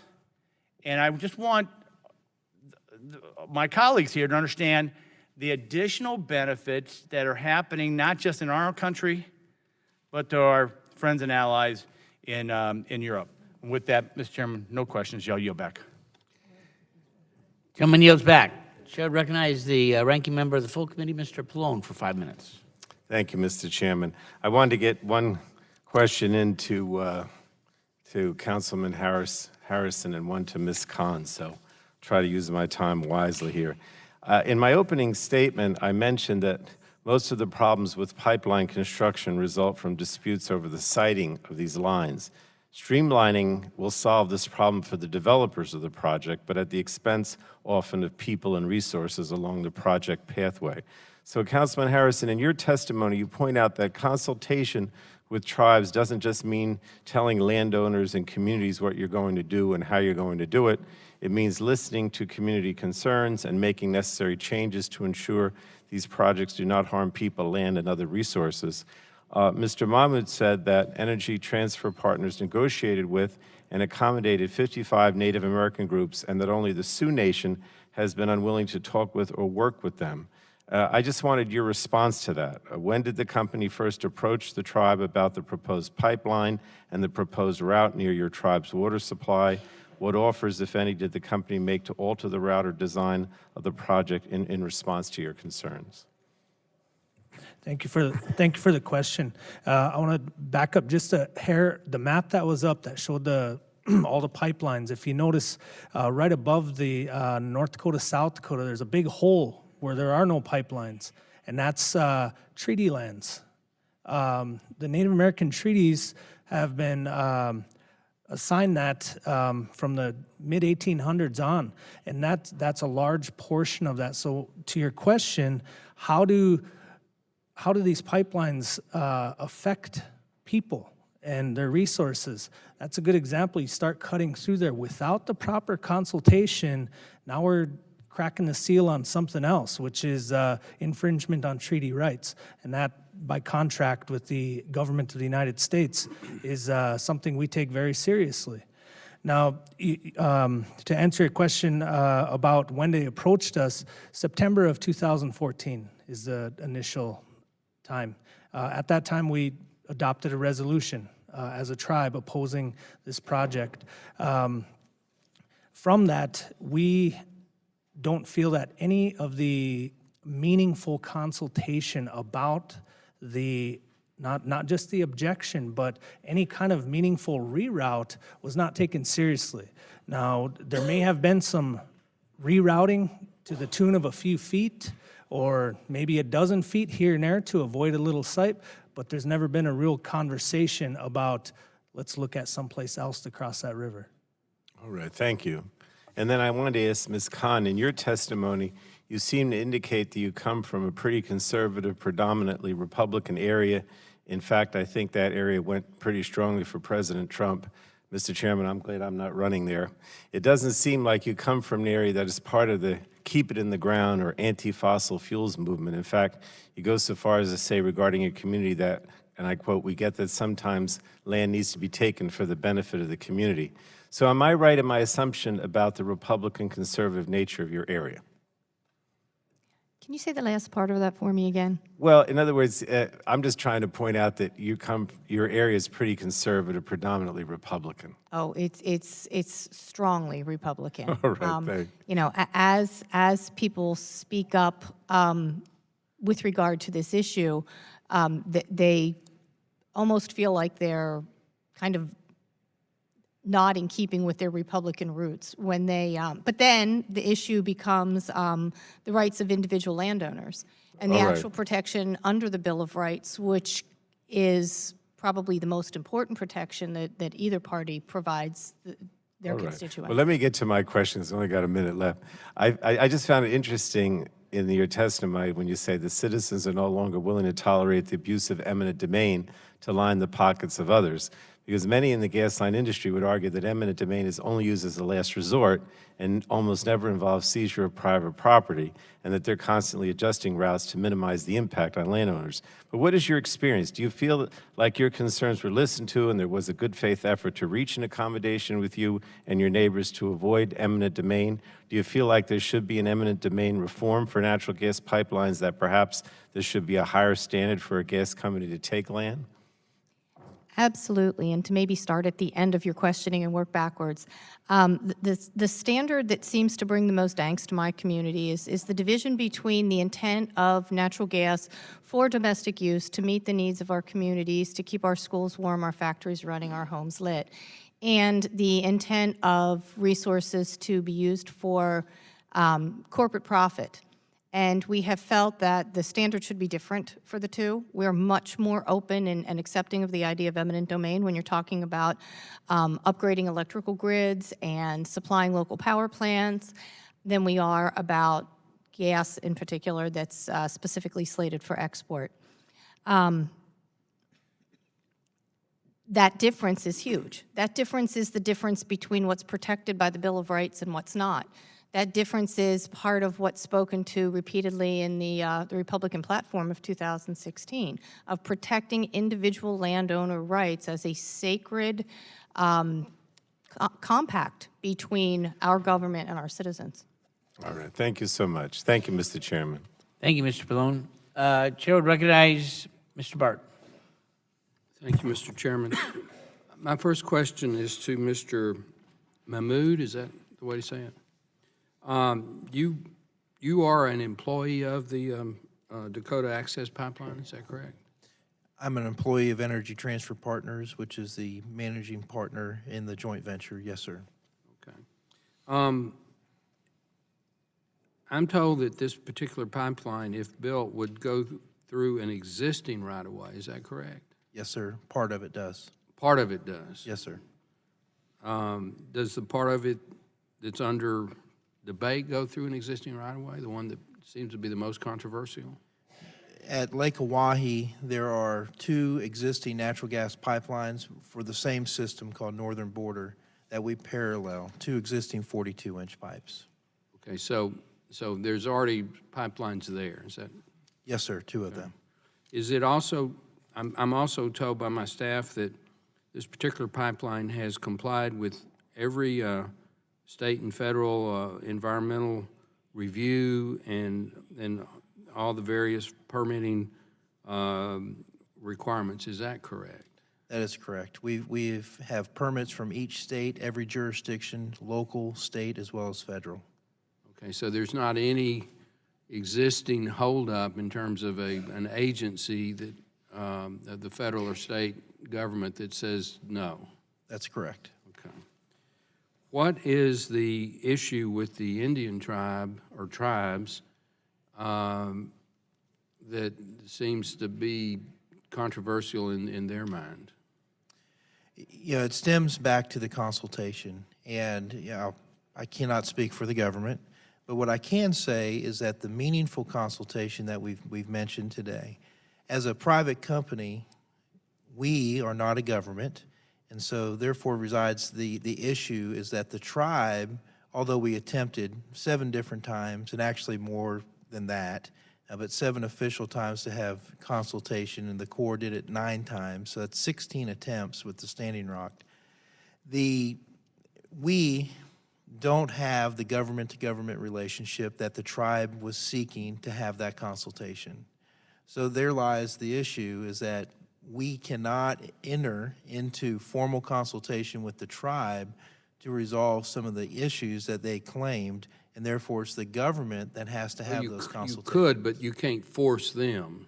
Isn't that correct? Well, under government-to-government consultation, by definition, we're not a government, so therefore we don't have consultation other than informal consultation, which we did do, and we attempted to have very meaningful.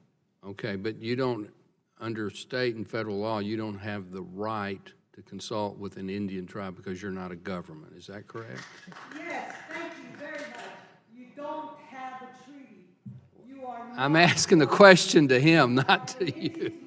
I'm just trying to understand it. I'm not trying to be adversarial or controversial. I just want the basic facts. That is correct, sir. We have the right to communicate with anyone as a U.S. citizen, and I think we do that very well. Communicating with the Native American community is something that we hold very near and dear to our heart. We treat all stakeholders with the utmost respect. But when it comes to the official process under the permitting that we have to go through, we do not qualify to be a government to enter into government-to-government consultation. My time's about to expire. I don't necessarily have a question for Mrs. Is it Khan? Is that the right term? It's Khan. Pronunciation, Mrs. Khan. Both my family farms were taken by eminent domain. So I have a high-speed rail project going through my congressional district that a lot of my constituents oppose. So I have great respect for individuals who are having to give some of their right-of-way by an eminent domain process. As I understand it, you have said in answer to questions and in your comments that this particular project, because, as you put it, is for profit, is objectionable. But if it were used for domestic purposes, or if it were used for a product in or near your home, you wouldn't be opposed. Is that? I said I wasn't going to ask you a question, but is that correct? I believe the members of my community who are most opposed to this would be less opposed and more willing to consider it as a viable option and not a violation of their rights as citizens if that were the case. But your property is not affected by the Dakota Access Pipeline. No, no, sir. It's the Atlantic Sunrise Pipeline. Thank you, Mr. Chairman. Thank you. Mr. Tonko. Thank you, Mr. Chair, and let me welcome all of our members of the panel. Thank you for your input. My effort here, or I think our effort, should be to strike balance where there's opportunity with a comprehensive energy plan to grow significant jobs that pay well and respond to all of the energy needs. And I understand fully that expression coming from our union force, union labor force. But there does have to be that balance. And Ms. Khan, I thank you for being here today to speak up for many private property owners that often feel left out of the process. How long have you owned your property? The property's been in my family since 1990. And can you describe the process of dealing with the company, the pipeline company, as they work to cite its project and obtain permits? The pipeline company, characterizing their behavior, the best word that I can think of is bully. They have shown up on site with demands. They have left messages on my answering machine indicating that if they can have access to my property, their goal is to move it from my property, which I knew was not something that was within the power of the land agent speaking to me to do. There was at one time a very important need to gain access to as many properties as possible for the purpose of surveying. And many people in my community were treated in a way that was very disingenuous and very misleading and very preying upon the lack of understanding that the people in the community had. And do you sense that they heard your concerns and worked with you to resolve any issues from the beginning of the process? Absolutely at no point. Well, this subcommittee considered legislation last year that would have allowed companies to use aerial surveying done by drones to obtain surveying data. This could allow companies to get the data they need while doing minimal outreach to property owners. Now, while I do not expect you to know the details of this legislation, based on your experience, do you have any thoughts on changing the permitting process that would allow pipeline companies to do less community outreach and engagement with private property owners? I can't imagine anything more objectionable than not having to deal with the people that are directly affected by this. If anything, individual property owners need to have a larger voice in this, and I think we need to redefine the concept of voice. Being invited to FERC hearings and being allowed to testify and have testimony on the record does not equate to being involved in meaningful dialogue that affects any kind of influence on a project like this. It doesn't serve to educate anybody, and it doesn't serve to allow anybody to have input. To end run the obligation of energy companies that want to do projects like this and not require them to engage with the communities that they intend to go through, I believe would be a horrific violation of our rights as citizens and landowners. Well, I tend to agree that these procedures, the process needs to include respect and transparency. And that means respecting the communities that host pipelines, inheriting all the risks and none of the benefits, and respecting tribal rights and property rights, private property owner rights, should be obvious. But sadly, the process has tilted away from the public dialogue necessary to determine whether these projects are justified and how they will seek to minimize the damage to aggrieved parties. I also want to point out that there have been officials that, despite supporting high-profile pipeline projects, have opposed interstate high-voltage direct current transmission projects, energy infrastructure projects that even many members of the environmental community support. So while I too have my concerns about potentially cutting states out of the process, these projects will bring clean energy from America's heartland to the rest of the country. Instead of exploring yesterday's fuel supply to foreign countries tomorrow, let's work on getting tomorrow's domestic electricity to Americans today. I would just ask for consistency in how we evaluate these projects. For me, that means ensuring a robust, community-oriented process that respects landowner and tribal rights, regardless of the type of infrastructure in question. I hope those same standards can be applied by everyone, whether it's a pipeline benefiting the oil industry or a transmission line benefiting utility-scale clean energy. I have a few seconds remaining, and I'll yield those to Mr. Rush, please. Thank you for your, Mr. O'Sullivan, I just got to come back to the same line of questions that I had for you before. First of all, I'm a strong union supporter. I'm very close to the local in Chicago. And I have a lot of admiration for the laborers. But I just can't settle in my mind. You made certain, in your statement, you said that you move from community to community, and therefore you reflect the demographics of that community. But you also said that these are temporary jobs, and the way that these jobs become permanent is that you string together jobs. That gives a picture of a team of people going from one job to the other, to one state, one community to the other, and they become the workforce. I don't see that. I have a problem dealing with that. How can you reflect and at one time reflect the demographics of a standing community, and then also moving people in and out of your jobs who may or may not be from that community? How do you do that? Congressman, you've always been a strong supporter of organized labor, and we certainly appreciate that. Right. By that, I mean this, is that if we take ETP's job, it's 1,100 miles. And so they do it by 100-mile spreads. So I'll have laborers and the other trades will have members that work within that 100-mile spread. And then I'll have a group of other laborers that'll work on the next 100. Sometimes we'll cross over.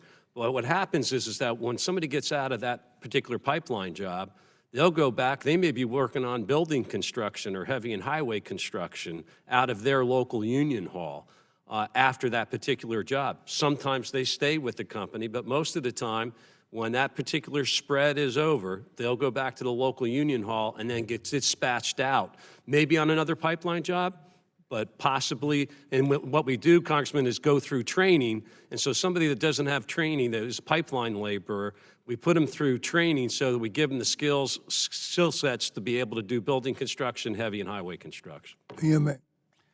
Thank you. Gentleman's time has expired. Chair would recognize Dr. Murphy. Thank you very much. Mr. Sullivan, I want to follow up with what you just said there. So in terms of work of being a laborer or electrical worker or a carpenter or anything else, I guess in some ways all work is somewhat temporary in terms of the particular project, but it's long-term in terms of they're involved in multiple projects, correct? Correct, Congressman. So how long will it take one of your workers, for example, on one of those 100-mile stretches? It depends on the project and the terrain, but I believe that Dakota Access, the timeline was for 7 months or somewhere in that neighborhood to complete that 1,100-mile section of pipeline. Some are a little more complicated, more compressor stations, and I don't want to get into the intricacies of it. Joey's forgotten more than I know about it. But at the end of the day, those spreads, when they're over, it could be anywhere from 2 months to 7 months, depending on the particular project, or longer. That's the nature of all construction work. Absolutely. Unless it's a multi-year project. I mean, I remind my colleagues, we are temp employees. We only have a 2-year contract. We have to go back to our boss every couple of years and ask for renewal on the contract. We don't have tenure. We're not permanent employees here. I want to ask a question, Mr. Mahmood, on the safety issue. I was a prime sponsor a few years ago of a bill called Mark and Chelsea's Law. It was included a comprehensive pipeline safety bill to keep families safe from ruptures from gas lines. And it basically said that if a utility worker, construction worker, anybody punctures or ruptures a gas line, they have to notify the owners of that gas line and local emergency responders immediately on that. Let me expand that to other areas of safety. In terms of during the construction or inspection, what's in place, or response if there's a problem, can you give me an idea of what has happened over the years here, or what's currently in place in terms of what you have to adhere to in terms of doing these projects to assure public safety? Well, thank you for that. You know, there's multiple levels of safety, number one, and safety is always our number one criteria. You know, putting aside operational safety for just, if we're looking at construction safety, one, we're bound by the rules under OSHA. You know, for all of the workers that are employed, not only by LIUNA or some of the other trades or the contractors, but also for Energy Transfer or whomever they may work for. So we comply with those laws and regulations, but we also employ a very robust construction safety program that's executed by our contractors primarily, but it's driven by our company to make sure that the culture of safety is pushed down to all the different layers so everybody behaves and acts in a safe manner. Some are federal, some are state, some are other local safety issues you have to be adhering to at all times? Yes, sir, that's What if a local citizen has a concern about safety or risk factors? Are you required to respond to that? We are, and typically on a gas pipeline for an interstate pipeline, when those concerns are raised, they usually are raised as part of the NEPA process through FERC. And we address those through that environmental document or through data requests from that federal agency. If it's not a federalized project, we have a very robust outreach program that we educate the public as well as, you know, other individuals that may live by or near the 811 programs that you may be familiar with. So we have a very robust, very Are workers themselves empowered, and I guess this also goes to Mr. Sullivan, are the workers on the project empowered also that if they see a problem, they report it right away? Absolutely. Mr. Sullivan, is that true in terms of your workers and their training to report something immediately if they see a problem? And I mean, I just think it's always extremely important to have someone who can, pull the whistle or something, say there's a problem, we have to act on it. And the responsiveness then within the construction is? Immediate. Okay. There's no delay. If there's a safety-related incident, it's addressed right then. Okay. Finally, I only have about 30 seconds left here, but back to Mr. Sullivan. In terms of, expand this a little more, labor's role, a seat at the table in terms of the regulatory process. Do you play a role in that? Does labor play a role in that? We do, Congressman. What we do is we find our members that are along the pipeline route. We encourage them to show up at the town hall meetings and public hearings that are going on along the whole pipeline. So we do engage because they're residents of the community as well. So they do show up at the town hall meetings and public listening. So. And let me just add one final comment with regard to what you said before about whether someone's working 2 months or 7 months and multiple jobs put together. May not seem like much if someone's on the outside looking in, but I'm sure it means a lot to that worker. Absolutely. Would much rather be getting a paycheck than an unemployment check. Absolutely. Thank you very much. Yield back. Gentleman is back. The chair calls upon the gentleman from West Virginia, Mr. McKinley, for 5 minutes. Thank you, Mr. Chairman. I thought you were going to go the other side. Quickly with this, if I could get into it, 51 years ago, I picked up a lunch pail and went out on my first construction job. It's been something that it means a lot to me as a construction industry, and I've spent, again, 51 years in it. And now in Washington, I'm the chairman of the Construction Trades Council caucus, that trying to make sure that all our members understand the construction trades and what the impact of our construction industry has on the economy of this country. Curiously, we only have about 12 or 15 members in Congress that have ever performed construction work. So you can imagine the educational process that we have to go through when people are concerned about part-time jobs. That's what we've done for 51 years, is understanding that.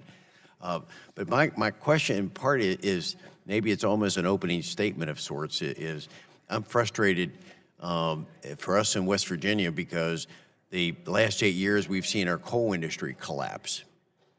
So we tried to switch over to natural gas and be able to exercise what we use in the Utica and Marcellus, but we can't get permits to build our pipeline. So my question back, I guess, maybe it would be to you, Mr. O'Sullivan, with laborers. Are you seeing a slowdown around the country of the ability to build pipelines and put our people to work? Congressman, we are seeing a slowdown in the permitting process, and I hate to keep going back to that, but shovel-ready projects are only shovel-ready if there's a reasonable review process. And again, we're for comprehensive process, but there has to be a beginning and an end. West Virginia particularly, and I'm a proud member of Labor's Local 1353 in Charleston, West Virginia, and worked in the state for a number of years. And appreciate your support all the years as well. What we're seeing in West Virginia, my local particularly, with what's happened to coal in the state, we've lost half our members. In many instances, natural gas pipelines have really helped our members out in the state. To be honest, we would have lost more than half our members if it wasn't because of that. We have apparently, if we can tap into properly the Marcellus and Utica and West Virginia, we can produce 50% of all the natural gas in America using that. However, we just can't get the permits to get that pipeline, to get those pipes. Yeah, of course they're building some, but not at the speed that we need to help out. And so it's coming down to unelected bureaucrats and delays and tactics, or are we just putting people to work? If we can't mine coal for 8 years, we've seen the employment situation occur in West Virginia, where, well, actually across the country, this anti-coal fervor that the Obama administration put in place. 83,000 coal miners lost their job. 246 power plants closed down. 400 coal mines closed. So we turn with hope that we can use the natural gas and build the pipelines so that we can put our people to work and find a new way to a different economy, but we're stymied. And I don't want to see that happen to the Dakotas or elsewhere where people are trying to find jobs, just jobs, it comes down to it. So what advice would you give us? Maybe I can't pronounce your name, I'm sorry. That's okay. It's Mahmoud. Mahmoud, Yes, what would be the best thing that we could do here in Congress to try to get the regulatory bodies to be more responsive so that the people that want to work are building trades and elsewhere? What could we do to eliminate some of those barriers? The process is there, but what else do we need to do? Yeah, I think it all boils down to predictability. Predictability in the process, and as long as it's fair across all industries, and for our industry on the energy side, we need predictable regulations that we can rely upon when we make these multi-billion-dollar decisions. And we need finality. So what happened on the DAPL project is very devastating to a company like ours when we're investing nearly $4 billion all of a sudden just to be halted by a political intervention. I could, but we talked to, I guess it was Barton, someone brought up a NEPA process, and we saw that process abused in the last 8 years. They were trying to export coal from Bellingham, Washington, and they didn't. The NEPA process was underway with it, but the administration just stepped in and stopped the NEPA process. That's got to be very frustrating to people that spent $7-8 million to try to get something approved. I got problems with this bureaucratic nonsense that we have to put up with sometimes around here. So I yield back my time. Gentleman is back. The chair calls upon the gentleman from Virginia, Mr. Griffith, for 5 minutes. Thank you very much. Ms. Conn, let me ask you a couple of questions. Did you, as a part of the pipeline going through Pennsylvania, did you participate in the FERC processes? I participated at every opportunity. I'm registered as an intervener and have spoken at the FERC hearings. And was your experience with FERC a good one? It was very neutral. There was no dialogue. There was no back and forth. There was a panel of people sitting on a stage who just sat. It wasn't dialogue. It was testimony.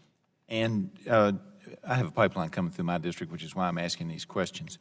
And do you feel that that FERC should be able to look at, as opposed to one individual pipeline, perhaps multiple pipelines going through a region so that they might consider whether or not all the pipelines are needed? Absolutely. Pennsylvania is slated for up to 300,000 miles of pipelines in the next several years. And they're both collection lines and interstate distribution lines. the collective impact of that is an entirely different story than what FERC considers on a pipeline-by-pipeline basis. Yes, ma'am, that's been our experience as well. Now, as a part of that, do you know if in your situation they looked at highway right-of-ways or co-location opportunities for the pipeline? There was a great deal of dialogue in my community. The initial proposal from Williams for this pipeline route rather extensively used some existing public land and existing right-of-ways in our township. There was some outcry over that because some of the public lands had been bought with taxpayer and donation dollars. It was a conservancy land. And Williams quickly rerouted through private properties after that. There was a second wave of proposals made by some of the residents in my township in particular to reroute back to some of that public land, and FERC did not choose to make that move. I appreciate your testimony here today. Mr. Mahmood, I know that you've already testified that you all did do some co-location. As a company, as you were looking at this, did you all look at opportunities where you might be able to co-locate? And is the gas that you're piping through, is that something that you all believe is necessary, exclusive of other projects, or are we, and my question is, are we getting into a situation where we're using eminent domain for competing projects, each standing alone would meet FERC's requirements, but maybe together we're overdoing it and building an oversupply of pipeline? Do you think there are any concerns? And I just open it up, you answer however you wish. Sure, thank you very much. You know, in the context of natural gas, we do have the Rover pipeline, which is up partially in Pennsylvania for a small section. It's a 713-mile pipeline that gathers natural gas from the producing region of the Utica and Marcellus and takes it to market.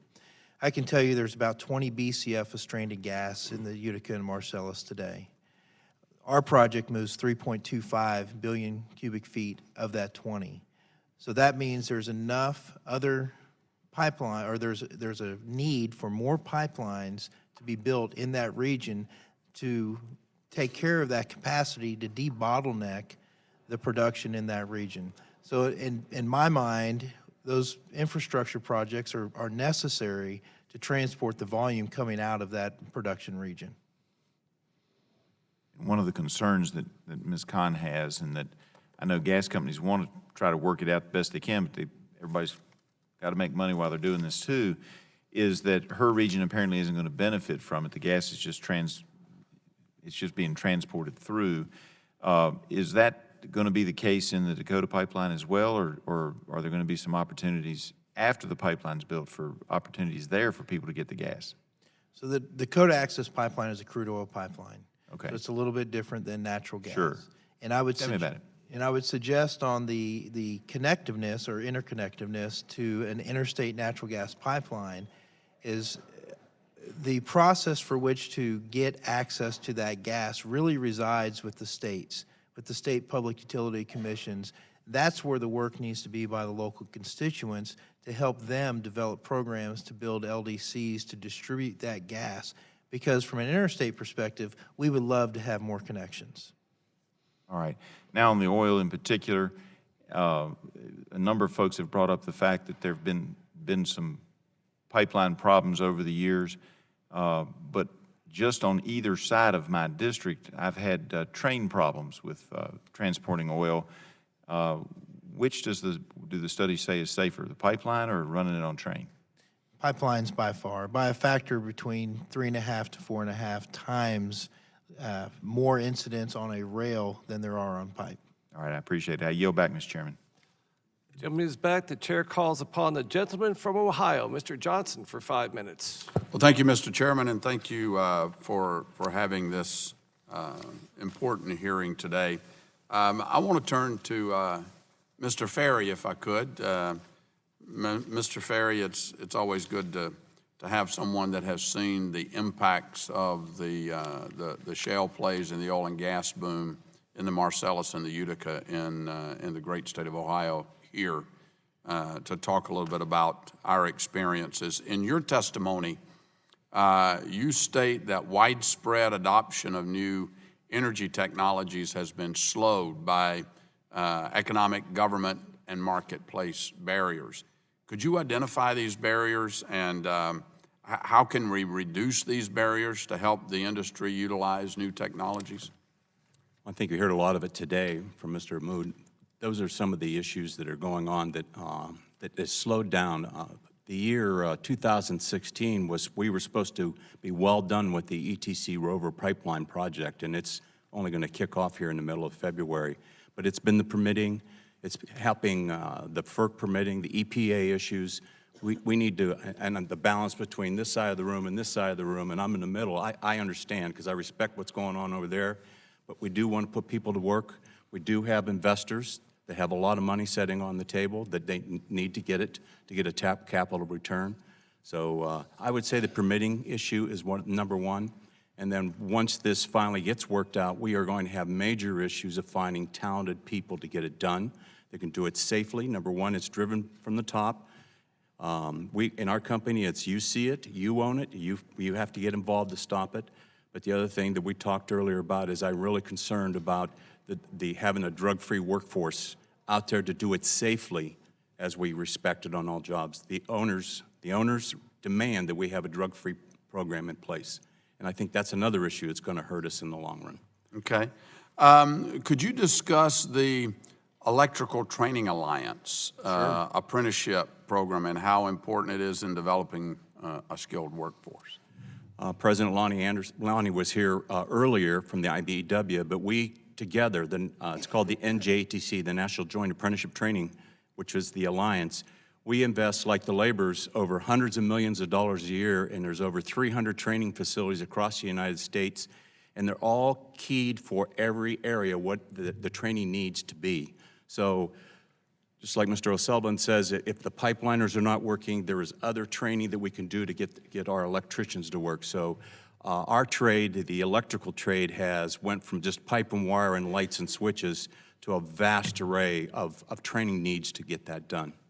Is it safe to say, and I'm thinking that many in our region of the country and our state of Ohio are going to be paying very close attention to this hearing. So I want to make sure that I get this question out there. Is it safe to say that if you're a part of that trained workforce and you put forth the effort, that your chances of getting opportunities for good-paying jobs, high-paying jobs, are real good?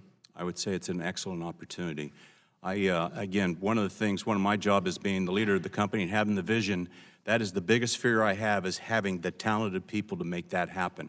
There's going to be great opportunities in Ohio, West Virginia, Pennsylvania, just the cracker facilities along with the fracking and gas and oil. There's going to be a lot of great opportunities. You know, I've talked to a lot of the labor groups and the career tech centers, and whether it's the building trades, the plumbers and pipe fitters, the operating engineers, you name it, about these opportunities. Can you talk a little bit about, especially in our region, you got a lot of young people that don't really see a four-year college education as something that they want to do, and there are a great number of opportunities in those trades in the oil and gas industry. Can you address that some? Absolutely. I think the universities have done a great job in marketing that you need a four-year degree to have an opportunity to raise a family. But I'm a classic example of that. I come out of high school. I was the oldest of 7. We didn't have the money for college. I went into the trades, and now I am the owner and CEO of a company. So the possibilities to get into the construction industry is unlimited. It's all driven by the individual and how far they want to go in this industry. Anything that we can do in Congress to help this process along? I'm leaning this side over here. The regulations have really slowed the processes down. We're working on those, you know that. Yes, sir. But I know when President Trump signed those orders on the 24th, our phones started ringing off the hook of opportunities. Our phones are ringing off the hook, too. So. Yes, sir. Good deal. Well, thank you, Mr. Ferry, and Mr. Chairman, I yield back. Thank you, Congressman. The gentleman yields back. The chair calls upon the gentleman from Missouri, Mr. Long, for 5 minutes. Thank you, Mr. Chairman. And as I was hearing you introduce my friend, Mr. Johnson, I thought, well, I'm next. So I better get my questions ready. And I looked and I couldn't find my questions. Then I started listening to Mr. Johnson. I thought, he's answering my questions. He had stolen my paper. Would you like some of mine? So all I can do is I'm going to yield to my friend from North Dakota. Thank you.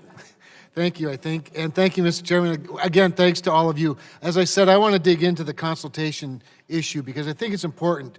And I'm going to start by reading from important to note, December 3rd, 2016 memorandum of record from the Department of the Army Corps of Engineers, Omaha District. December 3rd is important because it was on December 4th that the acting secretary of the Army called me to tell me I've changed my mind. Okay, so December 3rd, this was the memorandum. I'm going to start at the end. It says, the Corps of Engineers through the Department of the Army is required by statute to notify Congress when an application is received and when the Corps is going to grant an easement for a pipeline that is greater than 24 inches in diameter. The Army notified Congress of the application on September 13th of 2015, and in accordance with this memorandum, I recommend the Army notify Congress the Corps intends to grant the attached easement to Dakota Access, and ends by saying, after notification to Congress, the Omaha District intends to execute and issue the easement to Dakota Access. December 3rd, 2016. I'm going to highlight a couple more points in this memo, about halfway through. Core policy is that it will coordinate and consult with federally recognized Native American tribes when reservation lands are involved. The proposed DAPL crossing at Lake Oahe is not on reservation lands. Therefore, by policy, there is no requirement to coordinate with any federally recognized tribe. However, the Corps reached out to the Standing Rock Sioux tribe to coordinate and consult on the DAPL project, as established in the analysis set forth in the final environmental assessment. That's this document, Mr. Chairman. The Corps attempted to engage in meaningful discussions with the Standing Rock Sioux tribe on numerous occasions about the nature of the project, cultural resources, and the Lake Oahe crossing beginning in October of 2014 and continuing through March of 2016. Mr. Chairman, I would respectfully request that both the environmental assessment and this memorandum be entered into the record. Without objection. I also wanted to then turn to a decision by a D.C. District Court, U.S. Judge James Boasberg for the United States District of Columbia, appointed by President Barack Obama, for what it's worth. I'm going to skip several references to the consultation process that he references, but I'm going to jump to page 48 of this 58-page order. Plaintiff's last point on the merits is that the Corps, this is important because Mr. Mahmoud referenced the importance of a government-to-government responsibility here. The Corps failed to offer it a reasonable opportunity to participate in the Section 106 process as to the narrow scope of the construction activity that the Corps did consider to be an effect of the permitted waterway activities. And then he goes on to talk about the process. He said, he writes, the Corps has documented dozens of attempts to engage Standing Rock in consultations to identify historical resources at Lake Oahe and other PCN crossing. To the reader's relief, and he's right, the Corps need not repeat them here. Suffice it to say that the tribe largely refused to engage in consultations. It chose instead to hold out for more. And then he writes, in fact, on this record, it appears the Corps exceeded its National Historic Preservation Act obligations at many of the sites. I'm going to skip several other references. I'll read this one on page 55. The record contains abundant evidence that the Corps also repeatedly sought other input on known cultural sites at these locations, and in many cases, other tribes conducted site visits to search for any resources likely to be affected. And on he states, but I think it's really important to highlight that he actually references here that, in fact, in this record, it appears the Corps exceeded its NHPA requirements. In conclusion, he writes, as it has previously mentioned, this court does not lightly countenance any depredation of lands that hold significance to the Standing Rock Sioux. Aware of the indignities visited upon the tribe over the last centuries, the court scrutinizes the permitting process here with particular care. Having done so, the court must nonetheless conclude the tribe has not demonstrated that an injunction is warranted here. I'll ask questions in my next opportunity. I yield. Gentleman's time has expired. Dr. Bouchon. Mr. Chairman, I yield my time to Mr. Kramer. Thank you, Mr. Bouchon. Thank you, Mr. Chairman. And I would then ask for unanimous consent to enter into the record Judge Boasberg's ruling. Without objection. All right, thank you. I do want to get into this consultation process a bit. One of the things that we heard that I want to dig into, Mr. Mahmoud, is that Mr. Harrison in his testimony references consultation, meaningful consultation, government to government. These are all things I think we need to be talking about, especially going forward. I don't think you can change in midstream. But he also references something that I think is relevant to this entire hearing, and he references the need for consent. Now, consultation is one thing. Consent means something completely different. Could you tell me as a developer, what would it mean if every development of any type required the consent of tribal entities on private property outside of a reservation? How would that impact development going forward? Well, thank you for the question. The consent is something that we, from a development standpoint, would probably not have we would not agree to that from a standpoint of the process already exists today, where the consultation under the federal laws is intact, where if the tribes, no matter what tribe and what state, would engage in that consultation and really engage in meaningful consultation, then I believe that their voices would be more heard, and that I believe that their questions could be answered, and then I believe that we would have a more robust process. So I don't believe consent is the answer. I believe meaningful engagement is the answer under the current laws as they stand today. Thank you for that. Mr. Harrison, I want to ask you, because you've referenced, and I think this is an important point, you've referenced treaty issues. I think you acknowledge that this DAPL does not cross reservation land. Is that correct? The reservation as it stands today, yes. Correct. And the big hole that you referenced in the previous map really wasn't treaty land where there was a hole, because clearly the two pipelines that are in the same corridor as DAPL are on the land that's in dispute right now. So you referenced treaty. Tell me about which treaty you're referencing, and maybe give us I don't know if 30 seconds is enough. You're a good educator, but I don't know how much time you need. Just tell us about that treaty and what's at stake here. Okay, the treaty that we reference is the 1851 Fort Laramie Treaty. And that's the larger part of 4 to 5 states, basically the western corner, the southwest corner of North Dakota, large part of South Dakota, probably half of South Dakota, I should say, parts of Montana and Wyoming as well.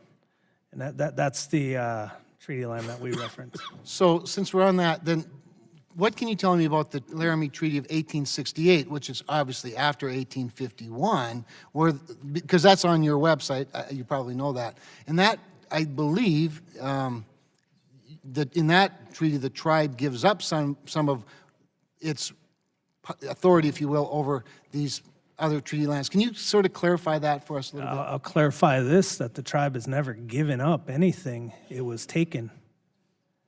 And that's a big point of contention on this. So what's your recourse then with regard to the Treaty of 1868? Because I think, if I'm not mistaken, I think that's sort of where we land on some of what's in contention, because clearly, again, it's not on the reservation. I guess I would disagree a little bit on the fact that that's not where we land. We land on the fact that we do have a government-to-government relationship. It is very clear that this process is not only flawed, but it is not in the tribe's favor at all. And whether meaningful consultation is had, the big question is it listened to? We can object till we're blue in the face, and if that pipeline or any other pipeline or any other project, whether it affects us or townspeople like Ms. Khan here, still goes in and says, we noted, that's the problem we have. We do not approve of the check-in-the-box attitude of it. We reached out to you, check. We oppose that. Yeah, but except we want consultation. We want meaningful dialogue. But Judge Boasberg claims that there were dozens of attempts at meaningful consultation. Judge that the Boasberg tribe also rejected. scrutinizes the process and acknowledges that there's been decades, if not centuries, of problems with this. Well, and I think that's the problem. We aren't going to litigate the history in this one project, but that's why I want to clarify things going forward so that perhaps we can do better going forward. And I yield. And we'd really like to be a part of that dialogue going forward to look for some resolution to a lot of these things and to be included. As I stated at the outset, we are Americans. We're the first Americans, and we want to be treated as such. Thank you. Thank you. The gentleman is back. The chair calls upon the gentleman from Maryland, Mr. Sarbanes, for 5 minutes. Thank you very much, Mr. Chairman. Obviously, a very important hearing. I want to thank the panel. This is a critical discussion whenever we're citing a pipeline or any other kind of energy infrastructure project. It's important that we balance all the various interests. But I certainly think that means being sensitive to impacted constituencies, and that's a challenge for us. And a challenge for all the agencies that have to weigh these important decisions. So it's a very important discussion that we're having. And I would like to yield the balance of my time to Mr. Ruiz from California. Thank you, and thank you, Mr. Chairman. I want to thank the committee for holding this important hearing and our witnesses for coming. Thank you for coming to tell your stories. They are important stories. Each and every one of your stories is an important story. And this is a story of the federal permitting process being rushed and fast-tracked without meaningful tribal consultations. We've had multiple conversations of what that means to be meaningful, and if done properly and according to law, could have avoided the delays that are harming families, harming workers, and could have prevented the desecration of very important sacred sites. It's a story about environmental injustice, taking a risk burden from one community and putting it in a more vulnerable community's shoulders. It's a story about how our nation is once again trampling on the rights of Native Americans and threatening the health, environment, and cultural survival of the surrounding tribes. It is also a story of an administration that fast-tracked the project despite the serious warnings and strong recommendations by the EPA, the Department of Interior, the National Council of Historic Preservation, circumventing the already in process environmental impact statement review in order to line its own pockets. You see, the federal government has a moral and legally enforceable obligation to protect tribal treaties, land, and resources under the federal trust responsibility. Tribes have the right to regular and meaningful consultation under Executive Order 13175 for projects that can have an impact on health or tribal land. Under the Historic Preservation Act, federal agencies are required to be responsible stewards of the nation's historic resource and consult with tribes when their actions may impact sacred sites. Furthermore, under the Clean Water Act, the Army Corps has a responsibility to protect our nation's waters from contamination by conducting accurate environmental assessments to determine if construction permits should be granted, and all those other agencies said that that initial assessment was inaccurate. So it's not just the right thing to do based on our historical experiences and historical traumas with Native Americans, it's the law. So now we find ourselves confronting a historical violation of both civil rights and tribal sovereignty, all because the procedural safeguards of the meaningful consultation process were not followed. The proposed pipeline was determined to be too risky already for one community in Bismarck, so let's put it in a more vulnerable community. Why did that happen? Why is it now acceptable that we give the risk put the risk onto the tribes? I want to reiterate again that the workers are caught in the middle of this failed systems. Tribes and working families want the same thing, a better quality of life for themselves and their families, a fair opportunity to have a say in decisions that may affect their health, cultural preservation, and their environment. They want to be heard, a seat at the table. So I stand with the tribes in this, and I'm greatly disappointed that this administration has ignored scientific evidence requiring an environmental impact statement. I also stand with the workers because it's unfair to them and their families that they should suffer because of a failed permitting process. So in terms of the sacred sites, on September 2nd, 2016, shortly before my visit to Lake Oahu and the Sacred Stone Camp, the tribe filed paperwork with the court that identified sacred and cultural significant sites that were miles apart from the construction site, but in the proposed line of construction. Not even 24 hours later, in the middle of a night, in a holiday weekend, Labor Day, DAPL bulldozed and completely demolished the site the tribes were trying to save and had identified earlier. Time after time, tribes have been seeing their treaties broken, their lands taken, and sacred sites desecrated. So, Mr. Mahmoud, I want to ask, is it standard practice to go and at 3 a.m. on a holiday weekend to bulldoze over a site that has been designated as a cultural significant site by the tribe?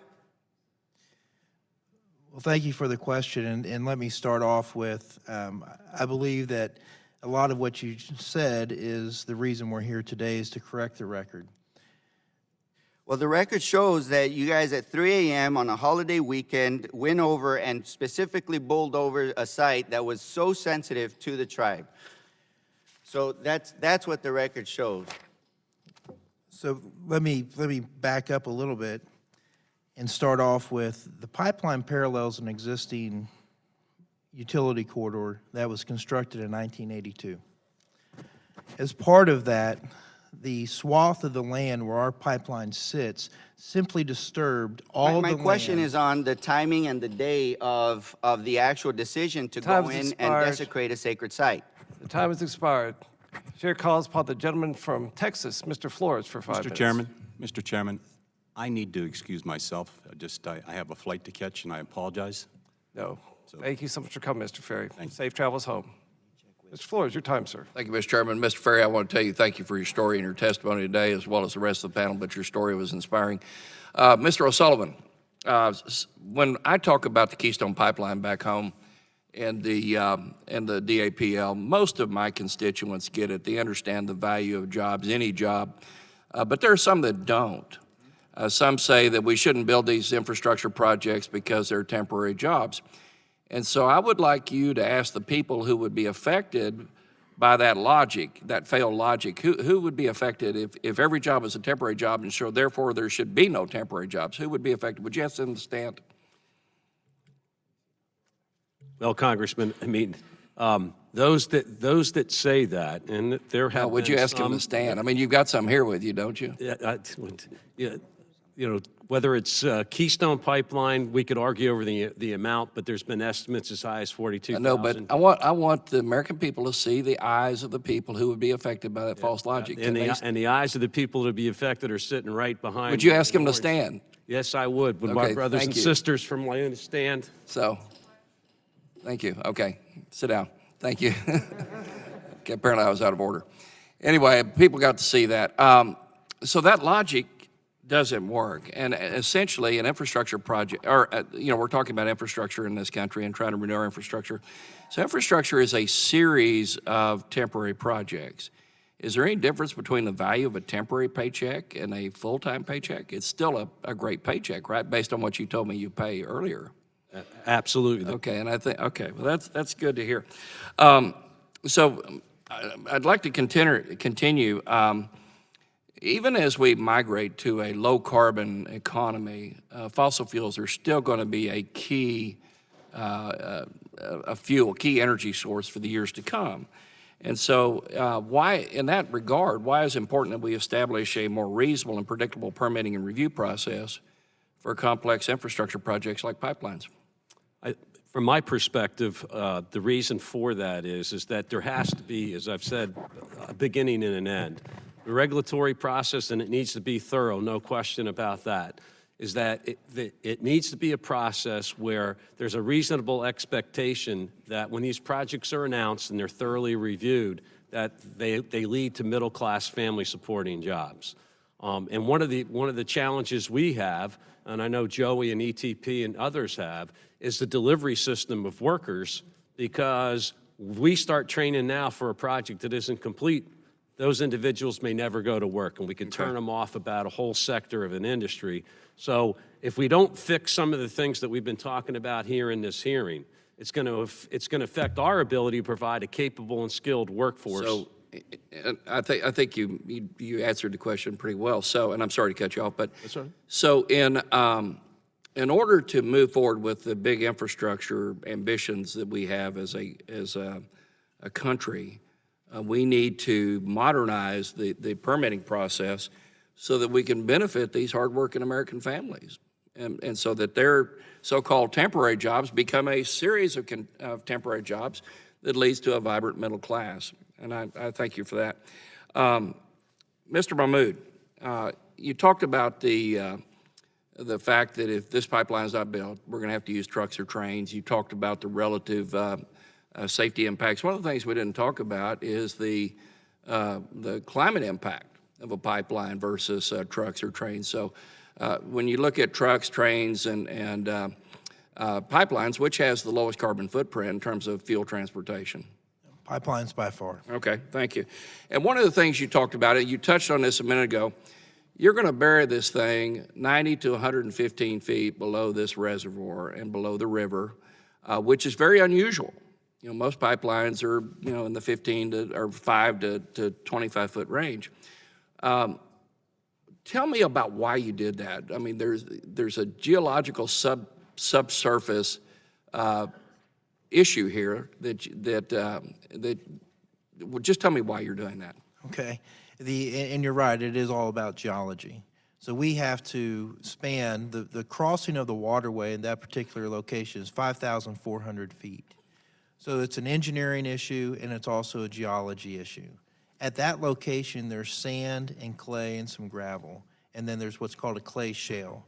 And so part of the design was to put the pipeline in the soil band that's most conducive to allow that drill to be successful.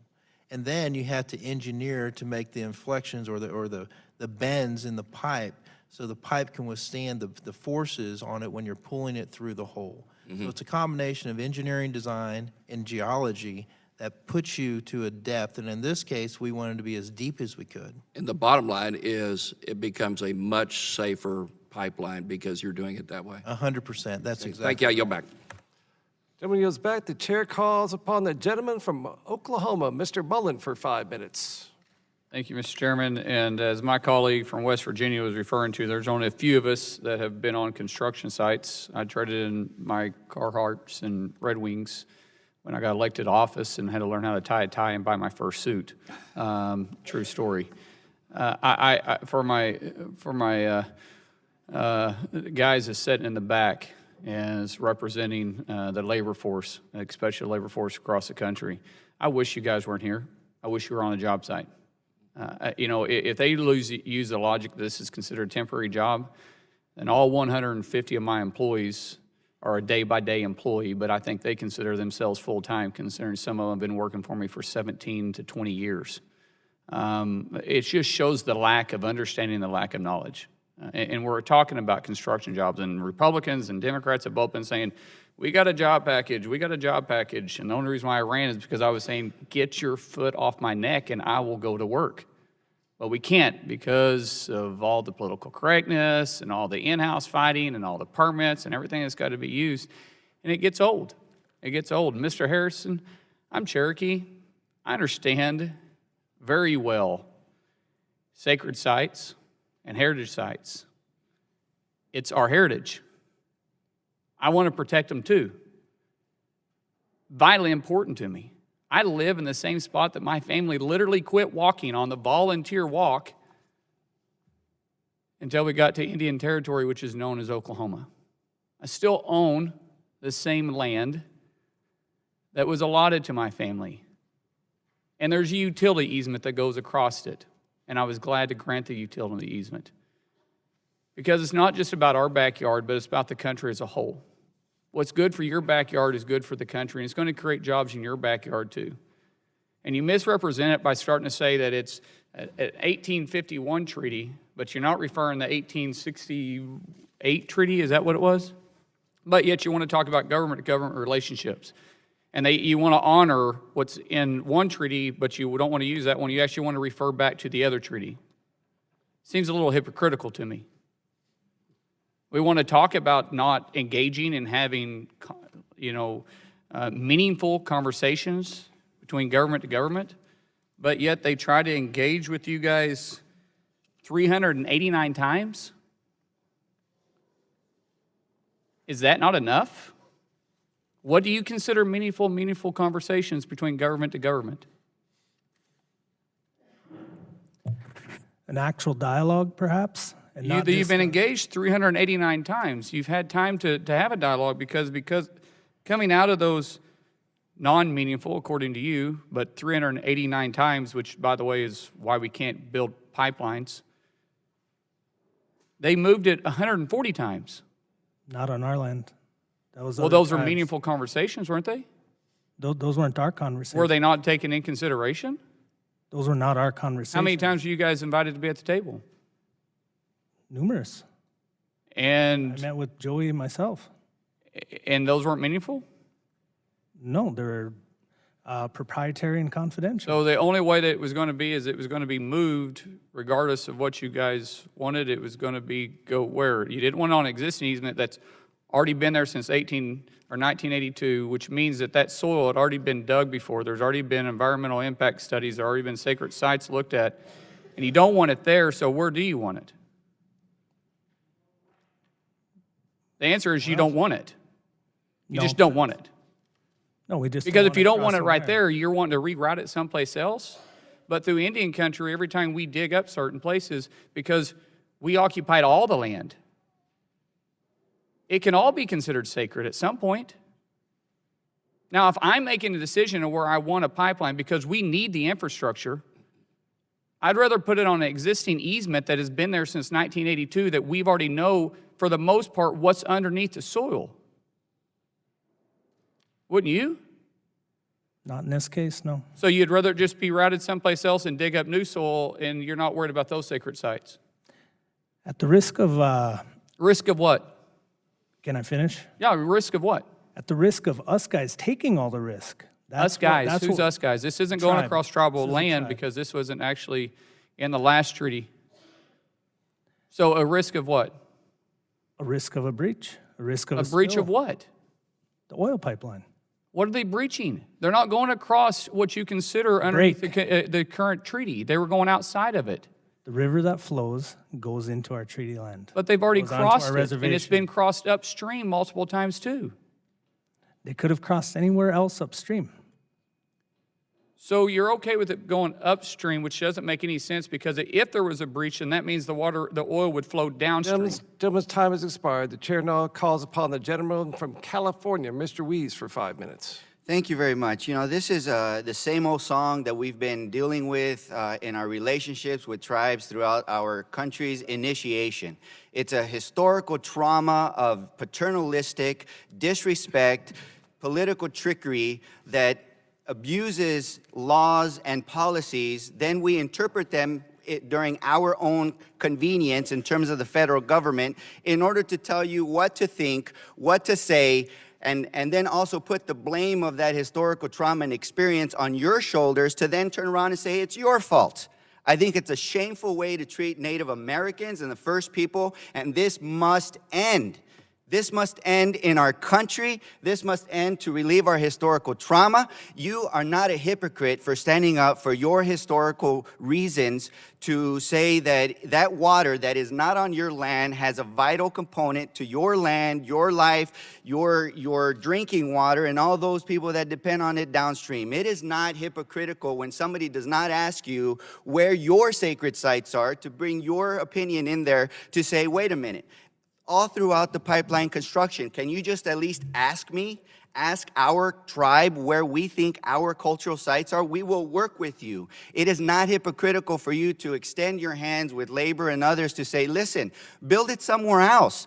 Right now, we're living in the now and the moment, and this is a great risk for our tribe, for future generations, for our ability to drink this clean water. So, hey, if you want to reroute it into some other place and build more pipe and lay more pipes, so more hours of work and more construction and more jobs, then go for it. But just not now, not in the water source that we drink. Executive Order 13175 says any project that has an impact to the land or the health of tribes. Don't we all, as Americans, deserve the right to self-determination and have a right on decisions that may affect our children's health, our sacred lands, and our future? Isn't that a fundamental value of the democratic process? Isn't that a fundamental American value that we must stand up for? Isn't that the value of the working families that want to have a say in what we do for our livelihood and have a fair shot and benefits package so that we can claim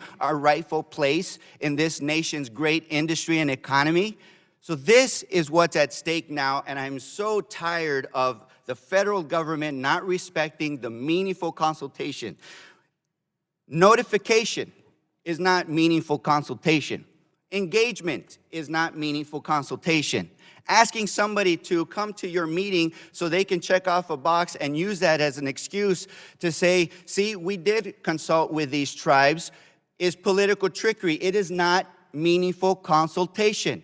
Meaningful consultation is consulting, having dialogue, understanding the concerns, the risks at the beginning, before a plan was made and come to say, hey, listen, this is what we're going to do. I want you to sign this box so we can get on with it. No, it is to talk about not only the design, the location, the compromises, the negotiations, the rerouting, the mitigation risks, and all the cleanup super funds that need to exist so that the burden of cleanup and the risks aren't just placed on Native Americans. That is meaningful consultation, okay? This is not about not creating jobs. This is not about not helping, you know, the labor force to have a dignified job with a future for your families. This is about respecting tribes and ending once and for all the historical trauma that they have faced in our nation. What is meaningful consultation for you, Mr. Harrison? It's an actual dialogue. I just want to refer to Congressman Mullen. That wasn't meaningful dialogue. That's the way things have been going when we get peppered when we walk into the room. Rather than hear our side out, we get peppered with the hypocrisy, the numbers of however many times they dialed our phone number. That is not meaningful consultation. Consultation comes in the planning stages. Consultation comes beforehand when they can actually make some adjustments prior to. They've consulted other tribes. Apparently, they've made 144 two-foot diversions. Pipeline's still going where it's going to go. Let's you know, I really want to get to the bottom of this and fix a problem so that our workers don't have to be caught in the middle of this anymore and in the future. Let's define what meaningful consultation is. I have a GAO study that I requested to determine whether or not the federal government is compliant with that. The previous administration has conducted a multi-agency investigative study to determine what does impact and meaningful consultation mean. So let's start looking from those to put those into practice and implementation. Gentleman's time expired. The chair now calls upon our final witness, Mr. Kramer from North Dakota. Thank you, Mr. Chairman. Again, thanks to all of you for being here. Mr. Harrison, special thanks and welcome to you. It's hard to respond to that kind of raging nonsense, but I do have to say a couple of things. First of all, you have to, if you're invited into meaningful consultation but don't show up, it's not the person that invited you into the consultation that there wasn't meaningful consultation. You have to show up when you're invited and at least respond to the request. I want to get to another thing that Mr. Ruiz kept saying. There are many fake news stories related to this. But perhaps one of the most egregious is this notion that there was once a route through north of Bismarck that was denied by all the white people in Bismarck, and therefore they had to move it down upstream from the reservation. That's just not true. This is blatantly not true. I've cited many pipelines, and this route was chosen because it is the most direct, because it's an existing corridor that the tribe, by the way, did not oppose 35 years ago when two other pipelines and a transmission line went across it. So we just got to get back to reality. There is a Tesoro refinery on the west side of the Missouri River in Mandan, North Dakota, that employs many union workers. We're very proud of that refinery. That refined product goes under the Missouri River, right through Bismarck, on to Fargo, North Dakota. Nobody ever complains about it. We're happy to have it. There's a pipeline two houses down from mine. I'm glad to have it there. I'm grateful for the warmth it brings. I want though, to speak in my final moments, and maybe with you, Mr. O'Sullivan, one of my dearest friends in this body is David Scott, a Democratic member of the Congressional Black Caucus from Atlanta, Georgia, who might be organized labor's biggest friend in the Congress. He and I worked together on the Keystone Pipeline. We've worked together on several other energy projects. We have introduced this year legislation similar to what he wanted in the Keystone Pipeline to encourage the unions, encourage the companies, encourage the government in their process of utilizing labor, obviously training, apprenticeship programs, to put a special emphasis on a social problem, and that is jobs for young black men.